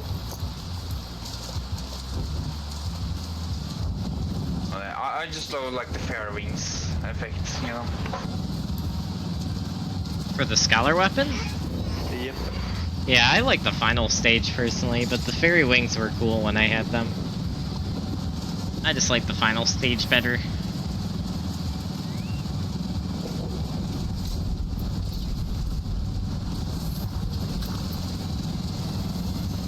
Pizza!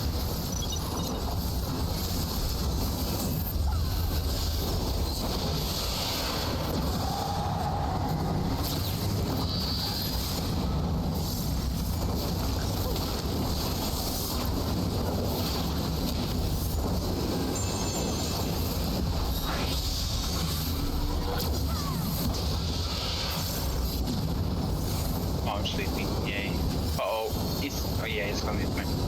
Ow!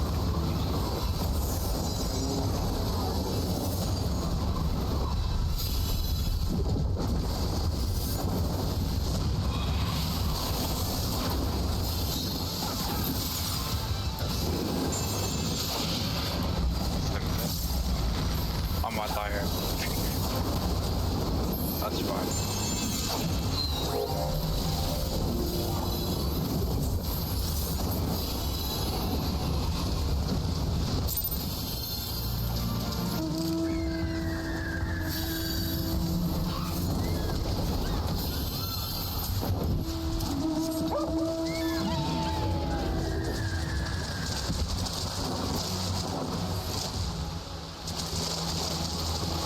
And now we leave, right?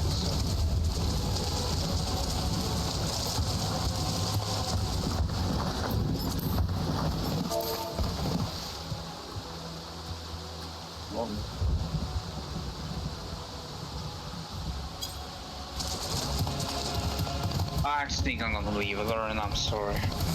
I'm just so tired and exhausted. No worries.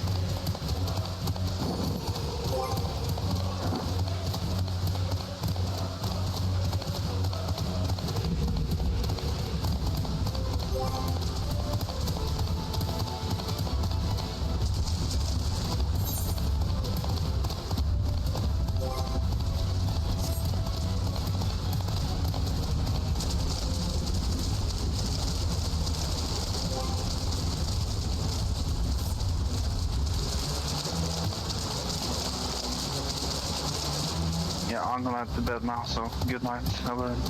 Alright, see ya, Mist. Maybe we'll see each other tomorrow, who knows.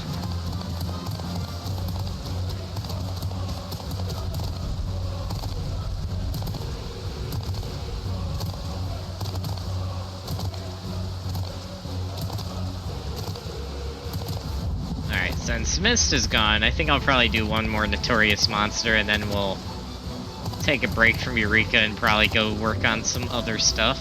Such as questing or ninja leveling.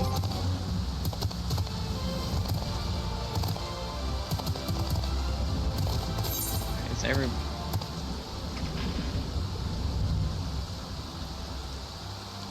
everyone just went to main base, it looks like. Might as well go to the teleport since I'm so close to it.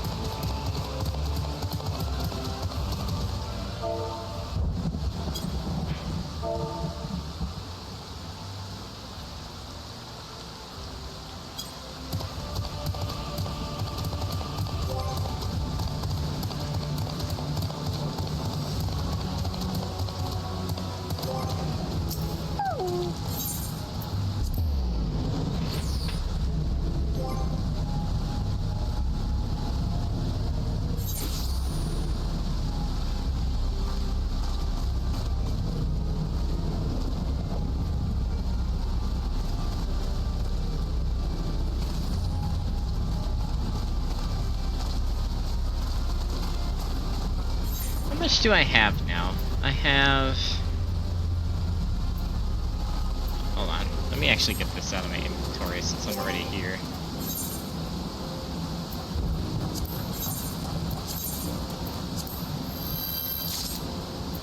Double edge. Oh, I need to replace my spirit dart. Hold on. What's the combo I need to do for that? Because I am forgetting.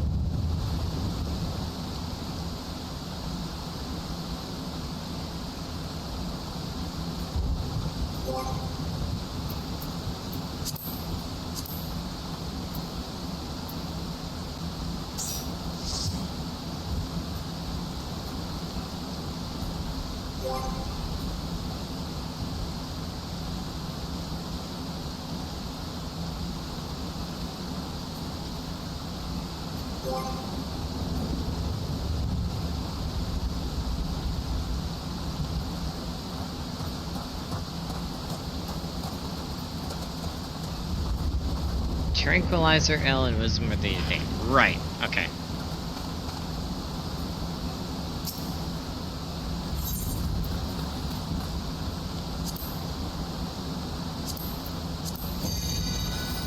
There we go.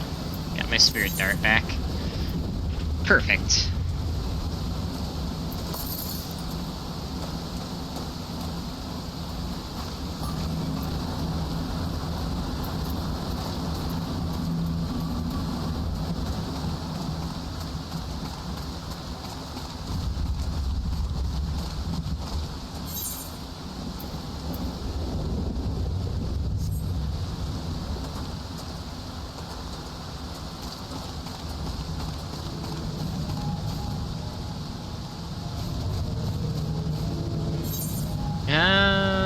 many do I have? 172. I think I need 200 to get my first set of +1. Right? Let me check.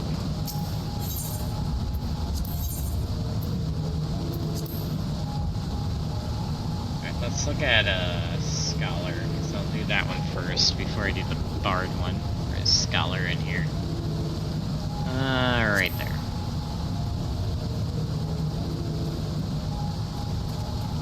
Yeah, 190. Need 190 before I can get my first set of full +1 elemental armor. Getting there slowly but surely.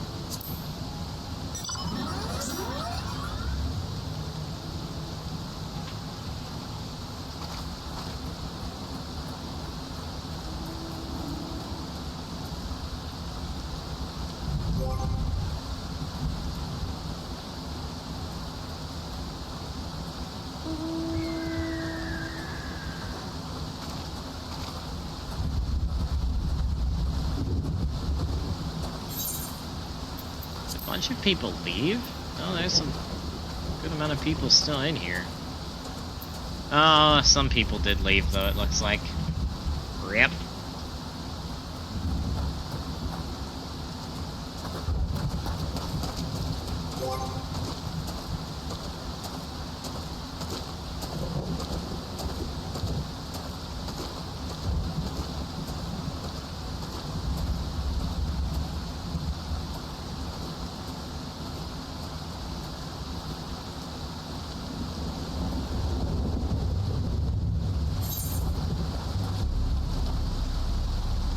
They're going to do Bunny Fate. I might just back out here.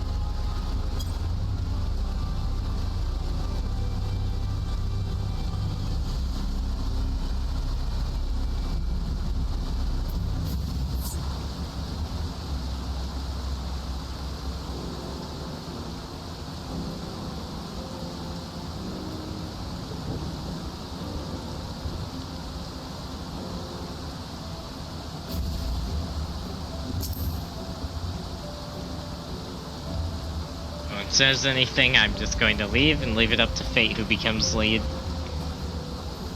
Ah, screw it. I'll leave it up to Fate. Let the Fates decide. Alright. We are out of here for now.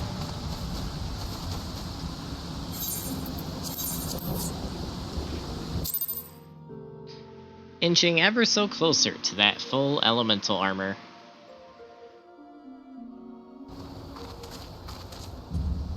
There is Mist. He will soon be AFK. Alright. Alright, let's do some gear or inventory management.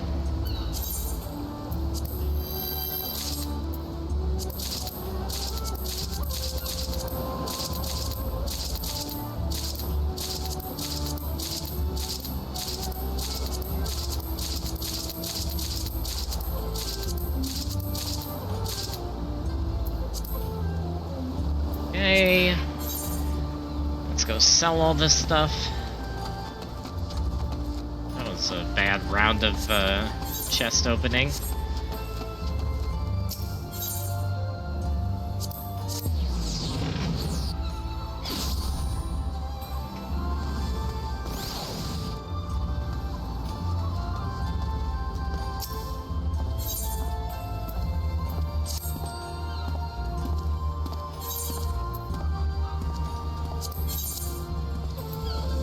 see what we can sell. Flat 100, yeah, I'll sell for that.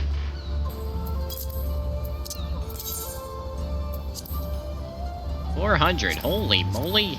Yep, selling that. Nope, not worth selling. 182, yeah, we'll drop that by 181.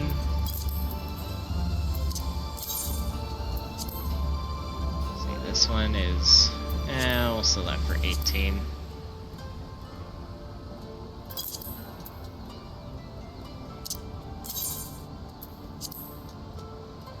Not worth selling. I doubt this is going to be worth selling. Yeah, nope. Hell no. 19. 19 again. And nothing. Alright, those are all getting just sold to an NPC.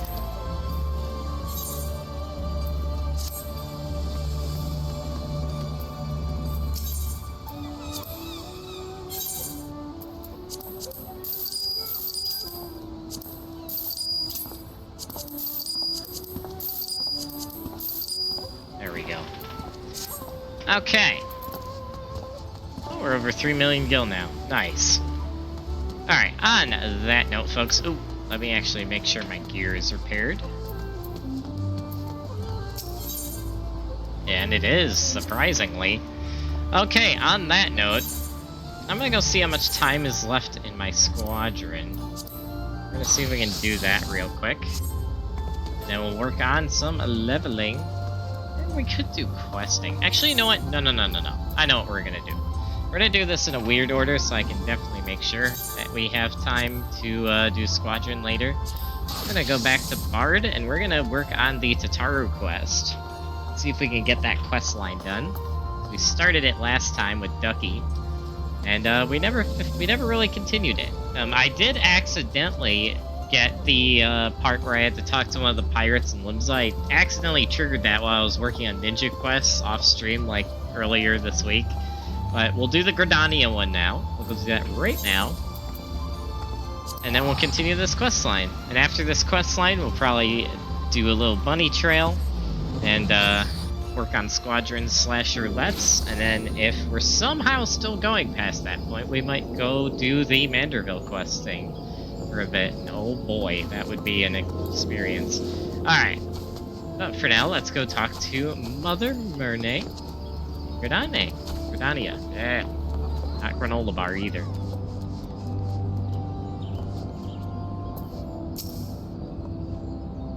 Why, if it isn't Terumi, struck with a sudden craving for eel pie, were you? Or is it just information you fancy?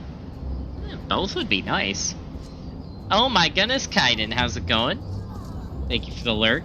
Let me get Kaiden a shout out. If anyone wants to follow Kaiden on his Catboy adventures, make sure you drop him a follow.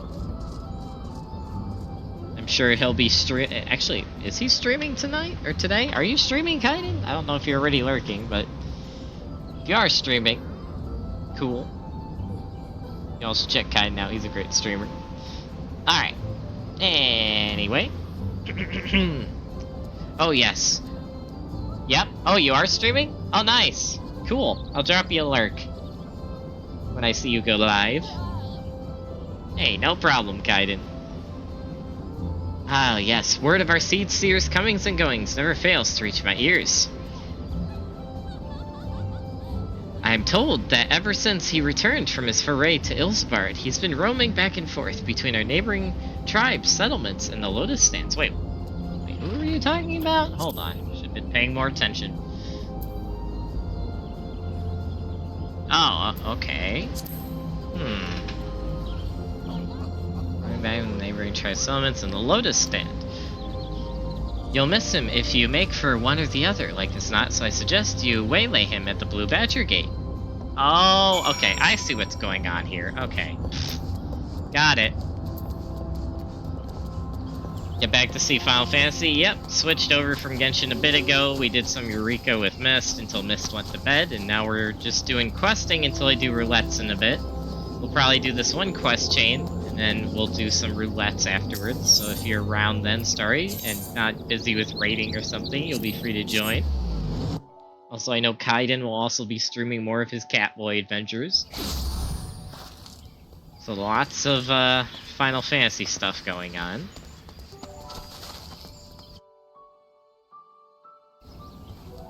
That's one way to get over here, by the way.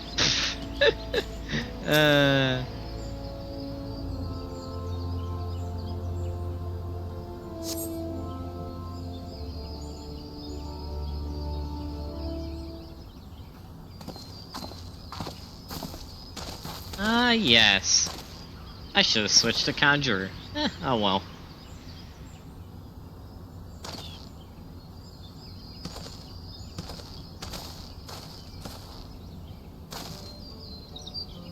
Curious.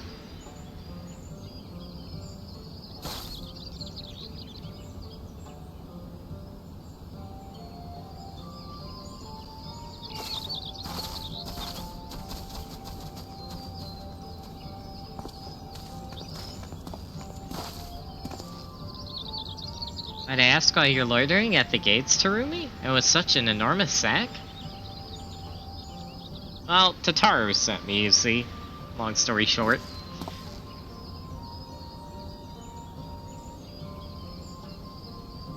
I admit, you've piqued my interest. To integrate the tradition and ingenuity of guilds throughout Eorzea in such a fashion is no small feat.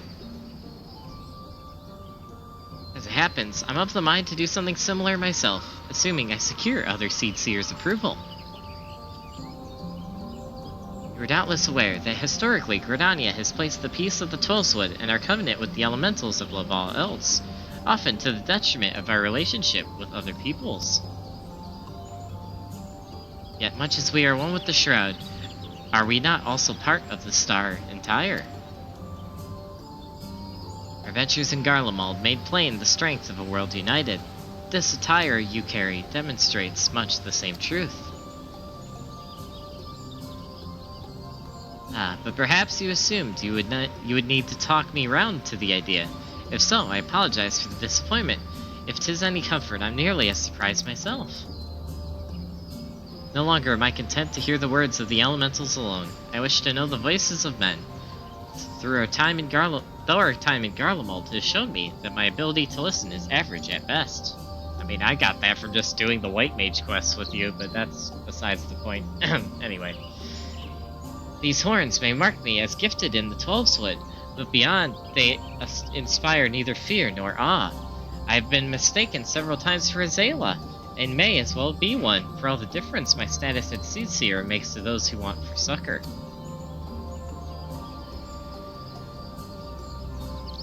Yet 'twas the self-same insignificance that allowed me for the first time in my life to truly feel part of a greater whole. I am but one life among myriads upon this star. I dare say I should behave accordingly.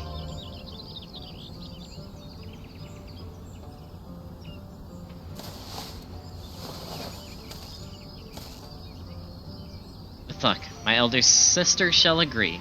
Tell Mistress Tataru that her gift is accepted with gratitude and she ought to hear from us soon. Well, knowing his elder sister, yes, she's the more reasonable. She's usually been the more reasonable of the two, but her brother has matured a lot, so.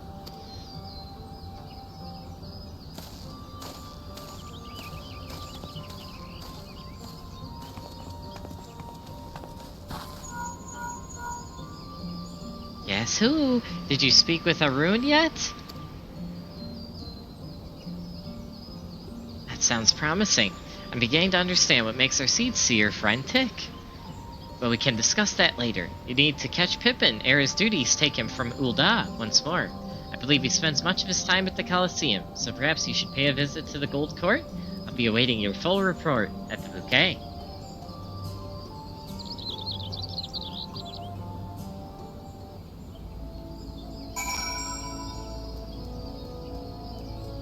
Okay. Now it's time to go to Ul'dah. I don't know why I'm talking in a slightly southern accent for Ul'dah, but I am. Should I say Uldonut? Quoting ending loosely.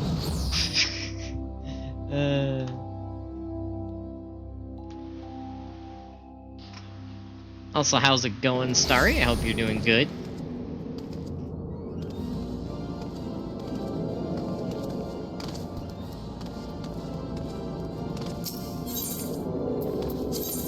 Where the doohickory am I going? Oh. Perfect, Gladiators Guild, pretty much.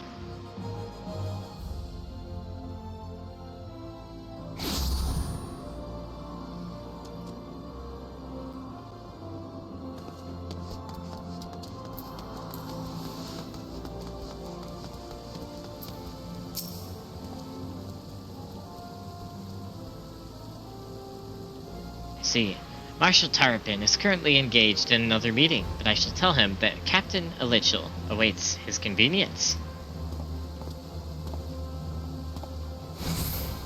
At his convenience. Would have been the better way to word that. Anyway.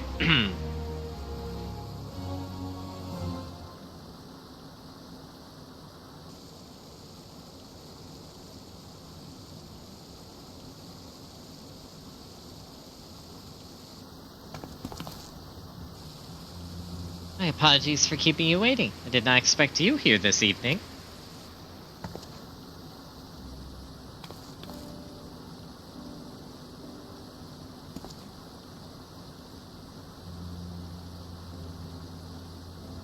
Taro is offering quality material, is she?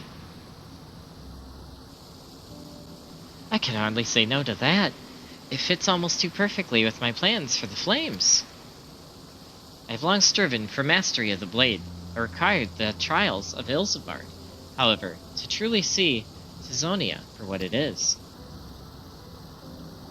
Fire that warms the coldest nights, the spark that ignites a blaze of hope, and most of all an unbreakable testament to Father's faith in me.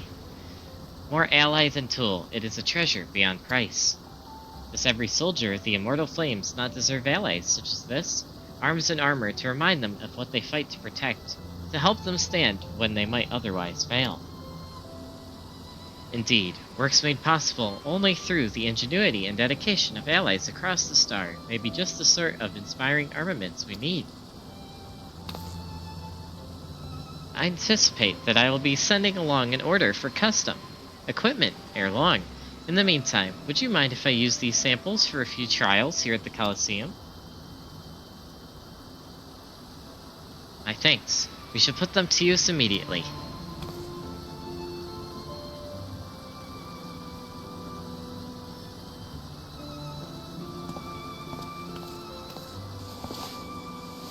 As a child of Ul'dah, however, naught strikes fear into my heart like the prospect of receiving valuable goods for free.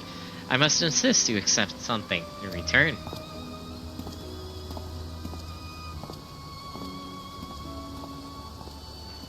I had been meaning to gift that necklace to Tataru. Its poor condition aside, she might rather have it than not. Necklace? I've spoken with Tataru at some length about our past, you understand. In many ways, we are quite similar. Oh? As you may recall, her family was bankrupted when she was very young, a consequence of her father's business failing. They were forced to put all their wealth toward paying off his debts and then some. One asset they reluctantly parted with was the necklace treasured by her mother, for which Tataru has long searched to no avail. Strangely enough, I recently discovered jewelry of the very same description amidst a store of neglected Colosseum prizes. Assuming it is the same piece, I should like to see it returned to her. It is significantly worse off for having changed hands, though, and only the sapphire centerpiece remains unlost and undamaged. She may appreciate the sentiment nevertheless, but it's difficult to say. What do you think?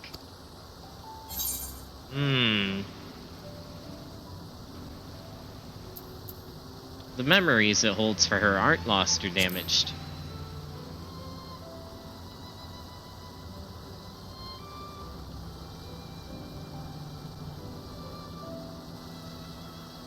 Sure enough.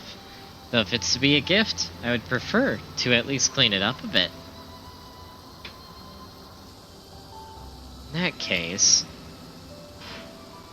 I considered asking the Goldsmiths Guild, but you ought to be able to turn the necklace to a piece that Tataru would wear, if not precisely what she remembers. I imagine you will have the opportunity to pick up gems and other suitable materials on your travels. From there, it is merely a matter of identifying the pieces. Are you willing?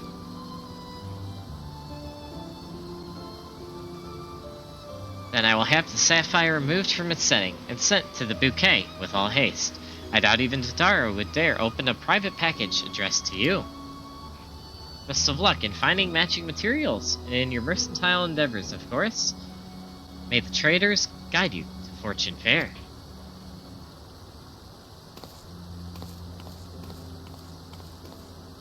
Oh snap! It must be remade like the Shards of Narsil. Apparently, Fahrenheit, and also hey Fahrenheit, welcome to the stream. Okay, so now we gotta go back to Old Shaolin.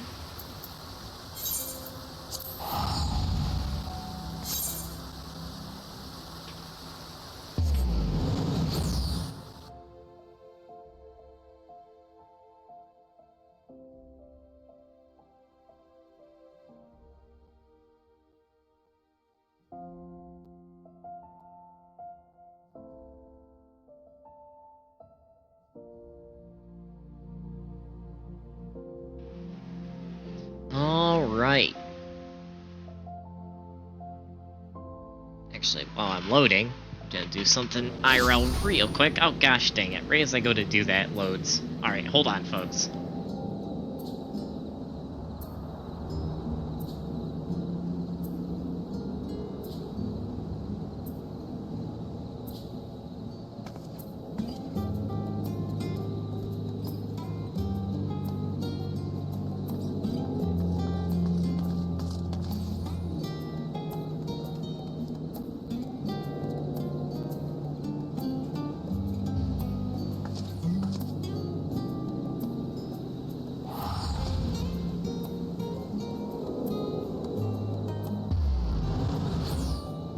Sorry about that, folks. I am back.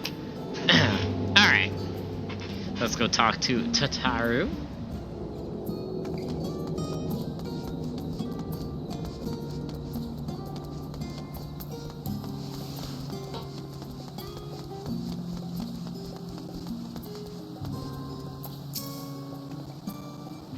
You've returned with your bag all the later for having given away our samples, I hope.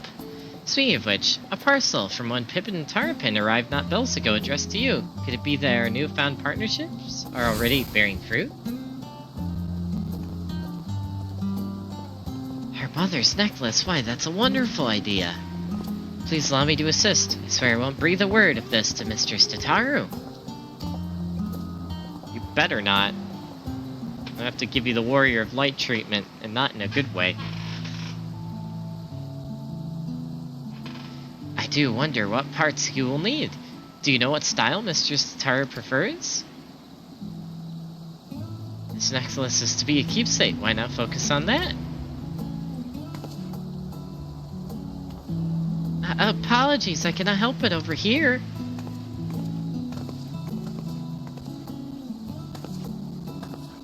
That's quite alright. But do, please keep your voice down. What was it you were saying?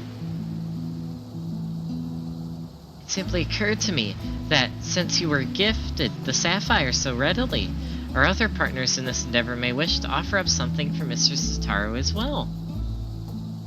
With such gifts, you could turn the necklace into a memento of not just her past and trials, but her present successes as well. That's perfect.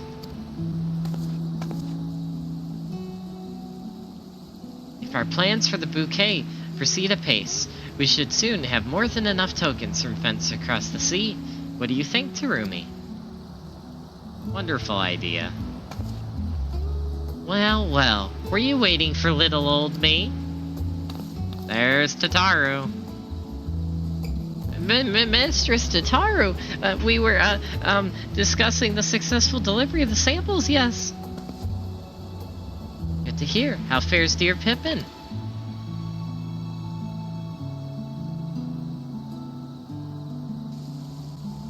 I knew he would come through, though I admit that I wasn't expecting to outfit a whole host of immortal flames quite so soon. I suppose it goes to show that even the most hardened warrior can always learn a thing or two. And Sigrid and Arun have changed as well, if your tales are any indication. I imagine their personal growth bodes well for that of our network. Thank you for checking up on them. We must sort through our current commissions before deciding who to approach next, but I know I can count on you to be ready when we are.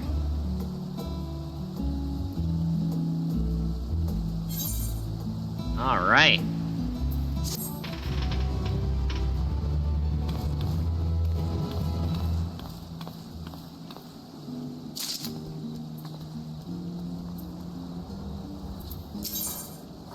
Holy smokes. Which one do I do? Is it all of them?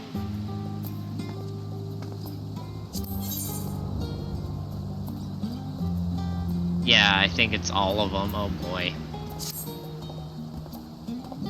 Is this Sky Pirates? Am I going back to Sky Pirates?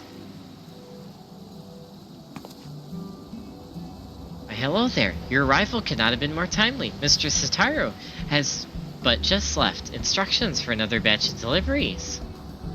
She sends her regards, of course. Today she's in Idleshire for business with Rowena's House of Splendors.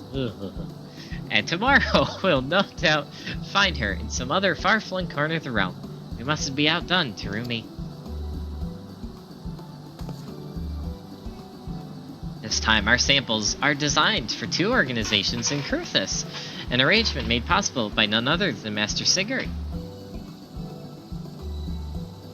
He contacted his dear friend Lord Amelien de Fortam, who was kind enough to spread word of the bouquet to his own contacts across Nishgard.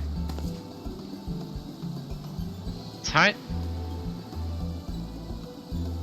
hardly took any time for the first letter of interest to reach us, and once these samples have been delivered, the interest will be piqued to a passion. So I have been assured.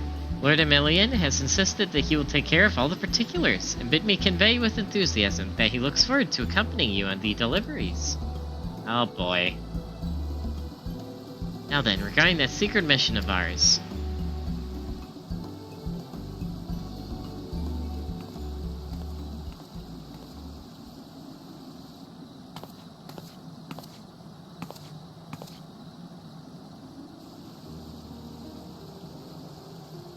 Gorgeous sapphire, is it not? It will make a beautiful necklace once restored, a keepsake of not only Mistress Sitaro's mother, but that of her many friends and allies from across the realm. I am confident that someone of your experience has a most discerning eye for mementos. Bring back anything you think will make a worthy addition. And with that, I will leave these samples in your capable hands and eagerly await your safe return.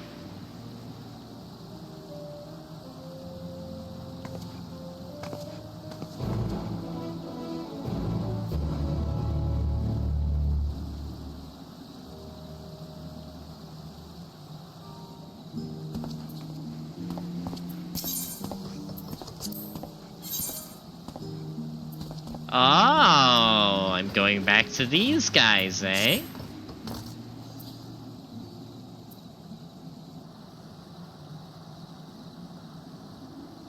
Time to visit stuffed animal heaven again, I guess. Even though they're not stuffed, but anyway. Ah, Terumi, you couldn't have come at a better time. Do you have a moment to talk? My thanks. You see, a foreign merchant approached the bouquet with a proposal not long ago. Of course it's Hancock again. Why am I not surprised? It's always Hancock. Anyway, Hancock of the East Eleanor Trading Company. Perhaps you've heard of him? I just went in a freaking variant dungeon with the man. I know who this is. And Starry. Starry was there too. Ah, so you have a history. No wonder Mr. Sitaro declared him unsculpturous and deserving of infinite caution. Though there is risk in dealing with a man of such flexible principles, his knowledge of the Hingen markets would do much to bolster our efforts to make inroads in the Far East. That is why, despite your misgivings, Mr. Sitaro seeks to negotiate a partnership. But for some reason or another, he has requested you to be present at their meeting in Kugane. I realize business negotiations are not your forte, but we would be most grateful if you'd indulge his request. Of course, there's also the matter of our secret mission.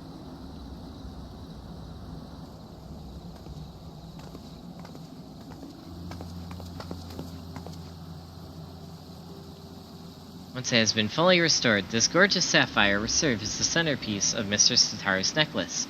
I hope that one day she may look upon it as a memento of not only her mother, but of her many dear friends and allies. Perhaps during your visit to Kugane, fortune shall favor us with the discovery of an additional treasure to grace her keepsake. In any case, I believe that covers everything. Mistress Tataru shall meet you at the Ruby Bazaar in Kugane. I wish you a safe journey.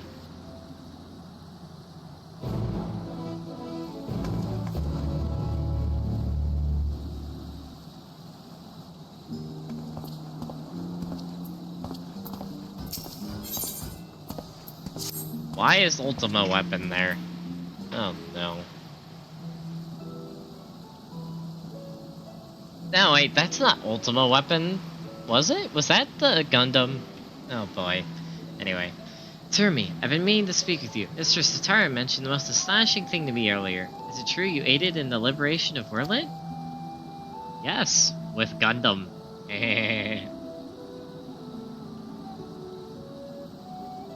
See. So you fought the weapons of the 7th Legion alongside none other than the Black Wolf himself. Well then, that makes you the perfect candidate for our next job. You see, we're planning to send our latest samples of military equipment to Werland's interim government. Since Gaius oversees such matters, who better than his sister-in-arms to pitch our wares?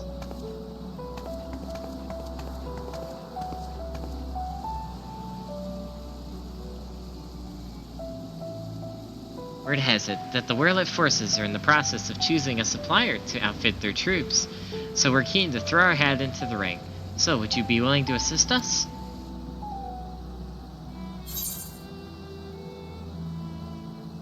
I'd be happy to.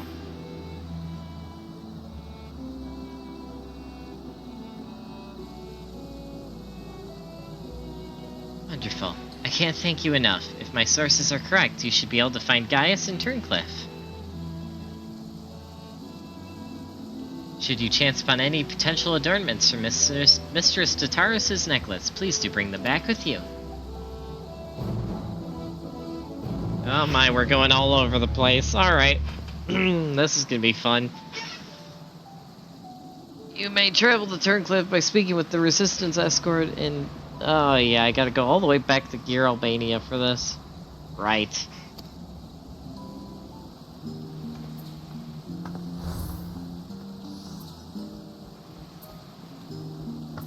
Okay. We have a lot to do now. Alright. Which one do I do first? Actually, I might just do them in order of how I picked them up. Oh, and now I gotta backtrack to my previous plan, actually. If you guys remember, my plan was, if the Tataru questline and the Manderville questline happen to be in the same location at the same time, I have to switch questlines. Which means that, because both are in Ishgard, I'm about to have to do that. Gosh dang it. Alright, well... Where are both of these, actually? Okay, one's in the Jeweled Crusader, and where's the other one?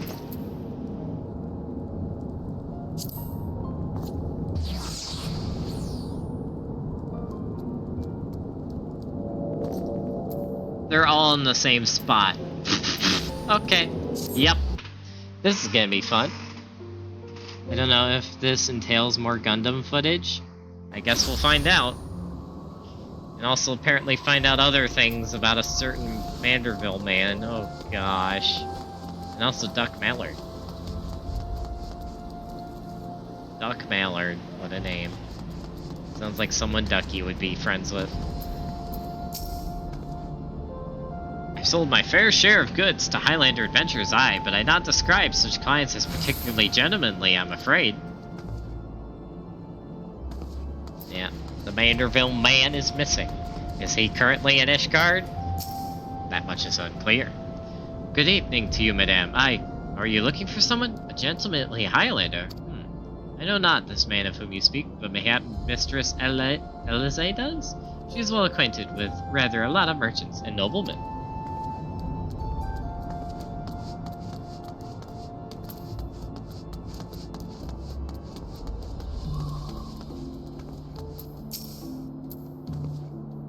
Gentlemanly Highlander, you say? My apologies, but I cannot say I've had dealings with a man as you describe.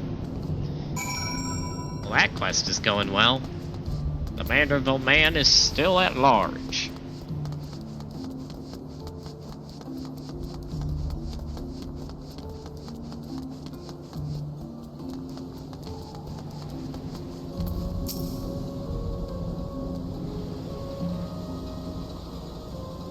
As ever, a warm welcome to you, miss. How may I be of service?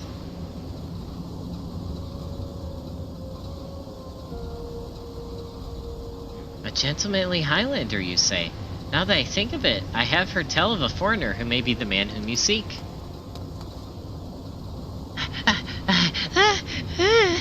Begging your pardons, miss, but did you say you know Inspector Hildebrand? Acquaintance of yours, I presume? I do not know his name, only that he is here by invitation of Lord Edmund, or so it is rumored. Surely, as a ward of House Fortam, it would be a trifling matter to go and ask after him at the manor.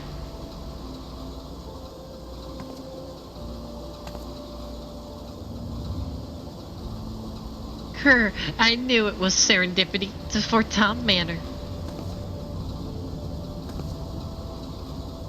Alright, time to follow Dense Cat Girl to the manor. Oh gosh.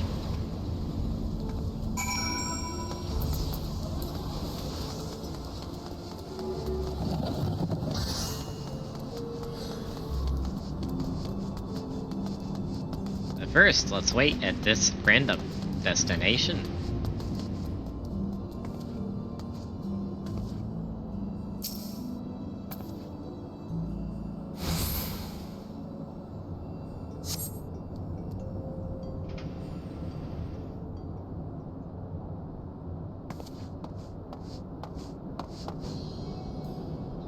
There he is.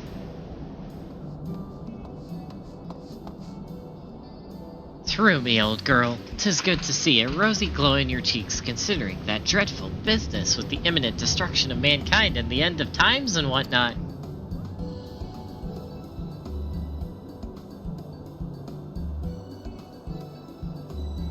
Yes, indeed. Who better to distribute exquisite arms and accoutrements than a bona fide hero such as yourself? Well, I have two parties with simply ravenous interest in your products, dear lady. The first of whom so happens to be a rather exquisite herself, my dearest Lady Lynette. What? Be so good as to precede me to the Rose House. I shall be along promptly, of course, just as soon as I'm coffed and powdered. What? Wait a minute. Does this man get a girlfriend? I can't believe it. Oh, man. What the hell? Oh, my word. Alright.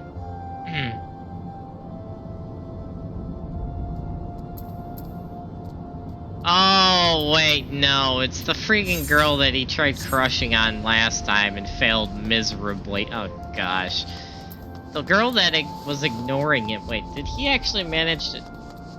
doubt it. I highly doubt it. I highly doubt it. No way. There is literally no way. Literally no way.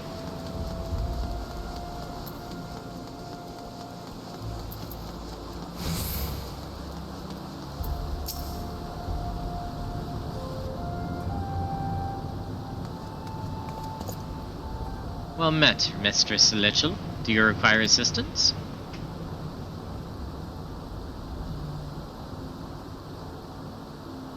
Is as you say. At this time, Lord Edmund is entertaining a foreign guest.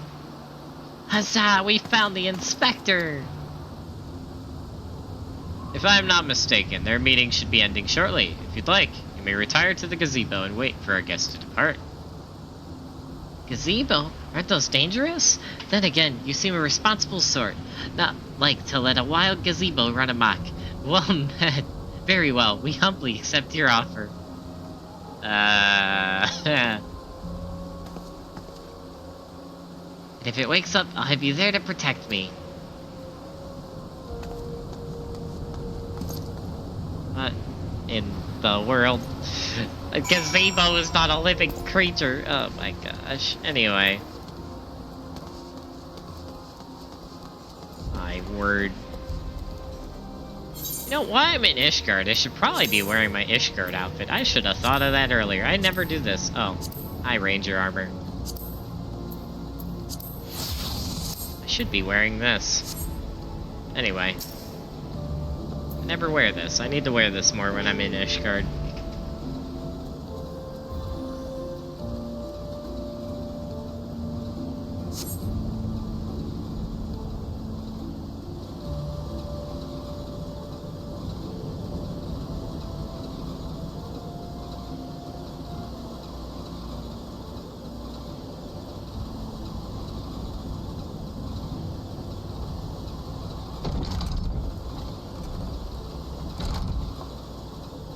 That must be Inspector.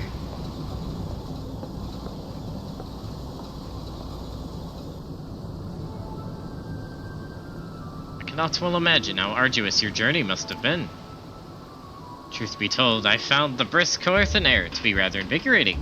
It stimulates the body and mind both. A welcome benefit when one must discuss matters of commerce. I dare say we would not have accomplished so much otherwise. There you are, Inspector. I've been looking all over for you.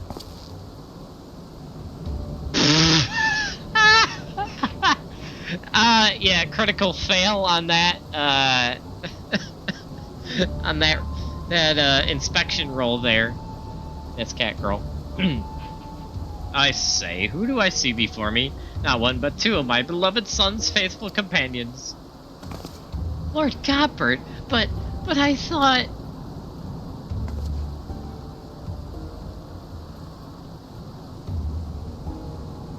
Hildy? In Ishgard? This is the first I've heard of it. Aha! I found you at last, heretic!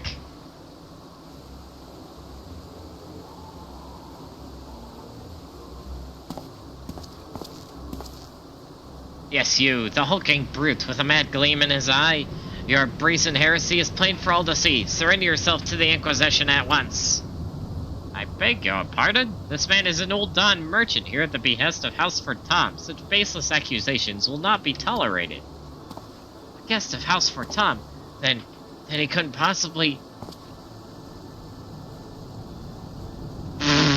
Oh gosh. Those two wards that they were acquitted of all charges in a trial by combat. If he demands the right to, I personally have to... Oh dear.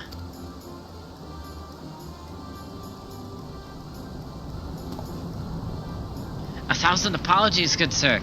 I spoke out of turn. I am Sir, and you may have guessed, I'm an Inquisitor who's been charged with investigating reports of a rather suspicious, possibly heretical individual. Oh, a heretic, you say? One who bears a passing resemblance to me? Yeah, a man, rather muscular, wearing dark garments and acquitting himself in a somewhat gentlemanly fashion, as some might say.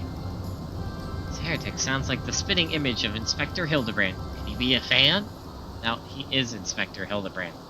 So again, you are acquainted with such a man? Yes, we are acquainted with such a man, unfortunately.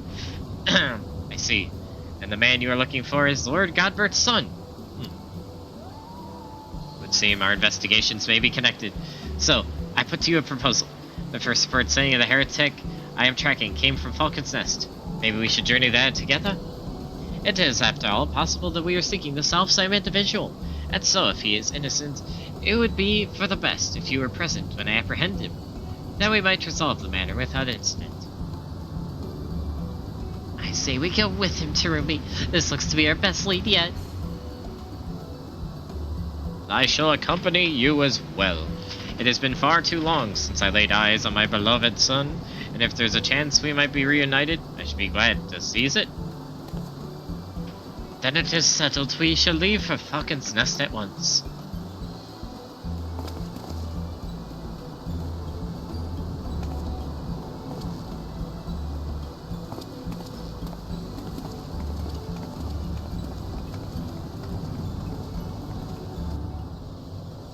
Oh, golly me. What have I gotten myself into?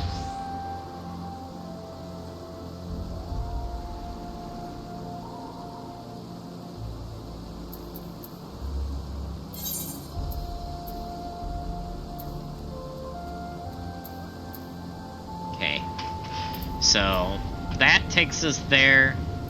This one takes us here. Sea of Clouds or Falcon's Nest? No, we'll do Falcon's Nest first. Go in the order of good old Heaven's Ward.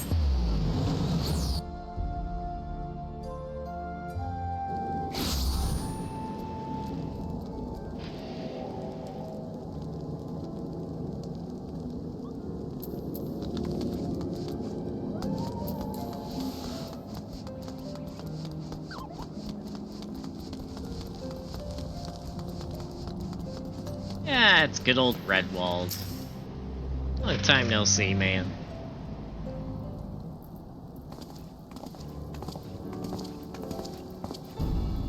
Mr. Celestial, are these your traveling companions?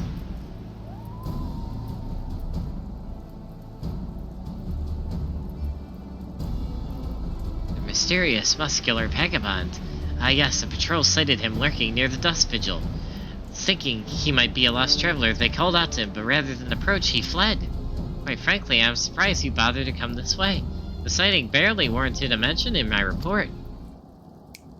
Aha! The unmistakable scent of heresy. Ah, terribly sorry. Old habit I picked up from my mentor. I know. I will not rush to judgment as before. Still, I hope, as much as I hope, to find your missing Inspector, I must confess some small desire that we instead unearth a lingering pocket of heresy. Of late, there have been mutually no confirmed instances of heretical misdeeds. It's gone so bad that some are speculating our funding may be reduced, or worse, that the Inquisition's operations might come under review. That is why, alone as my witness, I will find and bring a heretic to justice and prove that our order still has value in these uncertain times. Yes, I understand you have your reasons, but whether or not this vagabond was a heretic remains to be seen. Still, if you are set upon your course, you might begin your search near the Dusk Vigil. An excellent suggestion, Sir Redwall. Should we succeed in our endeavor, rest assured that you will share in the glory. Oh my gosh. The hunt continues. Onward to the Dusk Vigil. I am told that region is especially cold, so do not forget to dress appropriately for the weather.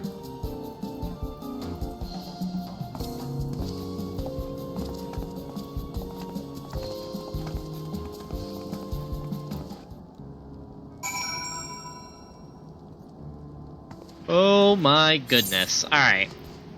In honor of us going adventuring in a cold area again, first, putting on our old outfit. Second off, we're re-equipping our winter coat from doing Endwalker stuff. Where is that? There it is. It's kind of our traveling, adventuring garb here. In the winter, anyway. Well, the Ishgard one's more of the casual winter garb. Me with my outfits. Fashion Fantasy 14. Anyway. Time to fly.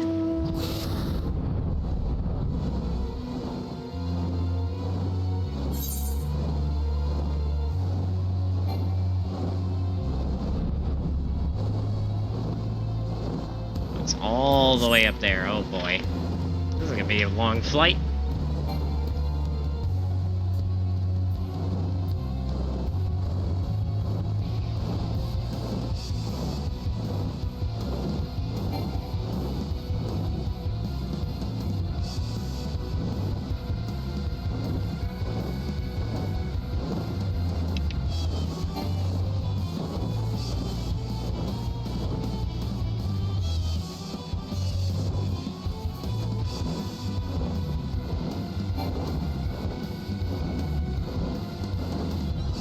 There's the Dusk Vigil, if I'm not mistaken.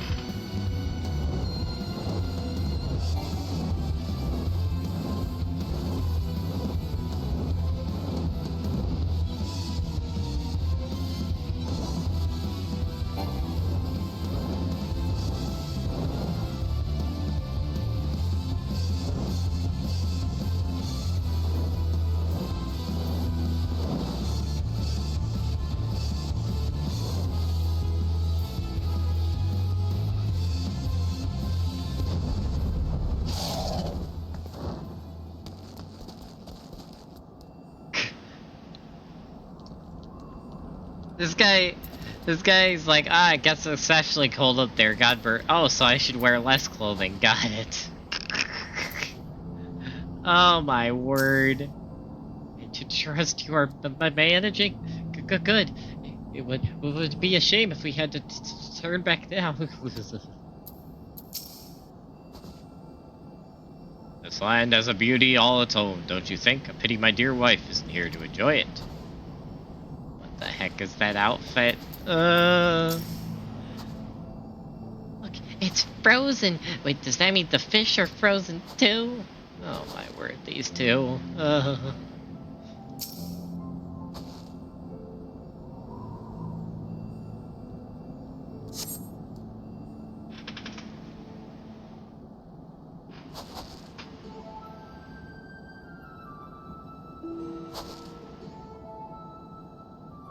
Fury, take me. It's freezing. But this is a waste of time. No living thing could survive in this godforsaken wasteland. Over there, look. Someone's coming from the vigil. Inspector, is that you?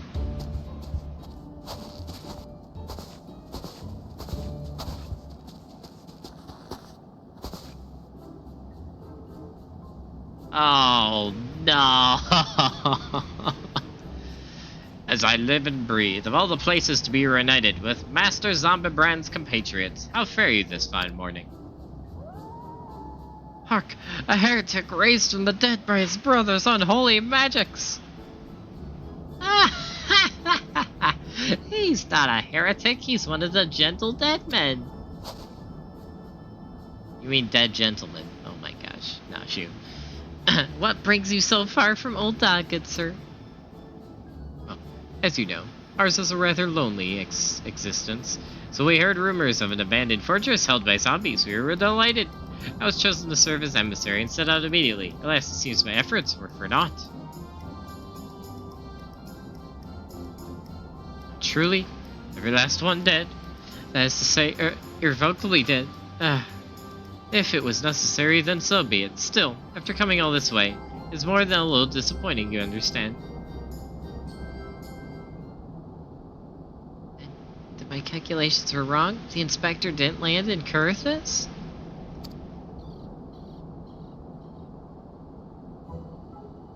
Now, do not fret so. If it is our overlord you seek, then you are in luck. As the founder of the Gentle Dead Men, our fates and our ether are inextricably entwined. In fact, I can feel it calling to me now. Truly, good sir, you can guide us to the great Inspector Hildebrand. As surely as my rotting nose can lead me to fresh brains. Follow me, my friends. Oh my word.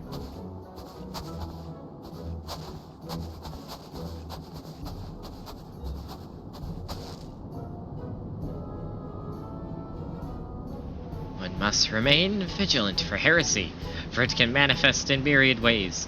'Tis a vile, insidious sickness, which must needs be burned out ere the infection takes hold. Surely zombification would qualify, yes?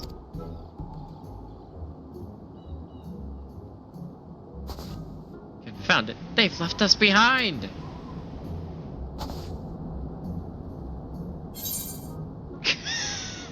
My gosh.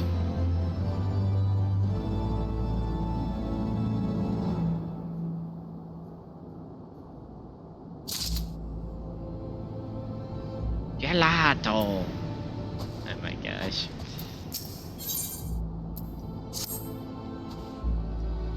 Who do they think they are, commandeering this investigation and employing a zombie as a bloodhound? It beggars belief. We must gain control of the situation with me, Terumi. Oh gosh. What the hell am I getting myself into?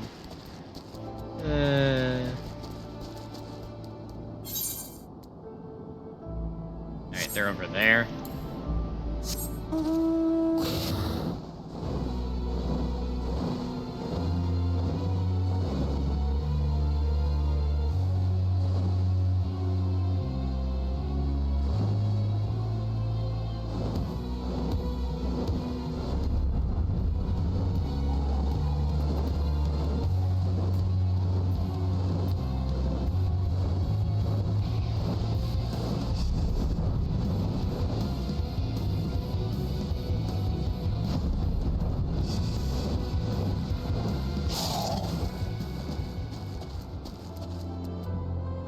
gosh.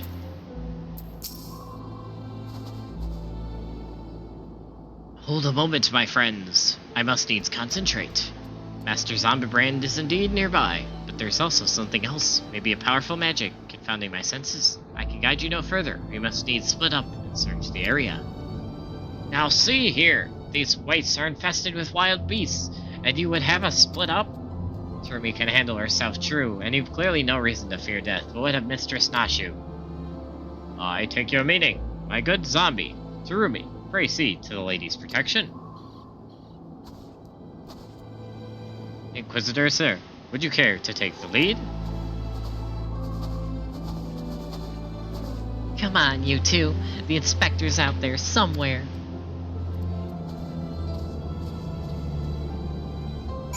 Oh boy. Ooh, I gotta go far for this one. Back onto the dragon.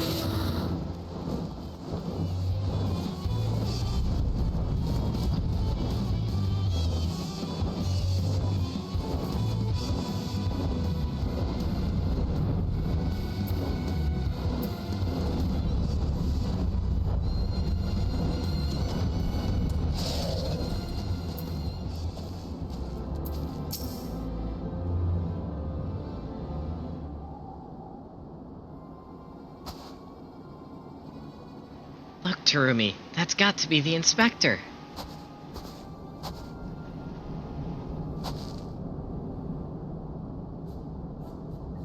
And he's surrounded by giant, fluffy, man-shaped gazebos. Those are not gazebos, those are yetis. Anyway, hey, my lady, those are not mere gazebos. No, they're regal bearing. They are gentlemanly gazebos, fearsome yet fastidious foes who would surely tear me rotting limb from rotting limb.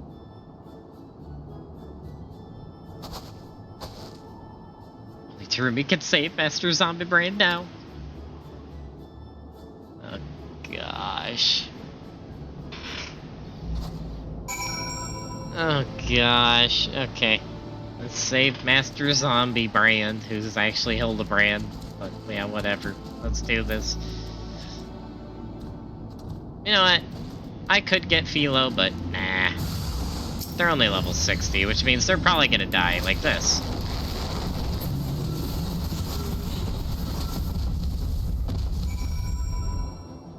Yeah. As I thought. Gentlemanly legs. Gosh dang it.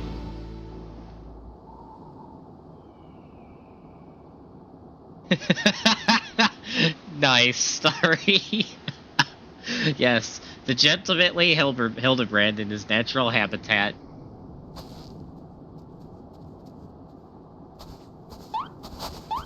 Inspector, Inspector! Can you hear me? We've been looking all over for you.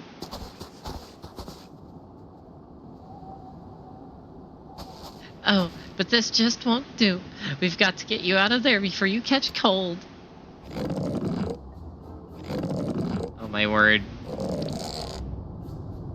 What the? That's not how you pull him. Ah! Oops, that's not what I wanted to do.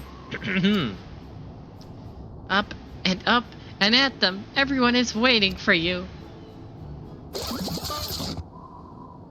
My gosh. Forgive me. If I pull any harder, my arms are like to tear. Ah, there you are. We heard shouting. Have you perchance found something? Fury, take me. Is this my heretic? Confound it, I wanted him alive. Inspector Hildebrand is definitely not a heretic, and he's probably not dead either. He's just hibernating, like last time. Hildy was ever a late riser. Fear not, my wife and I had our ways of waking him.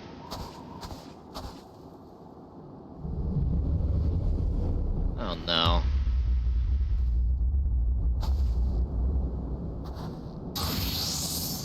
Oh no!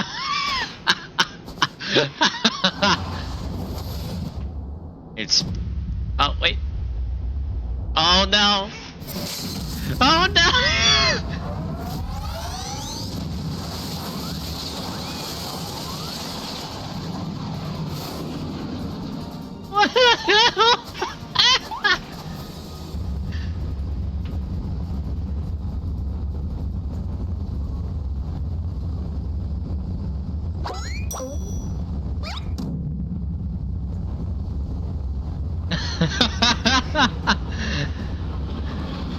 What the?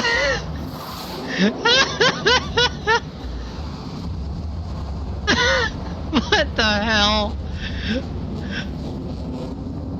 My gosh.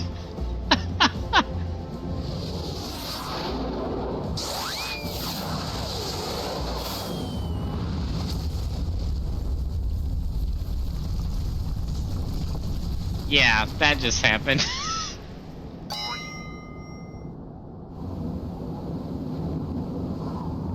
Now he's even further in. Was it the Manderfell meteor strike or the Manderfell meteor dive? Maybe Julian was right. Trying to name everything only leads to needless confusion. One more time, then.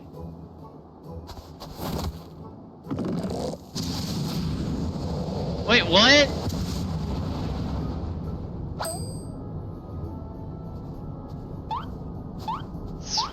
Splendidly suplexed, Lord Godbert. Oh my gosh. Oh my gosh. Where am I? Snowy wastelands of Querthus. And who are these people I see before me? But of course, who else would venture into inhospitable climes and wake me from my slumber sweet but my beloved fans? My gosh.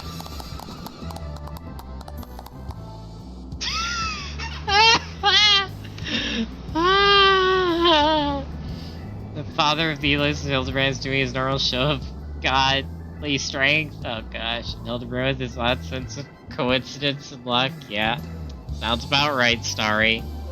Oh gosh. Why do I feel as though I've stepped through a portal into an alternate reality unbound by the laws of logic? Welcome to the Manderville quest. You'll get used to it.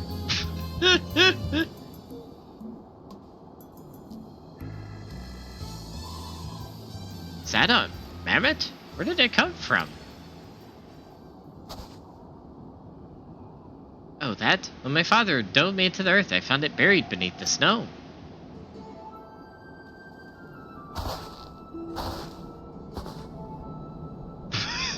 A little Lalafelian girl. How adorable. Now, should please note the firm, muscular legs. Not unlike my own, 'tis clearly a Lalafelian boy. Now that you mention it, I suppose his features are rather masculine. You two cannot possibly be serious. I am the very soul of seriousness, good sir, especially in matters of deduction. This is undoubtedly a young boy who, much like myself, fell into a deep slumber upon being buried beneath the snow. Now then, let us gently wake him and ascertain his identity. The hammer! The freaking hammer! There, that ought to do it.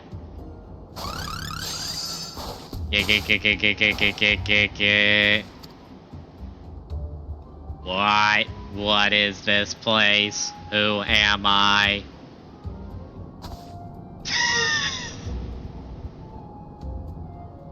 What is that face? What? Why? My brain.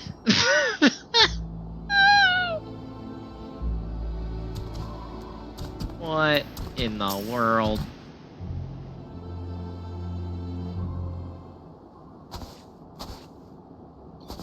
It would seem that, although father's ungentle magistration served to restore this young boy to life, they also robbed him of his memory.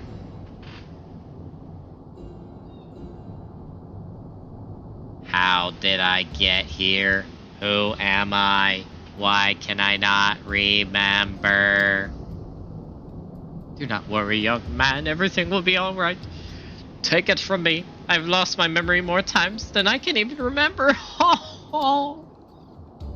Then can you help me to remember? listen to me now, for I, Hildebrand, agent of inquiry, Inspector Extraordinaire, do hereby swear to solve the mystery of the amnetic Habadadori. What? Wonderful, wonderful. I'll get started on a batch of Nashu's delights. Effective as your explosives were in the past, I suspect that young Gigi lacks the hardy constitution required to survive such an approach.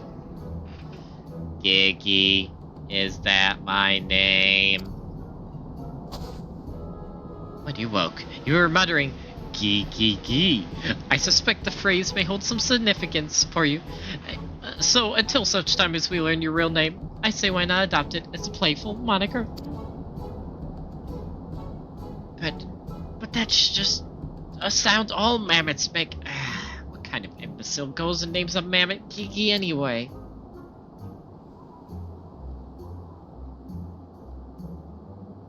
Gigi, I like this name. Thank you, kind sir. But how will this new name help me to remember who I am? Patience, Gigi. This is only the beginning. Next we will return to the city and see if we cannot find any who know who you are. Come along.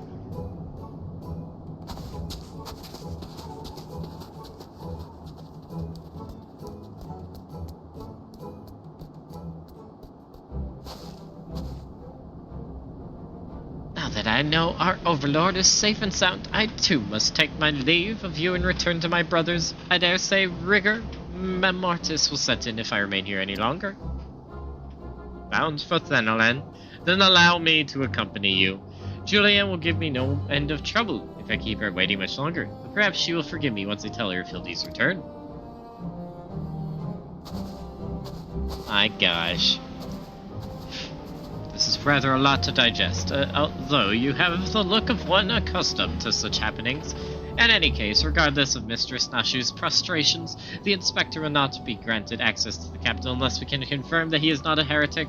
Give my word that he will be treated fairly. Oh, goodness me.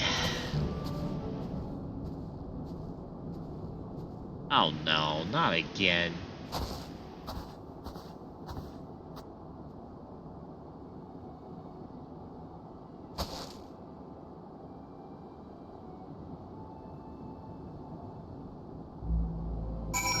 Oh no, not again. Alright, before we go back to the city, we're gonna take a pit stop somewhere. By somewhere, I mean Camp Cloud Top.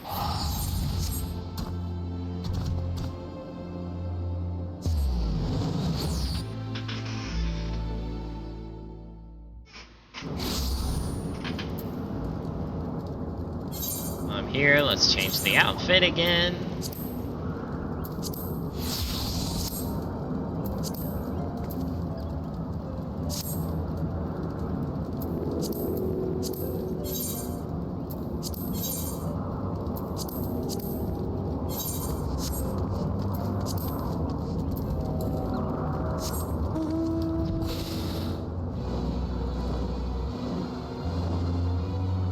What in the doohickery is the Million doing over here?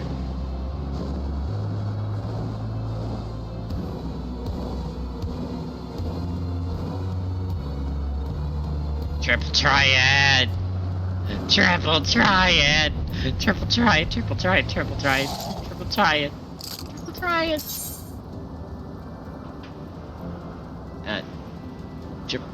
Triple triad? Oh, that was weird. Also, why have I not left this group yet? Smist is no longer here. Anyway. Triple triad! Triple triad? I suppose I can afford the time to play a match or two. Play me in the triple triad. Yes, please, and thank you. Oh, thank you, thank you, thank you.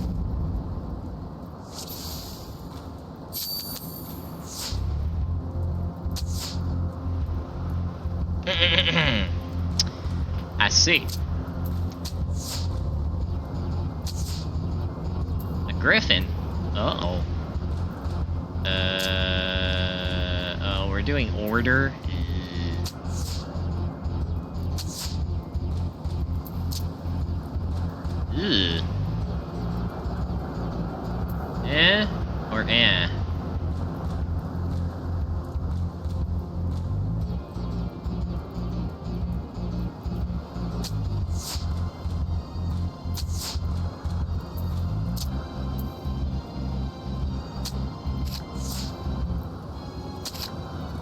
Draw! Gosh dang it. Okay. Is it gonna be order for all of them? Yes. Yes it is. Okay.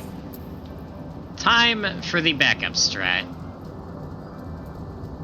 Ooh. This might not work very well, but... you know what?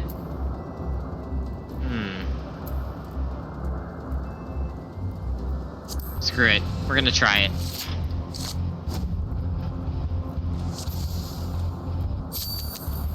Of course, I'm gonna go first. Okay.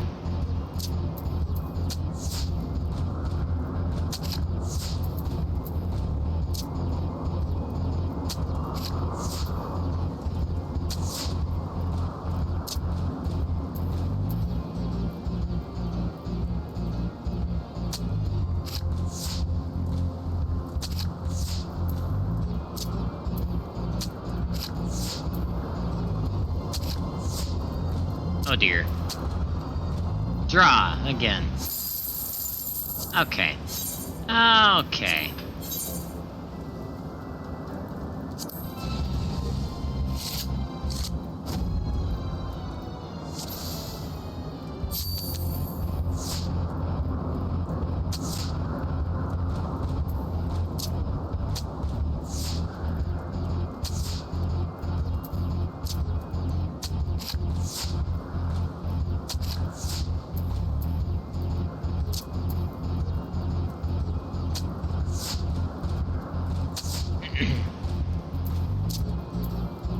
Oh dear.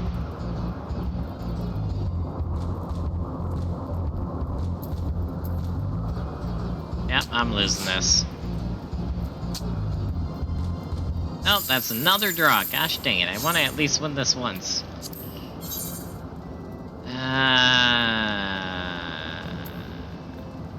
Crap. Let's try this deck again. I need to redo this. I should have this deck be the backwards deck. Oh, I'm going first. That might be good, actually.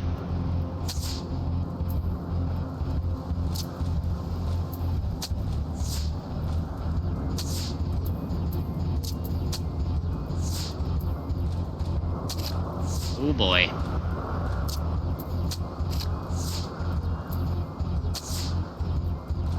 Crap. If that had gone there, I would have been able to win that. Okay, you know what? Tie isn't very exciting now, is it? If you care for another round, I'd be more than happy to oblige. I do, but you have made me realize something about my triple triad decks. And that is that probably number one should get rid of my recommended deck entirely, and number two, this should be reverse. What I probably should do is build a hardcore deck that is not recommended.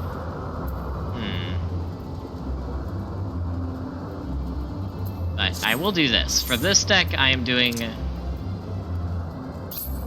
the reverse of my normal card deck I use, instead of reverse of recommended, which would be Senna, but she would be here. And then I need Endwalker, Alphino, and Alizé.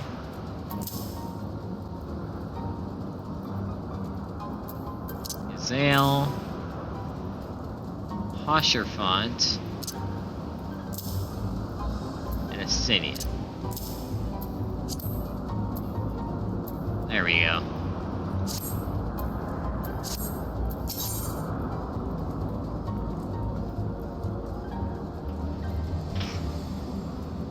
Is it like lag? What is going on here? Okay, there we go.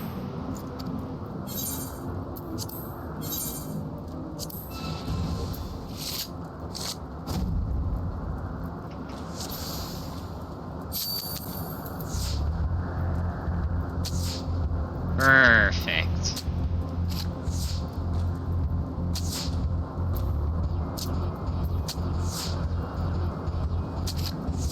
Ooh.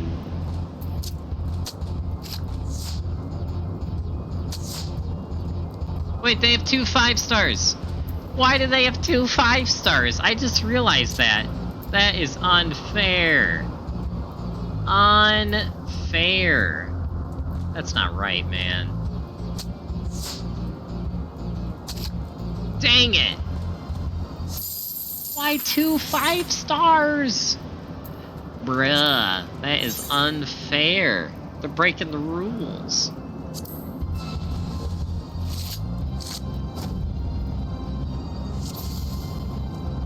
Okay, at least give me 1 win, game. 1 win. Haven't lost, but haven't won yet either. We're just kind of...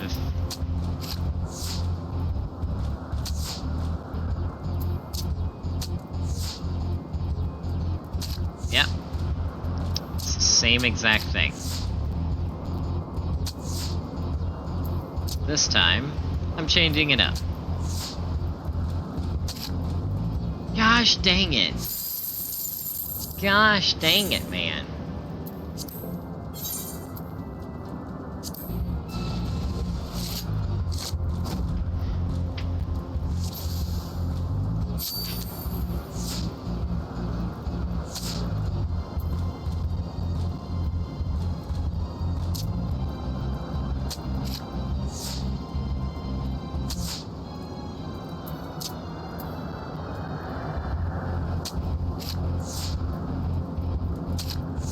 Really? Really?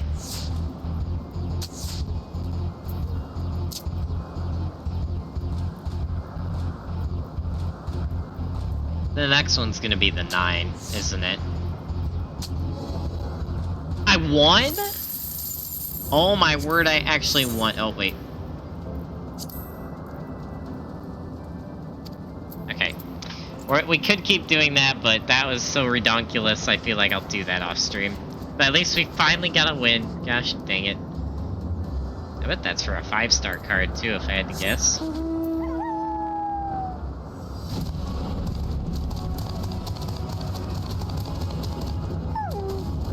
Well, haven't seen you in a long time, Lynette. Well met, Terumi. 'Tis good to see you hale and whole.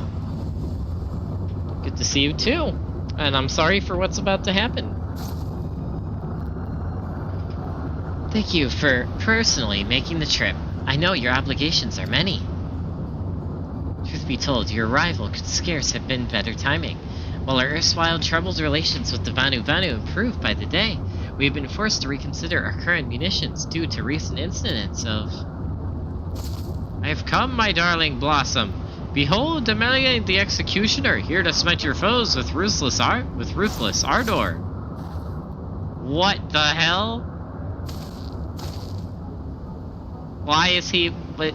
why?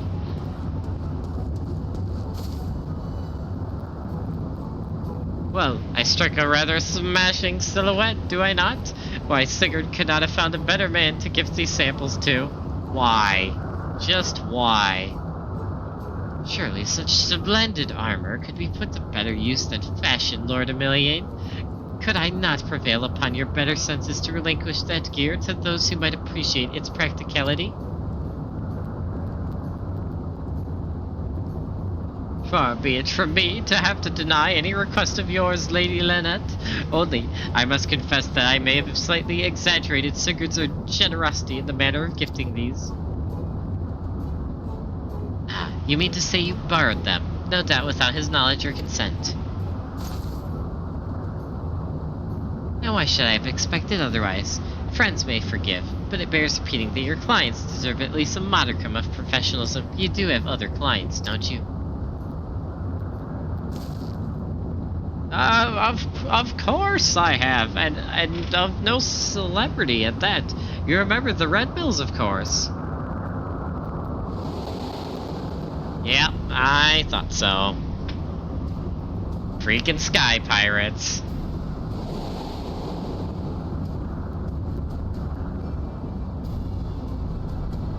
Sky Pirates?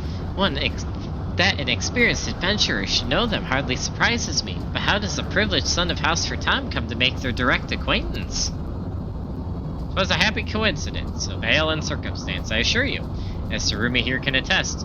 An unbiased range of social contracts is the essential arsenal of Not just adventurers, but any gentleman of consequence, or lady of consequence, as it were.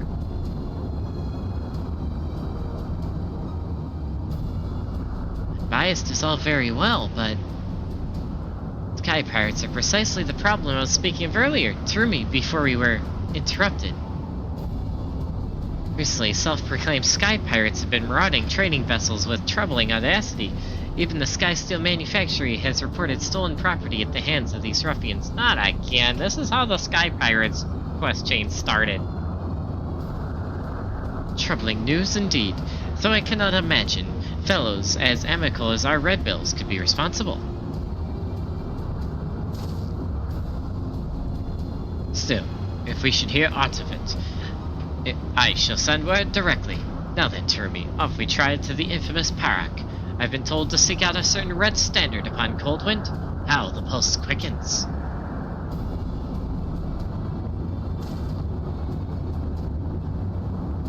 That freaking outfit.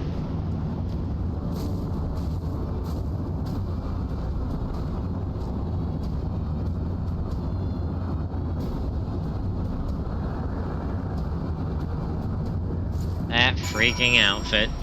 Oh man. Holy smokes!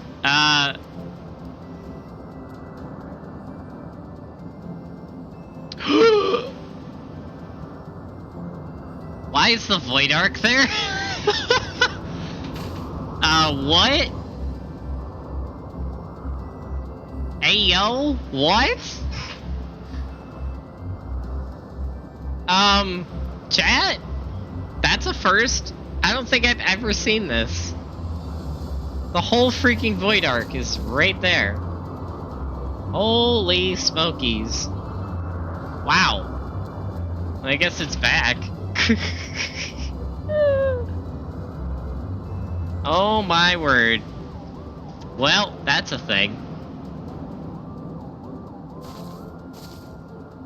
Huh. I did not expect to see that here.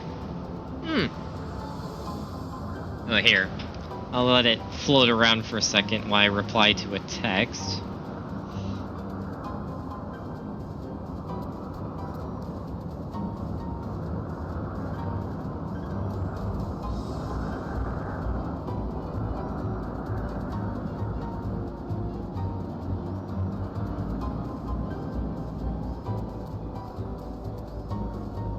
Okay.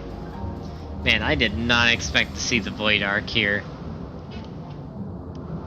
I wonder if like you watched it. I wonder how far it would go before it like disappears.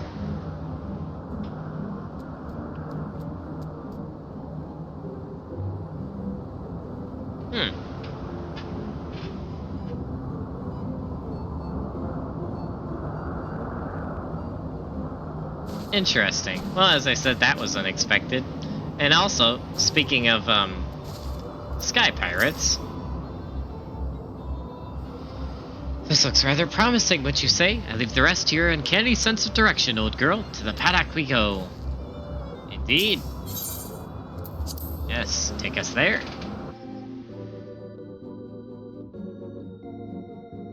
Been a while since I've been here. On Terumi, anyway. Look who it is. Well, well. If you ain't the very picture of health, Terumi. Say even the star from complete annihilation didn't tax you over much then, eh?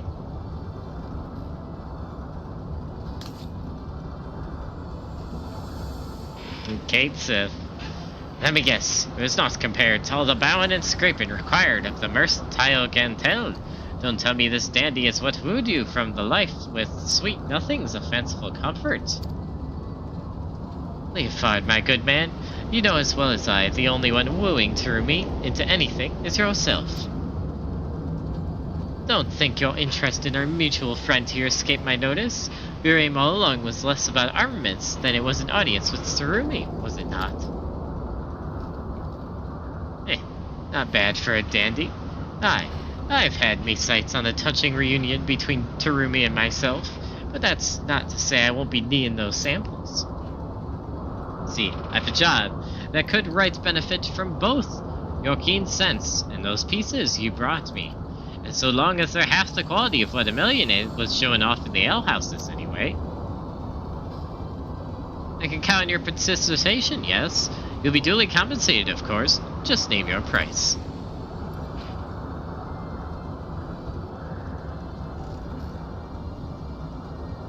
Parts of a necklace for Tataru herself, eh? I'd have preferred something you might make use of. But far be it for me to dictate what a woman does with her booty. If that's your recompense, I'll see what I can do.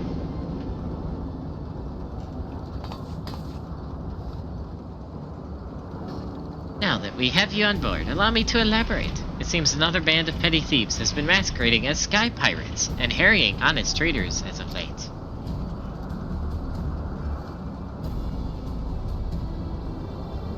So you've heard of them. Aye, these so-called monstrous cockatoos won't exactly strike fear into the heart of man, but they're being a right nuisance, and now they've gone and made things personal. You remember the Ramiel, don't you? The captain's old airship?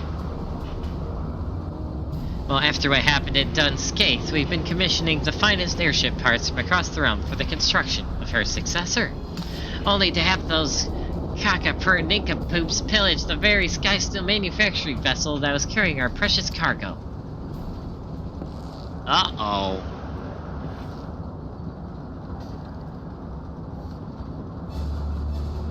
The nerve of some people, eh? Makes me mouth water.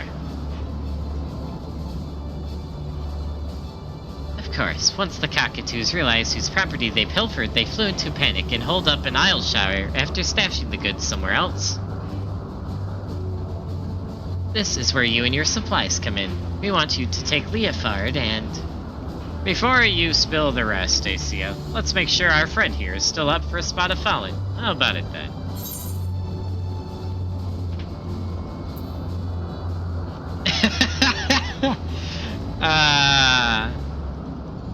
I have been craving some game bird recently.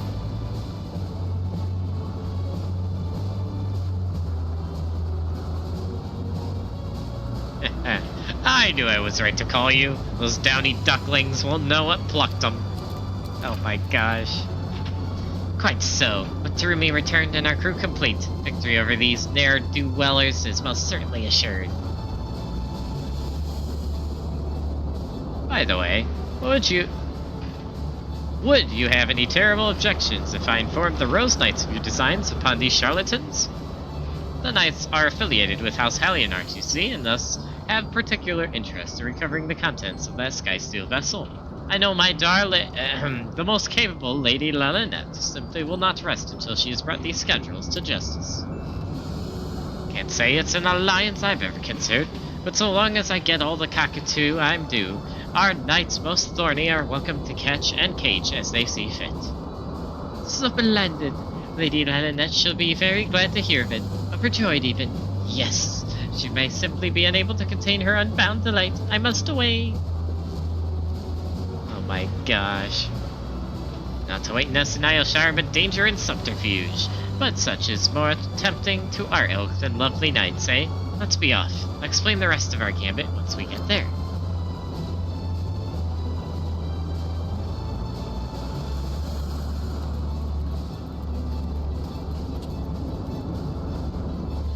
Oh man.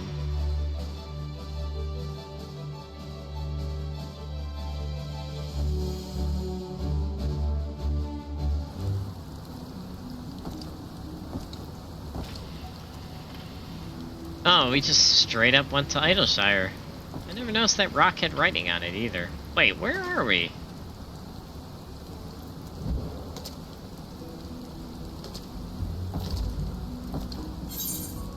Oh, we're all the way near the south. Oh man.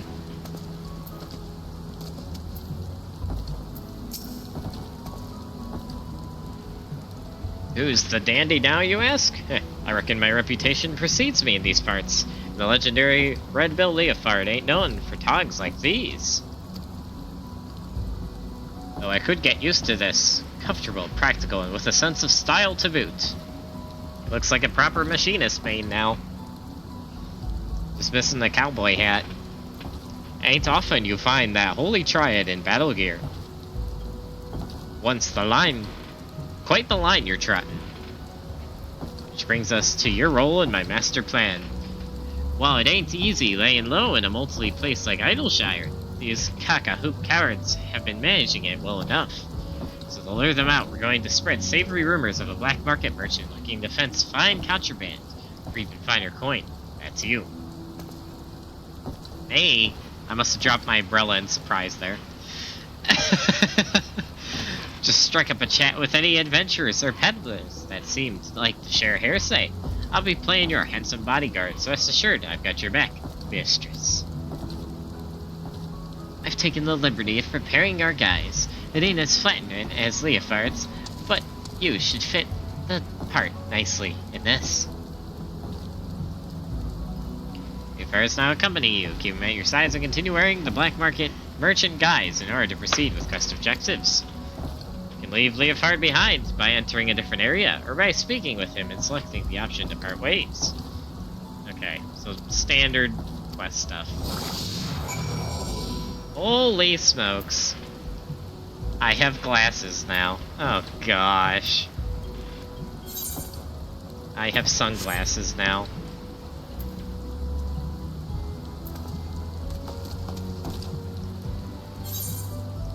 Oh no, I'm in Idleshire. Oh. Yeah, I'm on the entrance where the goblins blew up all the rubble from that one time. Okay. You know what? A black marketer would look suspicious carrying a bow around. Let's take that off. Why do I look like Hancock?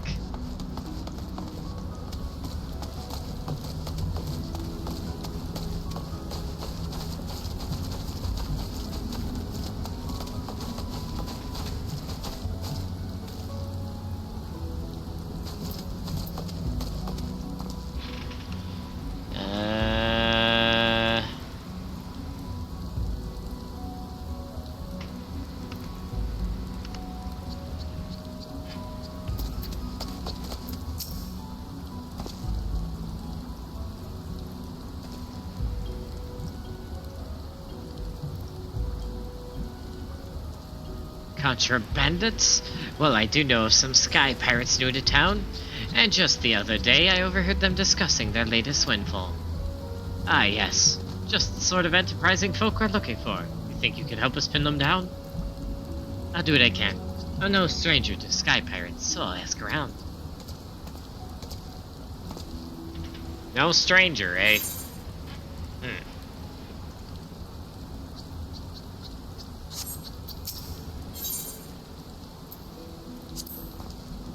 This gear fits me surer than a glove. I only wish I could wear my own scarf with it. How each Red Bill wears their scarf is their business. Whether they sport it outright or keep it tucked away has no bearing on their rank or allegiance. I won't ask on principle, but I'll admit that I'm dreadfully curious as to where you keep yours. Mine is not on any of my outfits, at least on this character. But I do have it, I think, in my glamour dresser. I wouldn't tell him that, though.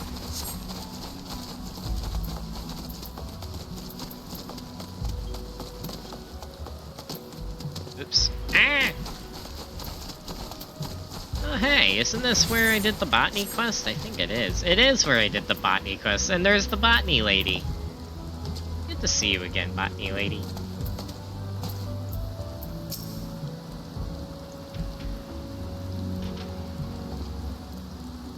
Merchant yourself, are you? Perhaps I'm overstepping, but consider this friendly advice. Seeking out sky pirates dressed in such stereotypical garb is akin to dangling a sign from your neck reading, "Urge my purse." Oh, the righteous Red Bills may pity you, dear lady. Few else. Righteous? Righteous ain't never been to me liking, mate. I just can't abide them retrobates what don't honor the creed of sky pirating. Or so you can imagine Red Bill Leofard might say, eh? Not that it's any matter of ours. Anyhow, should you find someone looking to offload, or suspiciously obtain merchandise, send them our way, will you? You insist, but don't say I didn't warn you. I have to talk to her since I'm here. And I'm unable to execute a command while wearing a disguise, right, because she wouldn't recognize me. Fair. Like, what the hell is going on with you? Wait, am I able to get over there from here? Oh, the entrance is down here. Okay. Nope.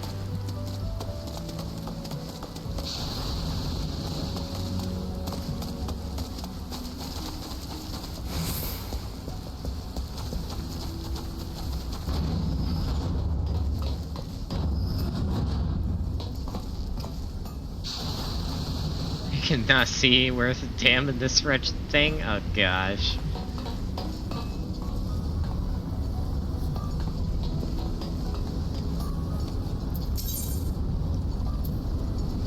Oh, I apparently have done that quest before. So I thought I had to go in here, but apparently I had to go over here. Interesting clock there, Mr. Goblin.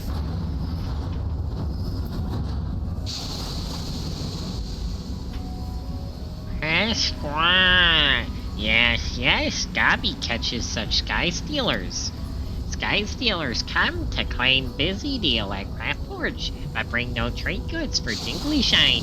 Great laughy joke for Gabby merchants. Sky stealers leave with Grumpy face.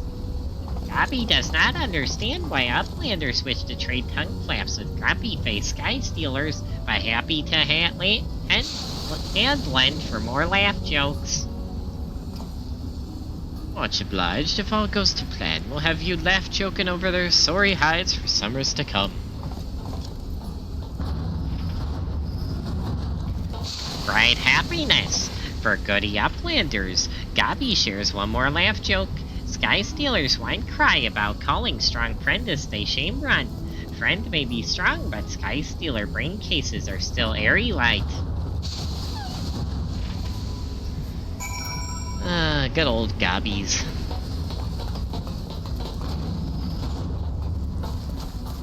Where am I going? All the way over there. Okay.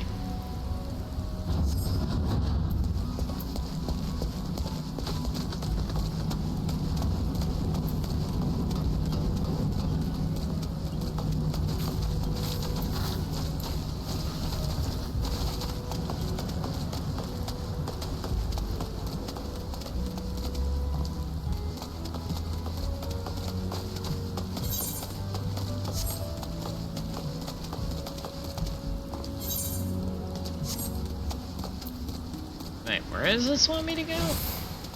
Oh, down here. Ah.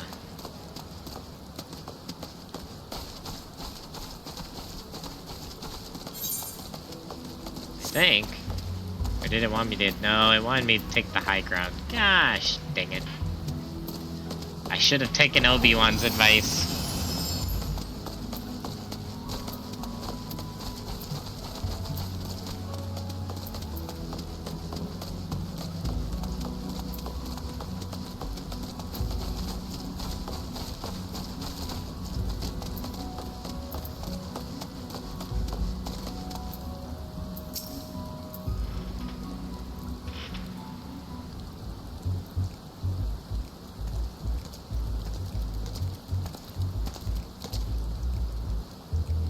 So, are we the talk of the town yet? As far as I can tell, you're strong contenders, perhaps second only to rumors about a mysterious intimidator who's cast their lot in with the cockatrice. It's natural that those sniveling whelps hired a brown beater, but what's thick-headed willingly curts the rancor of Red Bill Leofard? Well, I suppose a few names come to mind, but no matter. The plan proceeds as discussed. Let's take to the streets and wait for our clients to come crawling, eh?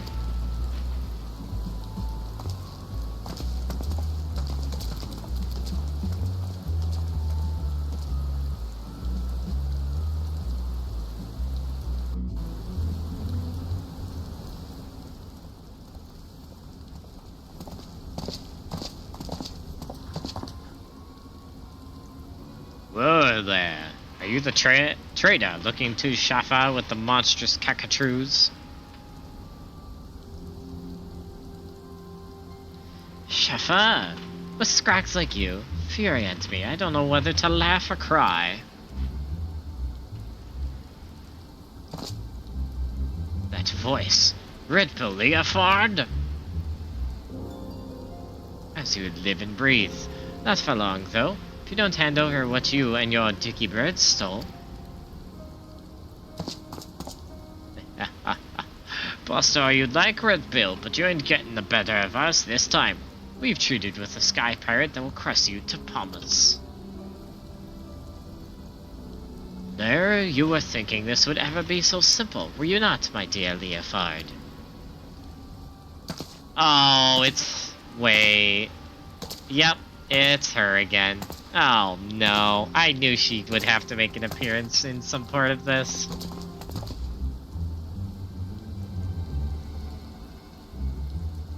Not in the slightest. I was thinking surely Radia and her talons would never sink so low as to become lackeys to a lackey, but here you are. I might even start to pity you. And that is where you constantly underestimate me, Red Bill. I would stop at nothing to realize my desires. Or were the sweet memories we made together in Dunscaith not enough to convince you of that?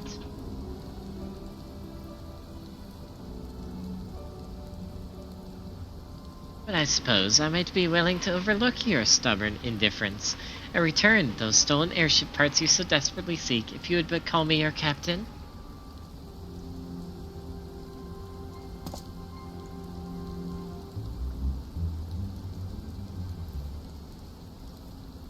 Completin'. That airship means more to me than you'll ever understand. I ain't leaving here without me stolen goods.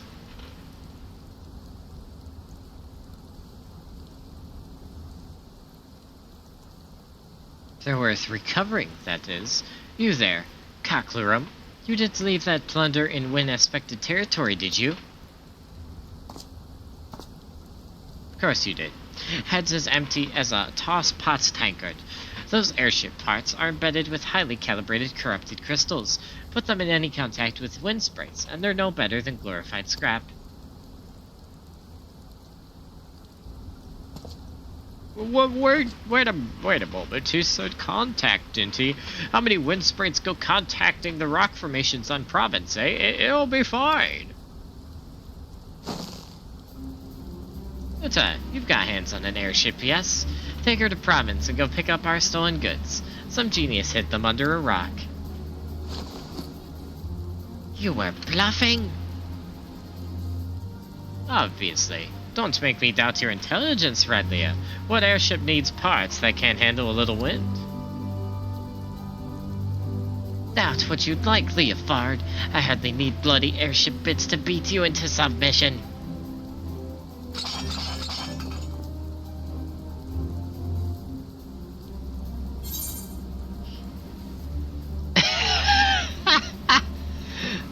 Yeah, he got played. Yeah, no, he did, Fahrenheit.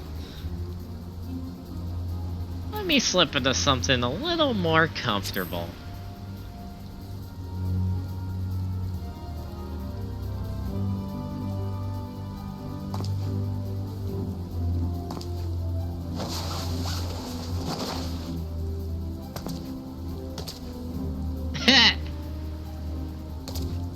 Tarumi? Did you say Tarumi? As in the Tarumi Elitchel? Since when was she a friend of the Red Pills? Seems I'm not the only one whose name is worth something in these parts. I'm still prettier though. Wow.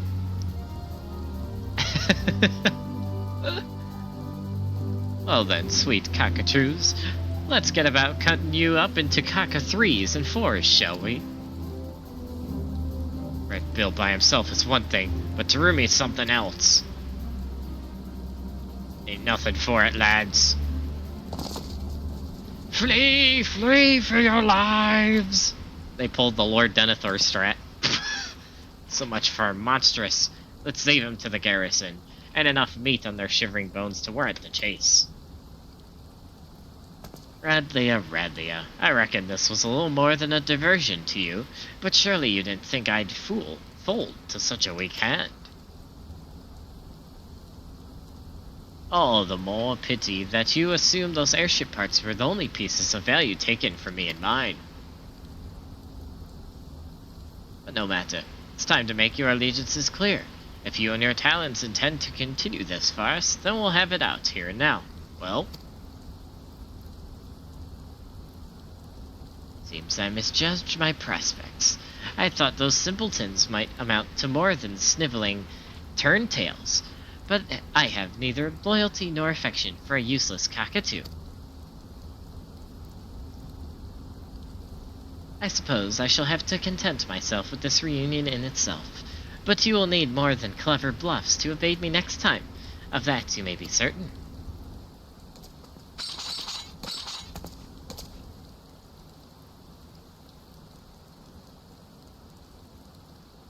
My goodness gracious.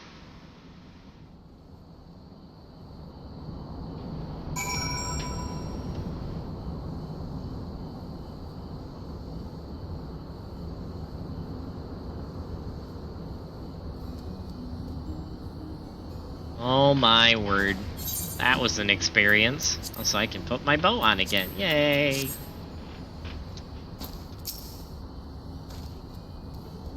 Those were some fine samples, without question, but nothing beats wearing me own rags again. Go ahead to the barrack and wait for us in my chambers. We'll be along once I've spoken with our knights most thorny.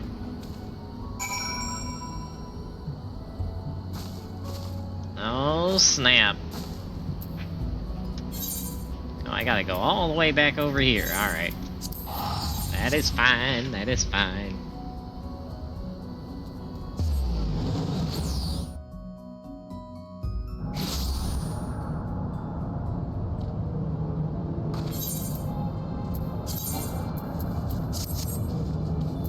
I want to check, make sure I don't have to update this again. No, we're good. Sweet.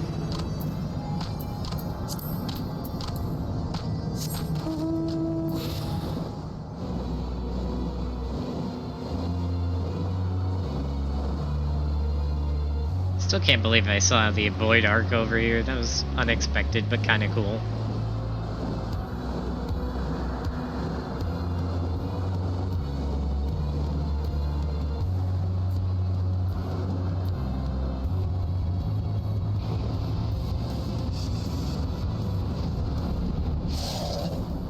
How have I never noticed this?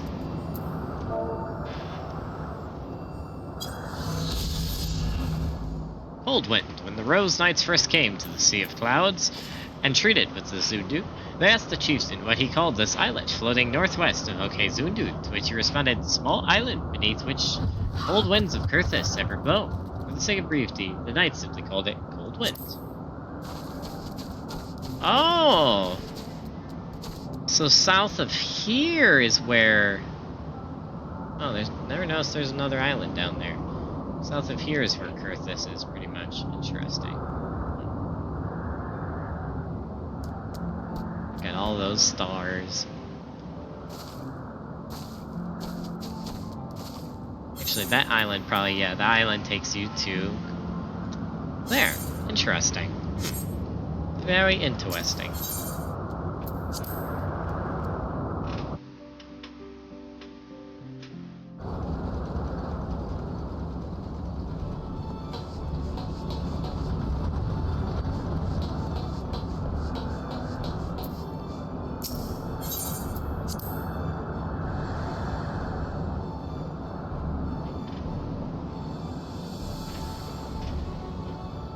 Been a while since I've been here.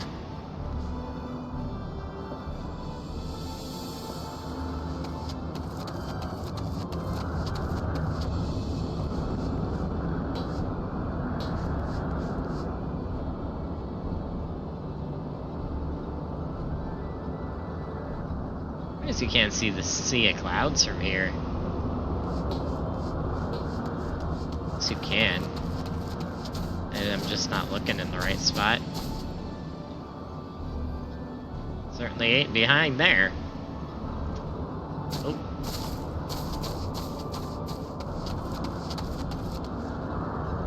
Anyway.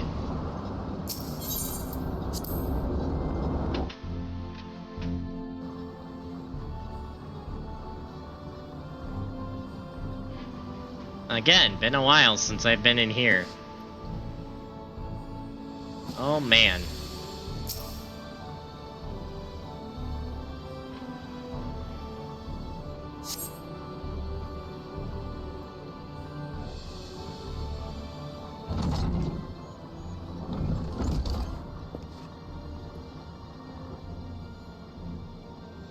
Well, Utata says all stolen property is accounted for and finishing touches on her airship proceed apace. And according to the Rose Knights, the Cockatoos will be shipped off to the Diadem where they can enjoy volunteering their services for the betterment of mankind. Ah, the good old Diadem. Been there, done that. Speaking of which, Captain, what is to become of the miscellanea recovered from the Cockatoo's hoard? I'm sure House Halinart will lay claim to their possessions, but as for the appenditures of origins unknown... Worry not, Puss. I don't pocket any ningumbob I find, like some petty foister. We'll track down their rightful places soon enough if my prediction holds. Tarumi, is that you? Tataru? Well, this is unexpected. It is. You look quite as surprised as I feel. To think we'd meet here among the clouds and sky pirates. I was just finishing up my affairs in Idleshire when who would come asking for me but Red Bill Leofard. Quite the thrilling twist to my day, I'll have you know. How did Emilian put it? She's got her fingers in more pies than a high street baker. When I got wind that she was in Idleshire, I felt like snubbing fate not to enlist her expertise. Well, I'm exceedingly glad that you did, for I have returned triumphant. Allow me to present the famous traveling portraitress, Duramert.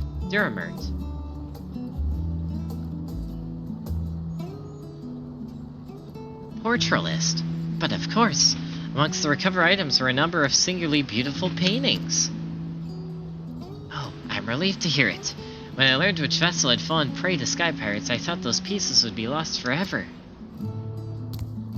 So you are yet another victim of the monstrous cockatoos. Still, a personal summons to the Peric seems like the sort of social nicety to which the captain is normally intolerant. I believe my presence here may have another purpose entirely. You see, Leofard and I are old acquaintances. He commissioned me to paint that portrait, in fact. Oh, snap! No freaking way. My beautiful... No way. That's an even bigger twist. I did not see that coming. My beautiful daughter, Remiel. She looks perfectly at home here. Beautiful daughter? I, Dermot is father to Lady Remiel, the gentlewoman who cared for Leofard as a lad. He abdicated all family affairs to his son when he became a practicing artist, but he's still lord in lineage. You mean to say that the renowned portraitist Duramert is not only your grandfather, but a former lord as well? Oh, you must forgive my blithe introduction from earlier. Not to forgive, Mistress Tataru. On the contrary, I'm indebted to you for tracking him down so quickly. Thanks to you, this can happen just as I hoped it might. Instructions about finished on our new airship, and I wanted you here when I christened her. The Ramiel will fly again. My dear boy, celebrating old mother's life with you continues to be my great honor. When you hung her portrait here, when you named your first airship, I could see the vestiges of her love shining in your countenance then, just as it is now. I only hope that you continue to realize her greatest wish for you, to live as free and unfettered as the sky itself. I know she would be very proud.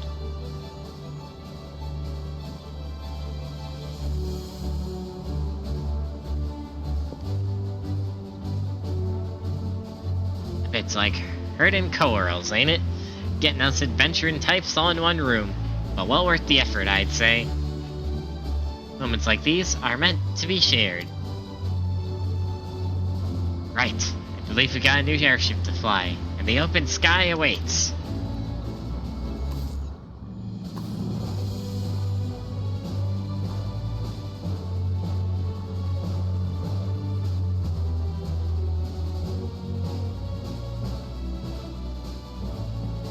Oh, snap. I expect Sky Pirates to be part of, Oh, snap, yep. Ooh.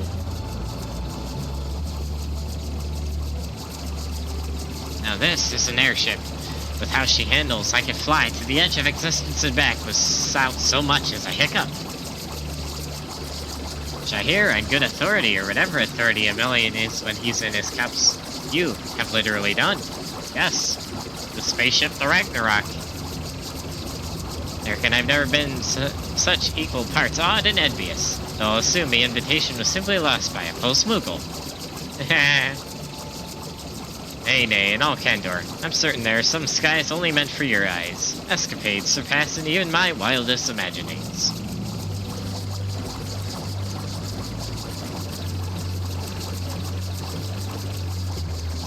So, chart the ends of eternity and horizons filled with peril. Just don't think you've seen the last of what wonders these heavens hold. I'll come find you again before long, Terumi. I'll bring everything I always promised, that thrilling, heady rush of high adventure.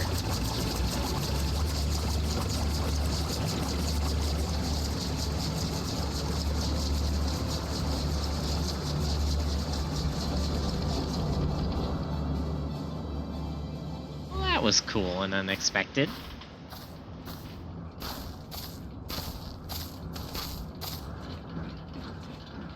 Though farewell may be a bitter sorrow, know that it is but fodder for reunions most gay. No need to get mawkish, furball. It ain't as if Terumi's dropping off the face of the star, not permanently anyhow. We'll meet again soon enough. Although Kate Sith is liable to mope like a damn kitten till we do.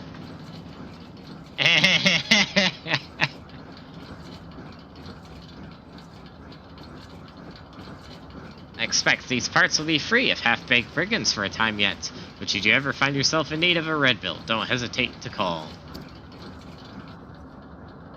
Thank you. 'Tis no small comfort knowing our ships may distribute their wares in safety. It's for you, Terumi. We'll be in touch.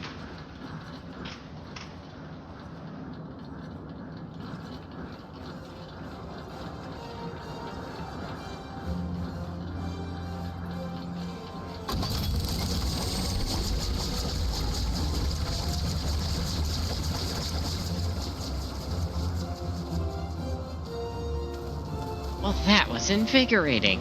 While I'd love nothing more than to catch our collective breath over a cup of tea, business calls me to Ishgard. No rest for the enterprising and talented, as they say. Shall we, Duramert?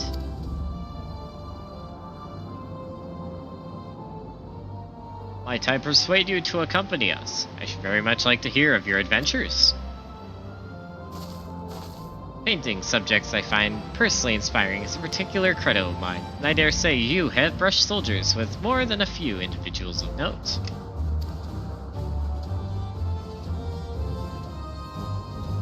Thank you for indulging an old man's eccentricities. Now then, perhaps you could begin with the adventures you shared with Leofard and his crewmates.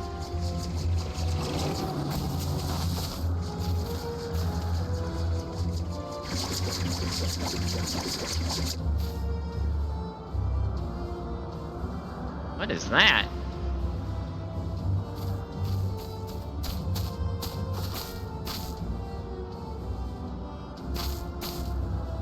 You've heard intentionally offloaded this in our direction, yes? Whatever could it be?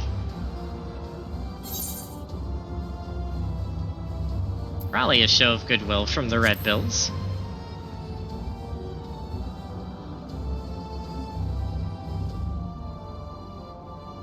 That's right. When Leofard spoke to me about finding Duramert, it did mention sending something along in thanks.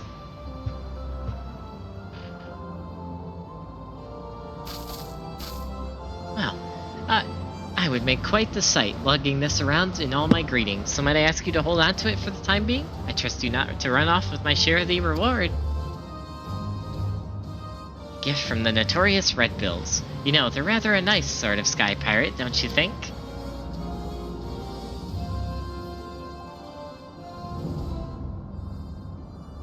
Oh, most definitely. Well, that was cool. That was cool seeing them again.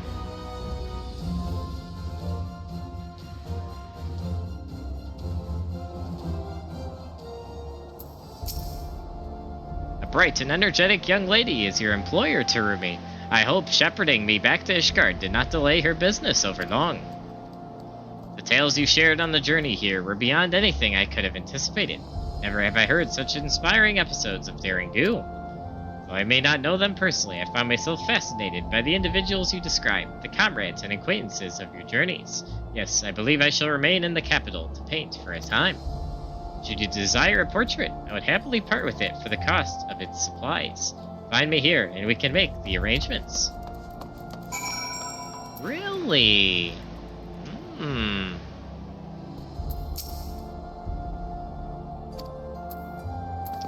I will have to find and come back to this guy. Alright, while we're in Ishgard, we might as well do this. Oh boy. Alright, what is the closest teleport? Nah, we'll probably go up here.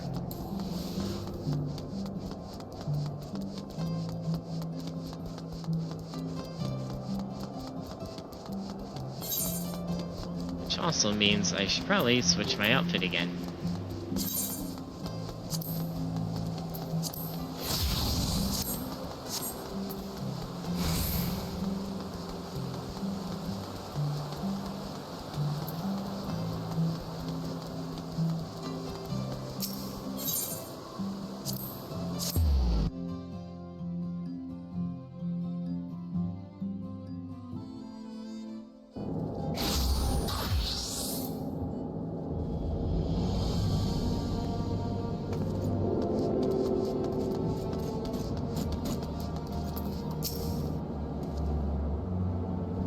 Fury, take me! That man! Ah, Terumi. I suppose you have heard the news then. That Inspector Hildebrand was cleared of all suspicion and judged to be no more than an eccentric curiosity. If you are looking for him, good luck. I want to thank him for his cooperation, but as soon as the Temple Knights released him, he and his assistant ran off to God's know where with that mammoth in tow. As for my investigation, in spite of all the twists and turns, I managed to salvage a satisfactory result. As far as the Inquisition is concerned, the suspicious vagabond was not more than a zombie which wandered away from the Dusk Vigil, sickness which has since been purged. So it would seem that all is right with the world once more. For now, I have no doubt that the Inspector will turn up again, like a bad guild, and when he does, trouble is sure to follow.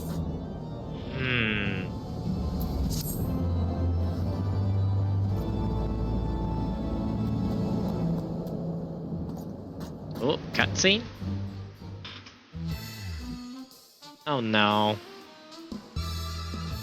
Oh no.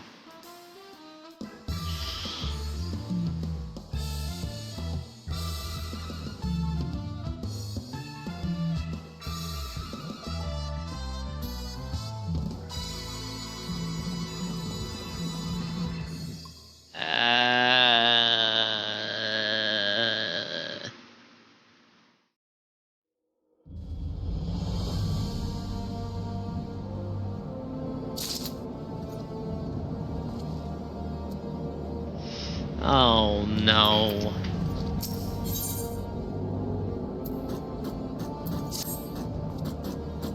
I pray this morn finds you well, Terumi, or at least better than it finds me. It seems I have no choice but to seek out that Inspector and convince him to surrender up his mammoth to me. It was unearthed under most suspicious circumstances, after all, and who can say what secrets or heresy it might hold? Therefore, the Inquisition would conduct a thorough inspection, and if needs must, destroy it. Given his affinity for the contraption, I fear the Inspector may not be amenable to my request. Nevertheless, he must be made to see that It is in the interest of public safety. Would you be willing to help me persuade him? Fury be praised. At least you have seen reason. Let us pray he will as well. I am given to understand that while the inspector and his assistant have been wandering all over the city with the mammoth in tow, they often frequent the gazebo near Fort Tom Manor. With any luck, they will be there now.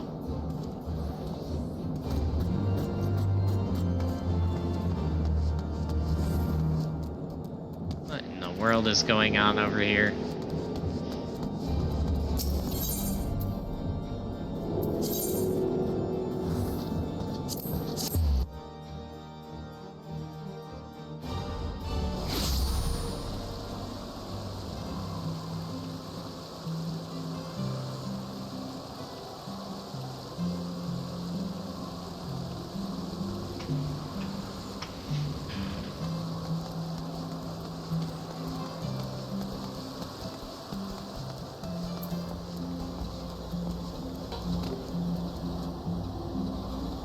Random Lalafell sitting there. Also, oh no. Oh no.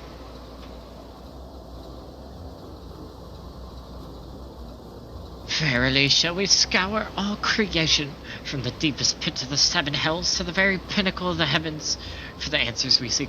Every day shall be filled with grand adventures, the stuff of fairy tales and legends. As a grand adventure in the deepest pit of the seven hells. Just so, this is the creed of Hildebrand, agent of inquiry, inspector extraordinaire. Oh no.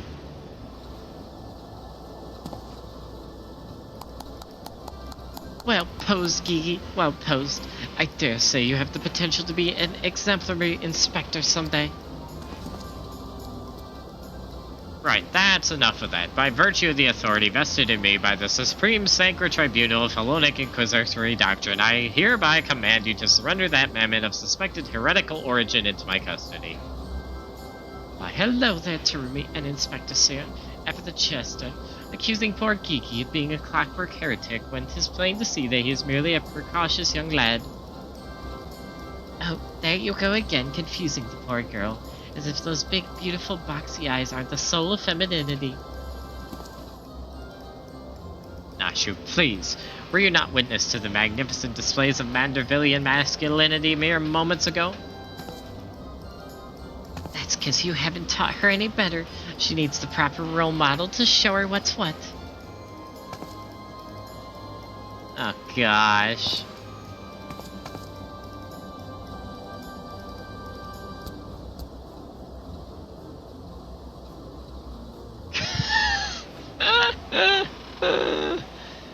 Ay, ay, ay. Mistress Elechel, Inspector Seer, what is all this commotion? We can hear you from the courtyard. Oh, Lord Edmont, my sincerest apologies for the disturbance. I'm come to seize this mammoth on behalf of the Inquisition, a fact which I clearly explained to the Inspector before you arrived. At which point they sit to bickering about the contraption's gender. What say you, my lord? Do you think Gigi a boy or a girl? It's clearly a strapping young lad, no? Fury take me, not you too. Has the whole world gone mad? It's the Manderville quest line, so yes, the whole world has gone mad. Fine, but even supposing that Gigi is a real boy, are they really making a slight Pinocchio reference? Oh my gosh. You cannot deny that the circumstances of his discovery and miraculous recitation were most unusual. He cannot be suffered to roam the city with impunity until the Inquisition is determined if he is not a threat. Beg your pardon, miraculous recitation? Yeah, this thanks to Godbert swinging a hammer at him.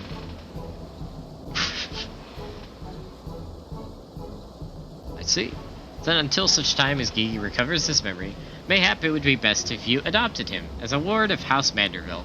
I will even stand as witness here and now if you wish.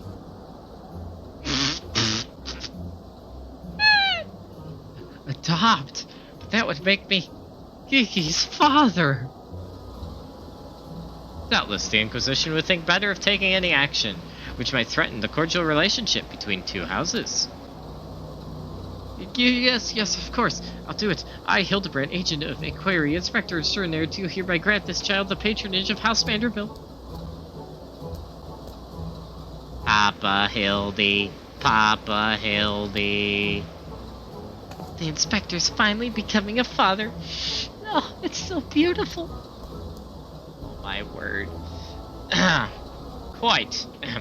Now that you need no longer fear the Inquisition, you are free to show Gigi more of our fair city. Indeed, I strongly encourage you to do so. Mayhap, by the grace of the Fury, something will jog his memory. Thank you, Lord Edmund. I shall not forget this kindness. Come, my faithful assistant, my beloved son. We must away.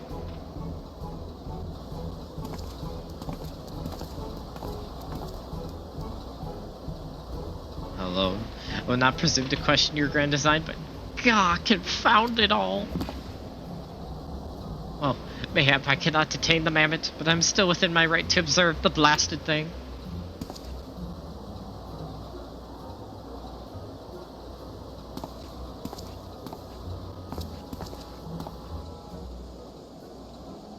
Lord Godbut will be pleased to hear that his son is as hale and healthy as ever. Not that I would ever presume to meddle on another father's behalf, and certainly not without consent.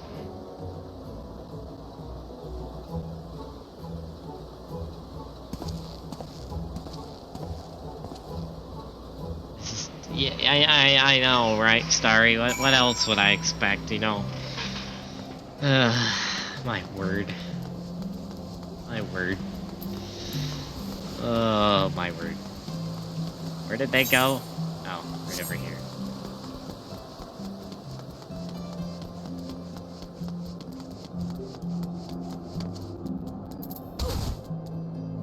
That's one way to do it.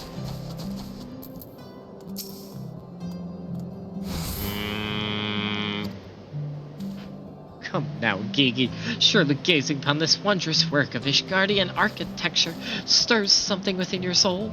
This grand manor of House Duran Mal Tempestart.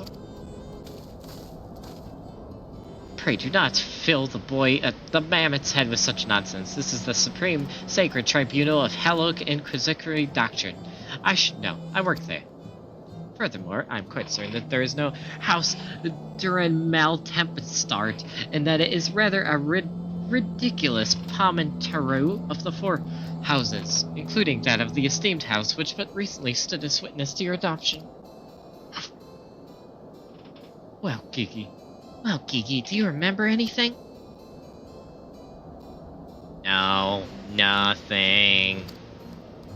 I say, rather than parading him before the grandiose, why not give him a taste of something more prosaic?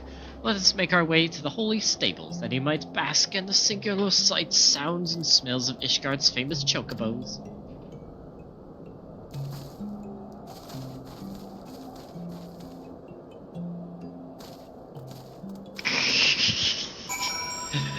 Oh my word.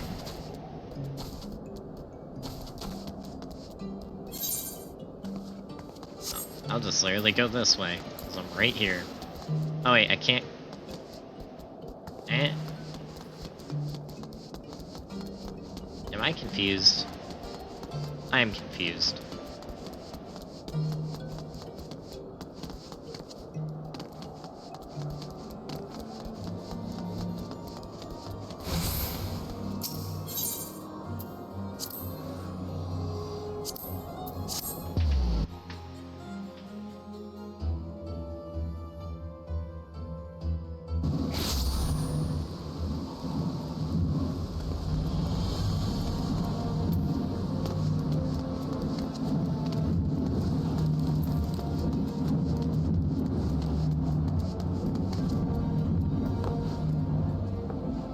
Oh, that was easy.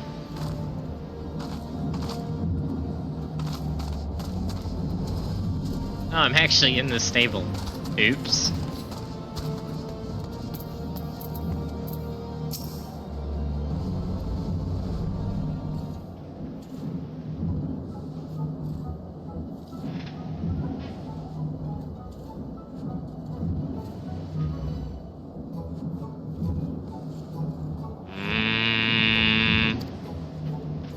Splendid specimens of horsebird flesh, would you not agree? In the hands of a skilled jockey, any of them could take first place at the saucer. These chocobos are the pride of the Ishgard cavalry, and any temple knight who dared exploit them for personal gain would answer to the Fury herself. How about it now, Kiki? Do you remember anything about Ishgard? Be sure to sniff the chocobos. It might help.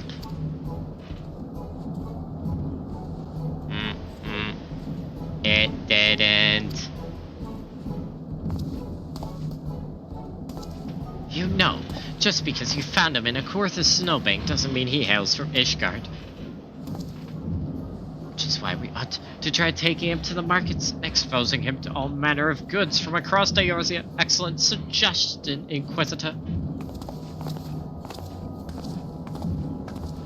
Wait, am I now complicit in this farce? Fury, forgive me.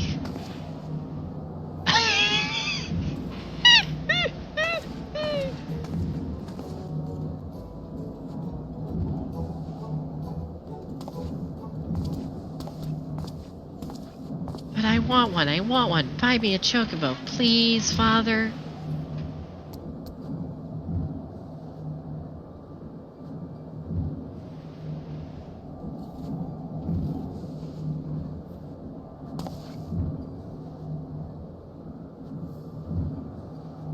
Father, that strange-looking thing is staring at us.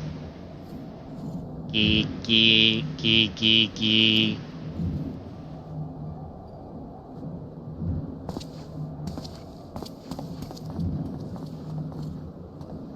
Am I that strange-looking?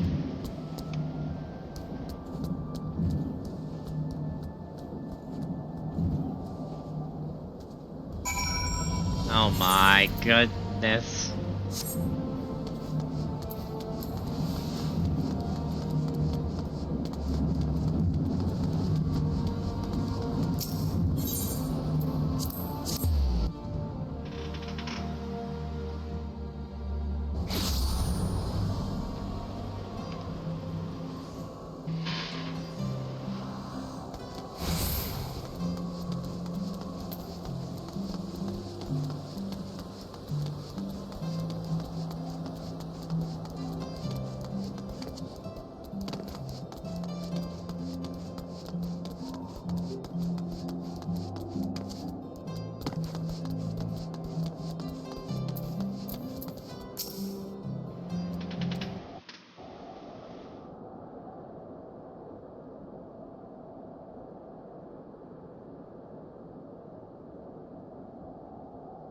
Why bother? It's no use.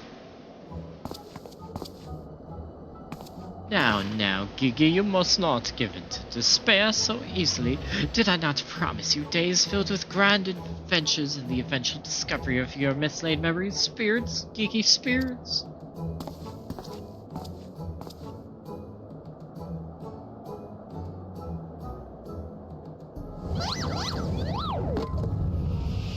No!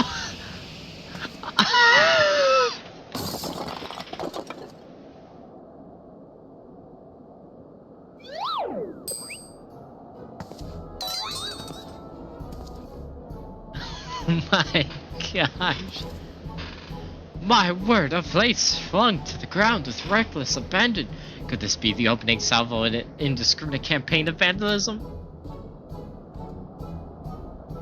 One waged by your wild gesticulations, perhaps. At least look before you strike a pose. The gods only know how much that base cost. 123,504,000 gil at last assessment. 'Twas over 700 years old and graced the homes of a dozen archbishops, 8 counts, 2 lord commanders, and 1 duke. 100 million gil.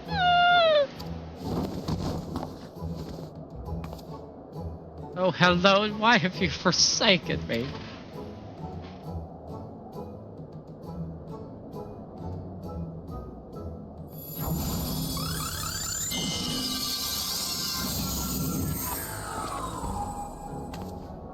What? Well, would you look at that?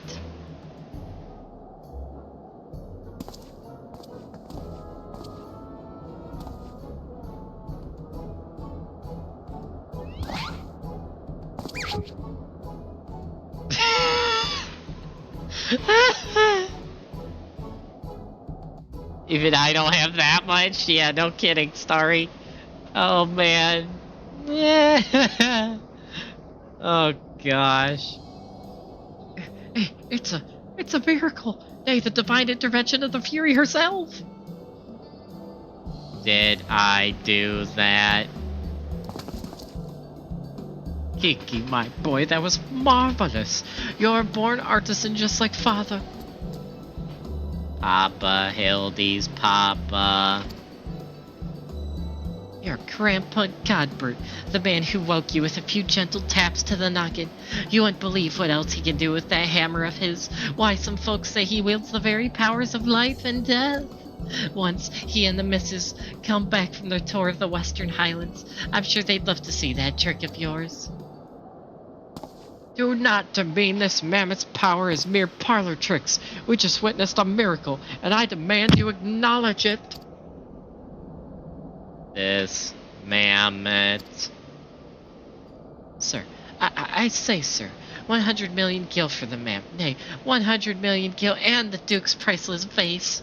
Holy smokes! I'd take that offer. My word, is this what passes for trade in Ishgard? Gigi is my flesh and blood. Really? I will not sell him at any price. Please, Papa Hildy, no more. I know you mean well, but we can deny the truth no longer. I am a mammoth. Gigi, whatever has gotten into you? You are my son. You are a Manderville man. Listen to your papa, Gigi. You're a Manderville girl through and through. Stop it, both of you. You're not my papa or my mama.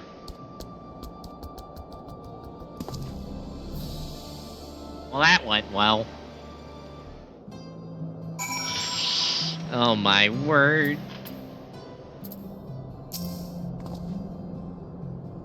It's only to be expected. Gigi is at a rebellious age. Strange as it may sound, I too tested my parents' patience, and that on more than one occasion. But if they can weather the storm, then so can I. I say we find out what's got him thinking he's a mammoth. But he is a mammoth, can you not? Oh, good gracious, never mind. Oh, my word. The course of fatherhood never did run smooth, but I, Hildebrand, guardian of Gigi, doting parent extraordinaire, shall find a way to overcome this trial and be reconciled with my beloved son.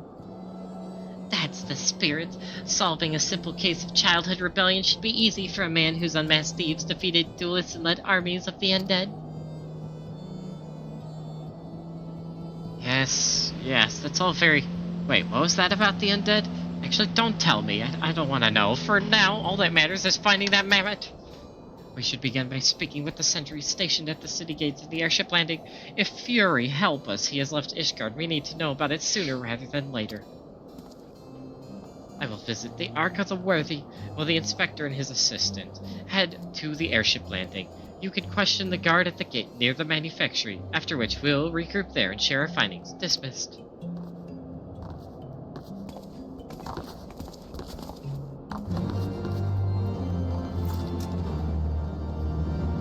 Oh, my word.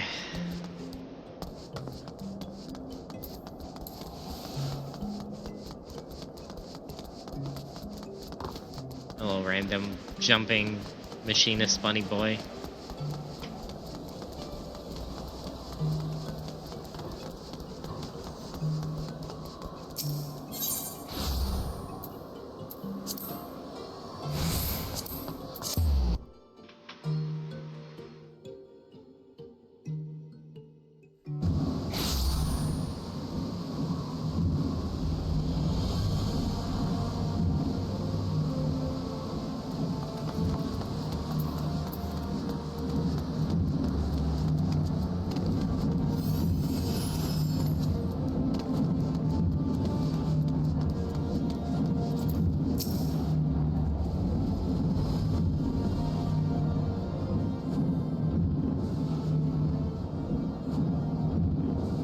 Little fellow with wide-brimmed hat? Aye, he came through here, bought passage on a supply ship bound for Falcon's Nest.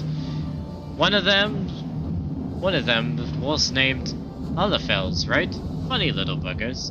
Seemed keen to be anywhere but here.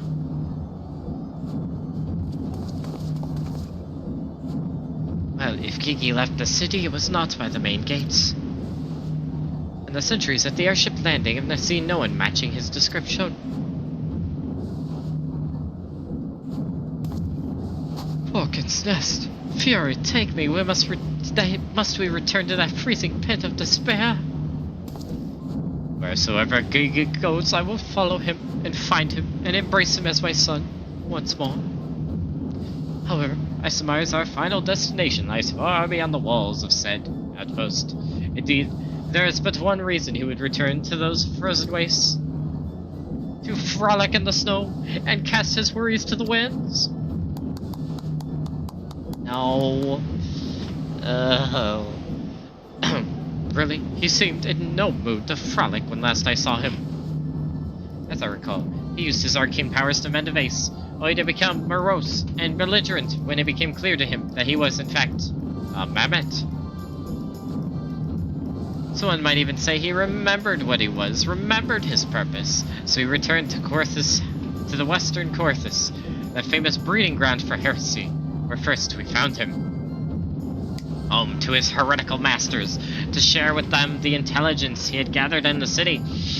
Ah, at long last, the undeniable, the unquestionable, the unmistakable sense of heresy. What are we standing around for? We have a heretic to catch.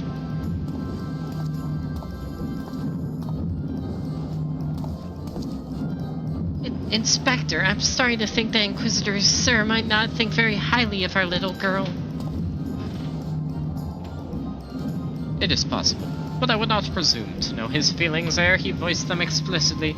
Until such time as he does, we should endeavor to serendipitously bring him round to the opinion that Gigi is a boy of pure heart and good intent, subtlety in all things Nashu. That is the Manderville way.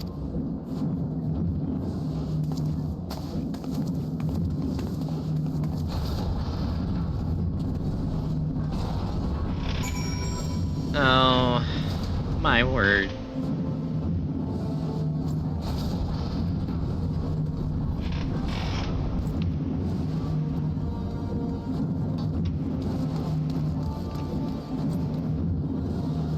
Okay, well, I think we are going to end off for here now that we almost have done a 7-hour stream of a mix of Genshin and Final Fantasy. When we return, we will be continuing the Manderville Adventures in Heavensward, along with also doing more of Tataru's many quests throughout Eorzea and beyond. And I say beyond mostly because of a certain Hancock. But yes, that will be next time. I think we are going to end here. I will be playing off stream for those of you in my community that would like to join me for that. And yeah, on that note, I think we're going to raid Kaiden, who's doing more of his adventures as Catboy in Gridania. Yeah. I cannot make a cat. Anyways, anyway. So on that note, get ready for the raid, everyone, as we go to raid a certain Kaiden. So stand by.